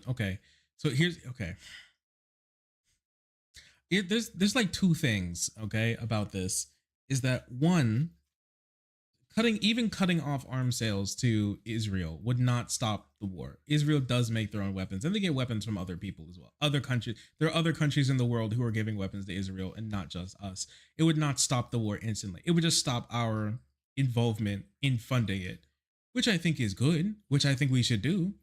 But is that like the only, but would that instantly stop the war? No, it wouldn't. It would not, actually. That's not how that works. It's not. Which is one thing that important to understand. The reason why we want to cut off like funds to Israel, the reason why we want to cut off money to Israel, and like weapons specifically, is because we don't want our weapons to be used for what Israel is doing, for their slaughter of Palestinians. We don't want our weapons and our money and our resources to be used in that way. We don't want to support them in that. Not because it would instantly end the war. Lickety split, it just wouldn't. They would continue killing them, possibly at a slower rate, but they would just keep doing it, right? Dude, we stopped sending weapons to Ukraine, and Ukraine kept fighting. If Ukraine, which is way poorer and way less connected than Israel, could keep fighting Russia without us sending money and weapons to them, why the fuck can Israel not? They've been planning to kill Palestinians for 70 years. You don't think they got a plan? You don't think they thought about that? Rishi. You don't think they thought about that? Like, no, it's not going to instantly stop the war, okay? And two, like, once again, all right? Yeah, it is a difficult position for a politician to take, to cut off weapons to Israel. Supporting Israel and killing Palestinians are two very popular positions in America. And I think they always will be. Killing Muslims, killing Arabs, killing Palestinians, and watching their bodies like blow up will always be a popular position amongst Americans, at least for the foreseeable future. I don't think that's changing. We love killing Arabs and Muslims, and the more we kill, the happier we get as like a people.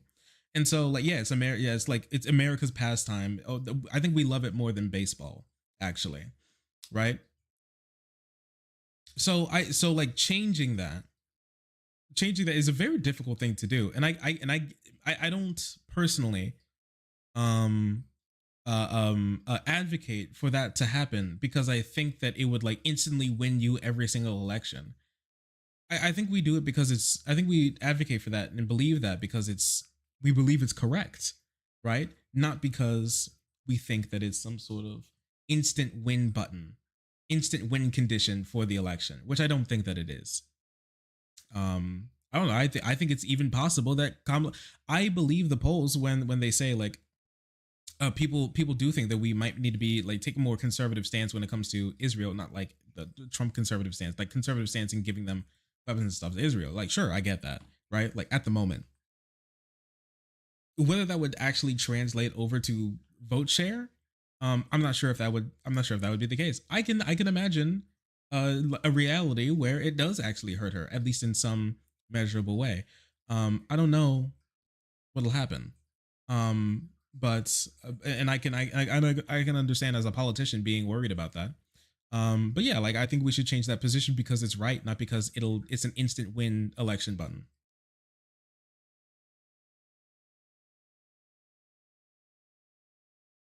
One thing that I think a lot of lefties gotta get through their heads is that not every position, a lot of positions that we hold are like, you know, pretty popular in general. Like if you explain them generally to people, they're popular. Sometimes if you get into more detail, they become less popular. Like different policy proposals could be more or less popular. But like we don't believe what we believe because like if we instituted all of our policies, would instantly jump up to 99% approval ratings as like a candidate or somebody or something, right? We do it because it's right, not because we will always win. See who's supposed to be in leadership of the Democratic Party. It's amazing if she doesn't know about the anti-democrat. Wait, what did she say? An arms embargo, which would bring the genocide to a screeching halt. AOC, who's supposed to be in leadership of the Democratic Party. Did she actually say that? She actually thinks that AOC is in leadership? Does she think AOC is like right behind like Clyburn when it comes to like the leadership? Is she insane? Does she actually believe that? Does she actually think that AOC is in the lead? What? Does she believe that?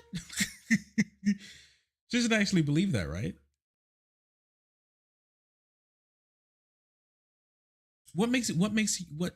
Does she think speaking on the like DNC stage is equal to being a part of party leadership?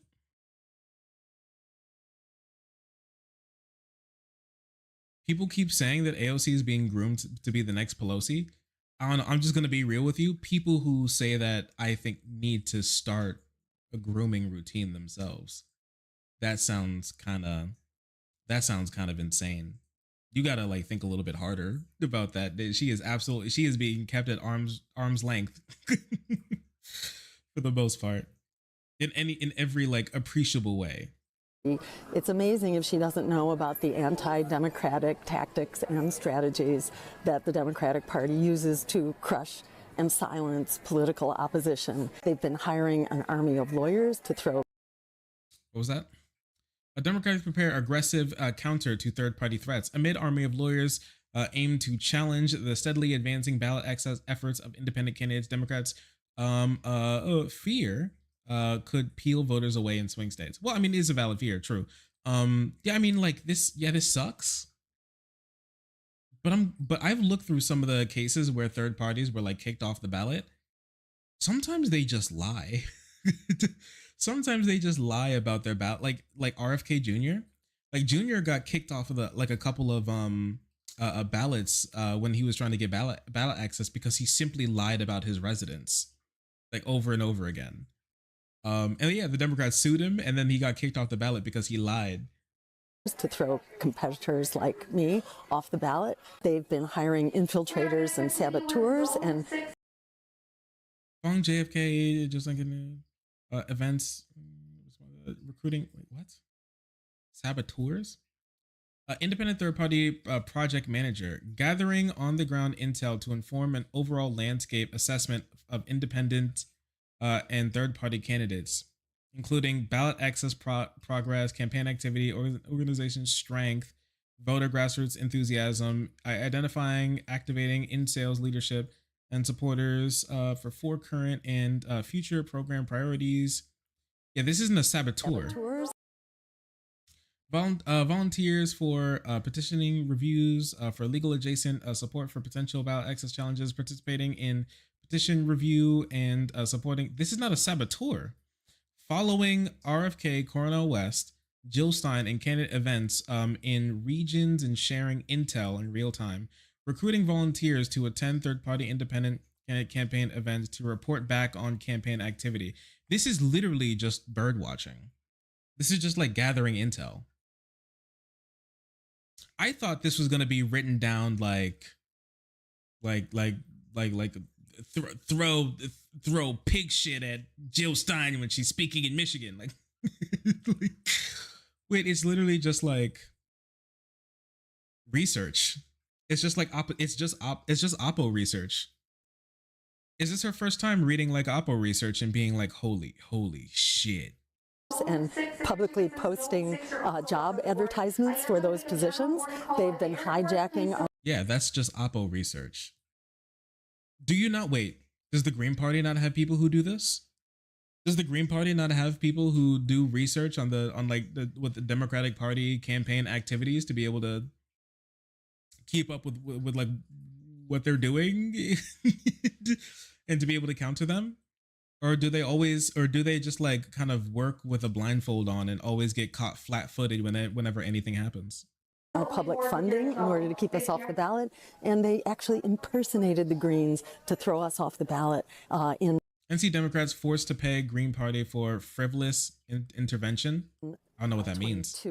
In the Senate race for North Carolina, for example. How is that not fraud and election interference? Also, what's predatory here is stealing the signature issue of the Greens. Our Green New Deal launched in 2010, appropriated by AOC as her signature issue in 2018 without a mention of where it came from. How do you get mad that your policy positions have become mainstream and or popular and or like more like closer? Wait, their positions, their like signature position gets closer, like their like number one issue gets closer to actually being passed, and then she gets mad? Steal? Dog, aren't you supposed to be working for the American? What do you mean steal? You're working for the American people, right? Like there's a bill with like a lot of her policy, apparently a lot of her policy priorities in Congress right now, and she's stomping mad about it. Are you serious? I can't believe they jacked my shit. I'm sorry, dog. This isn't like a fit that you put on. This is policy.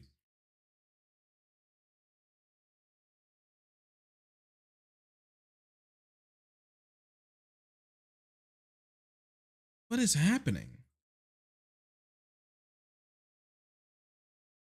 So bottom line is, you know what? This is kind of funny because she's talking like Trump. Remember how she's doing the same thing to AOC that Trump did to Harris? Do you remember that when Harris was like when Harris was like no tax on tips, and then yoinked that from Trump so he couldn't run on it?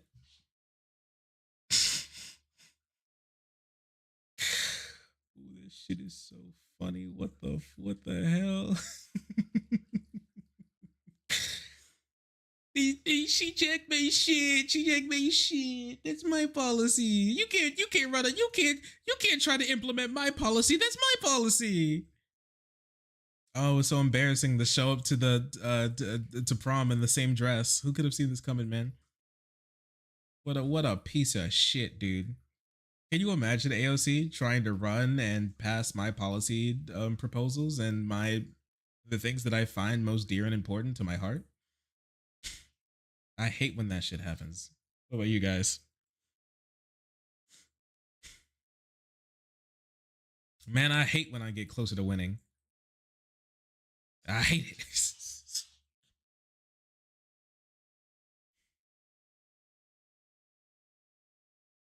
My shit. You stole my shit.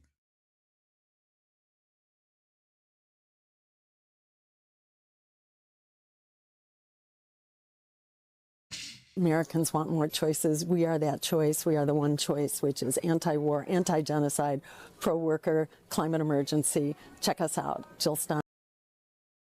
Cool, man. That's cool. And then she just went on like a retweet. Dude, she's still squatting on this tweet. She retweeted it.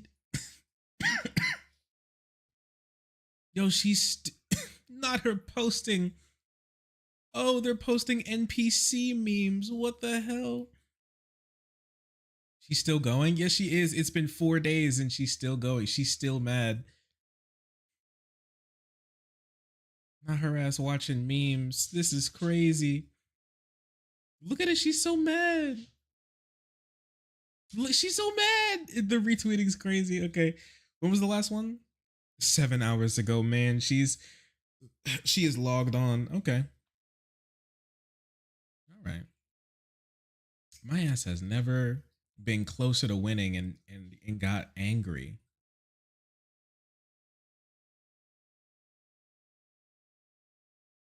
Okay. Well, I think that's it for me. I think that's it for me, chat. I think it's time for me to go to bed.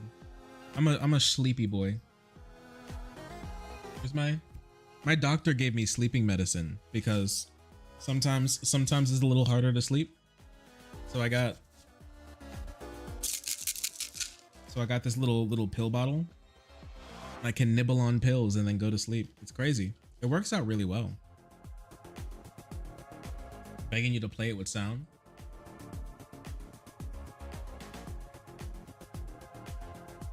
What?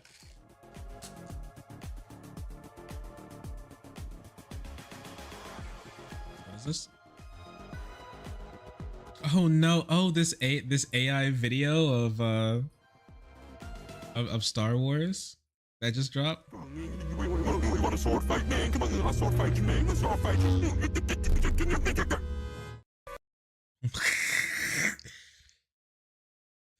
AI is the future, man. Chat, did you see that the stock market crumbled today? And it was literally 100% because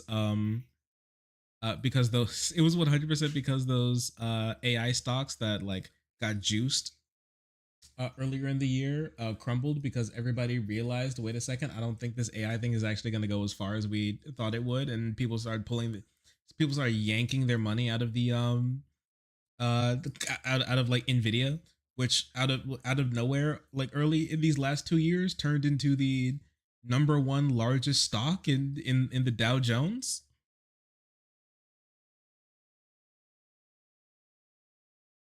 Nvidia just became like massive. It just like ballooned because it was like the head of AI, but then people were like, wait a second, this shit doesn't do anything.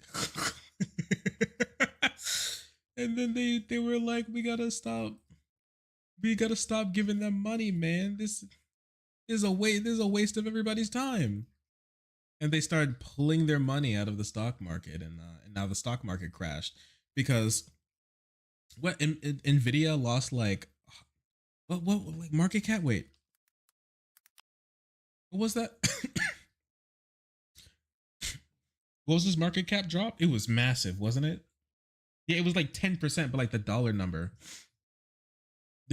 was staggering. Yeah, it dropped 10%, but like the reason why the Dow crumbled so bad was because it was such a big company. It was juiced, so it was like way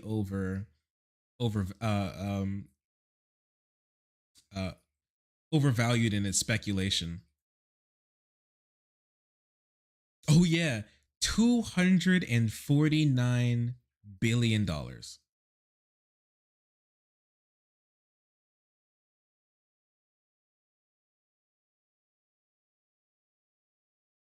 Nice. Oh, that's beautiful. I was kind of thinking, I was like, cause I have money in the stock market. That's where I keep that's where I like keep part of my savings. Is that like every month I automatically have money that gets put into like my stock portfolio, and I just put like $100 a month or something in there, something like that.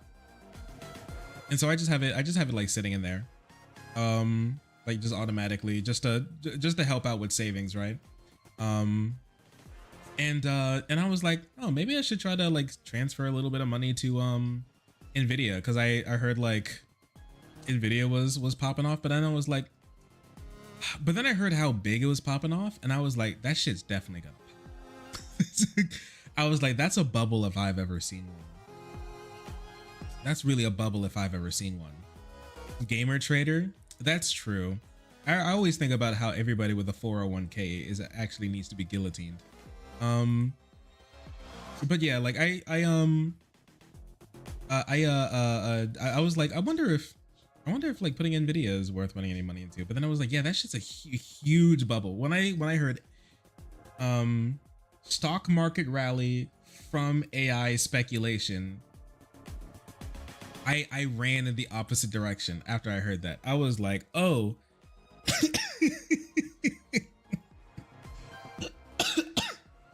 I was like, oh, I see.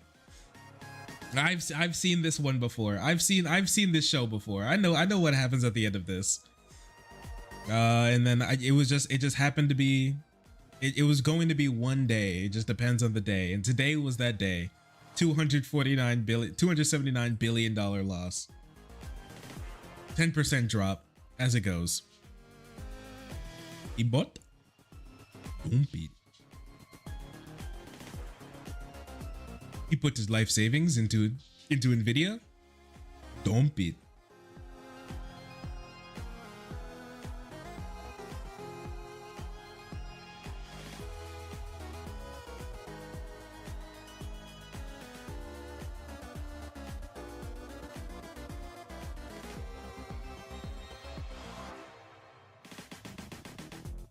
Copilot was installed on my computer without my consent. Yeah, they love that. Maybe I can get a graphics card for less than 1K. Nah, they definitely ain't cutting that shit. But yeah, it was kind of crazy. It was kind of, oh yeah, I was definitely like, I will say I still got hit. So don't worry. If you were looking for me to lose money in the stock market, I did today. Don't worry. Don't worry. My portfolio got rocked too. Don't worry. I got my ass beat as well. Yo, Bean. How's Pickle? Nice to see you. How you doing, Bean? What season of the Shark Show is this? Well, I stopped numbering the streams a long while ago, but this is probably like, you know, this is probably like 500 something. I see you, buddy. Please grant me good luck for Friday's lotto drawing, Shark. Oh, I'm sending you good vibes for your poor people gambling. There you go. You should win. You should win at least 25 bucks. Thanks for the 100 bits. Appreciate you, Nitro. For the tip. Thank you. Thank you. Are you buying the Trump collector cards? I'm gonna be honest with you. I really thought so. I didn't stream for like 2 months, so I'm super broke right now. I'm like super duper broke right now. So without like draining my savings account, I am quite broke at the moment. So no, I cannot buy the Trump trading cards, unfortunately, even though I really wanted to. I wanted to sniff a piece of Trump's suit in the real card, I'm gonna be honest. I would have enjoyed that.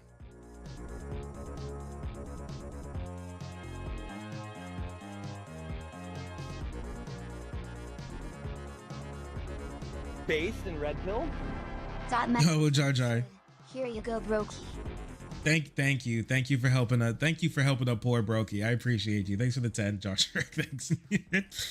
You're too kind. Thank you. Rookie streamer mistake. So right. Yeah, rookie streamer mistake. Taking a mental health break. You're so right. Honestly, I got cooked and it was my fault. It was my fault.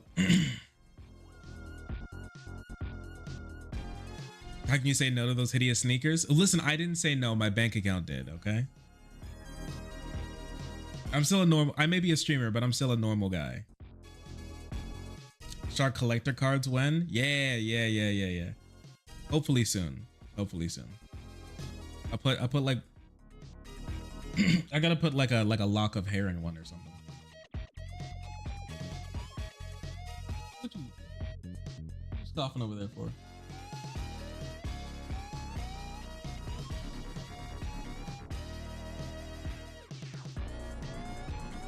Infinite money glitch at Chase.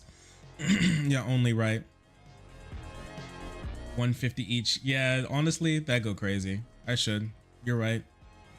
I know your ass. I know we got some whales in here who would definitely buy my shitty trading cards.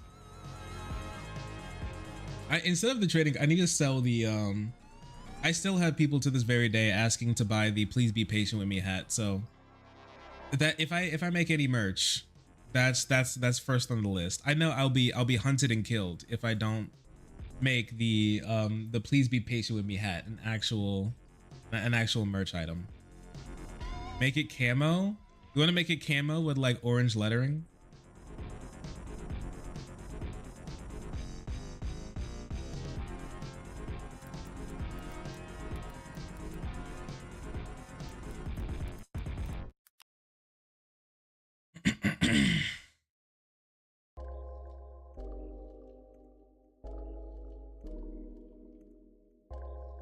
I'm currently hunting you, dude. You know, I kind of like that because it kind of keeps me on my toes. Without being hunted, I'm kind of like, you know, I become complacent.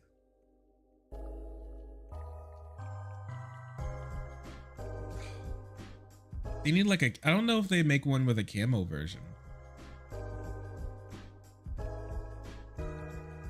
Camo would be funny. Green camo.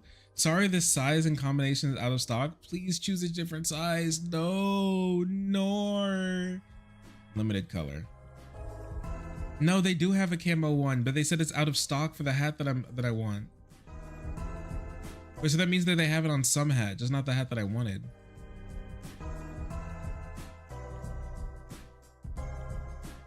Heck, no, dude. I'm taking a look. No, none of them, none of the caps have like have the camo that I want. Man, that sucks. I don't know where I would go to get the hats made though, so I'm just looking around at like random places. Who say they do hats? Camo.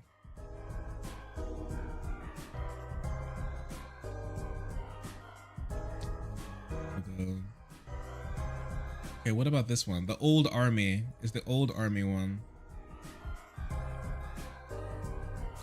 Let me see. Can you do a thing where you could like see what it looked like? So you can type on it? No, I don't think so. Wait, start designing.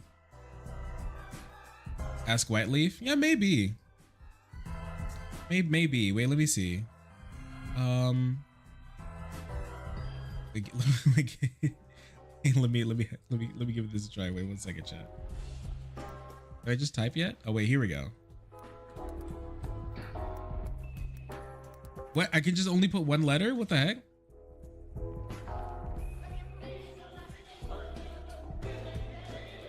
What? Sign. Not monogram. Text only.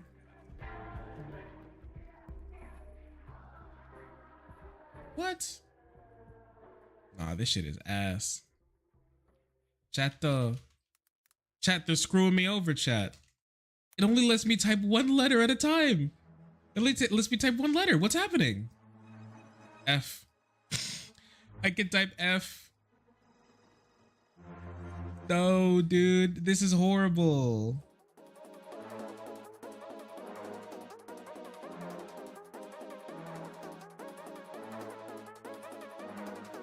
No, this is horrible. This is terrible.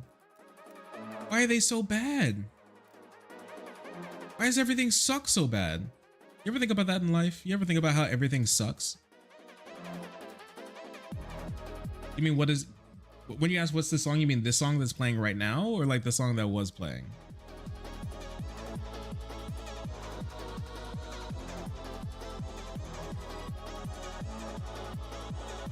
Two songs ago? What the, okay, well, let me see. Think?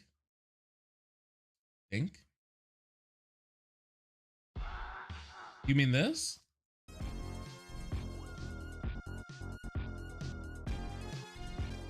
Is this what you're talking about? The next one? This one?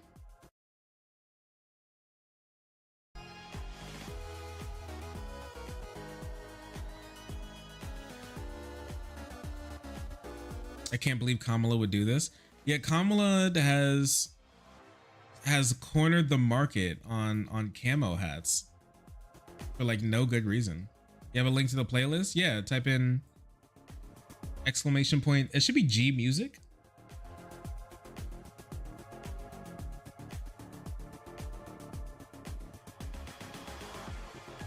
Yeah, there you go.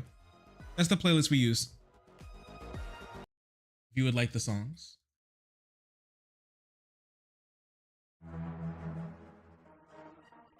The music is not my thing. Well, listen, it's okay.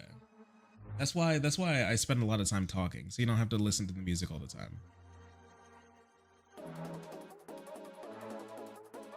Just in case the music isn't someone's thing. You got it, buddy. I can't believe Kamala would do this. Yeah, I don't like music. Honestly, true. So true. Honestly, that's so me. Yeah, I don't know if I can't show you it. I was going to do like see if I could do like a custom one to show you, but I can't. It won't let me. No site will let me pull one up at the moment. It would take a second looking, and I need to get out of here. Thank you all for watching. I really appreciate you. It's been an incredible stream, but I need to go. We're gonna be uploading maybe the RFK segment tomorrow if Joe Rogan doesn't try to send me to court over a 10-second video clip in my hour-long video. So we're just gonna, I don't know, find out to see if he want that smoke. If not, if that happens, then we're going to be uploading the Candace Owens segment. And I know a lot of you all will like that. If you wanted to know what's been going on with Candace Owens since she left the Daily Wire, I did a little segment on it. We talked about where she had been, what she'd been talking about, her interviews with the Tate Bros after they were arrested and indicted for child sex trafficking across Western to Eastern Europe. Her relationship that her like literal husband has with them, and also her delving into racist anti-Semitic conspiracy theories so deep actually, that even the Nazis have to disavow her. It's gotten wild over in Candace land, and so we did a little looky into what was going on over there, and so that should be uploaded. If not, the RFK segment where we go over his campaign, his conspiracy theories, and where they led him, which is to Trump's feet, where it leads a lot of these conservative weirdos.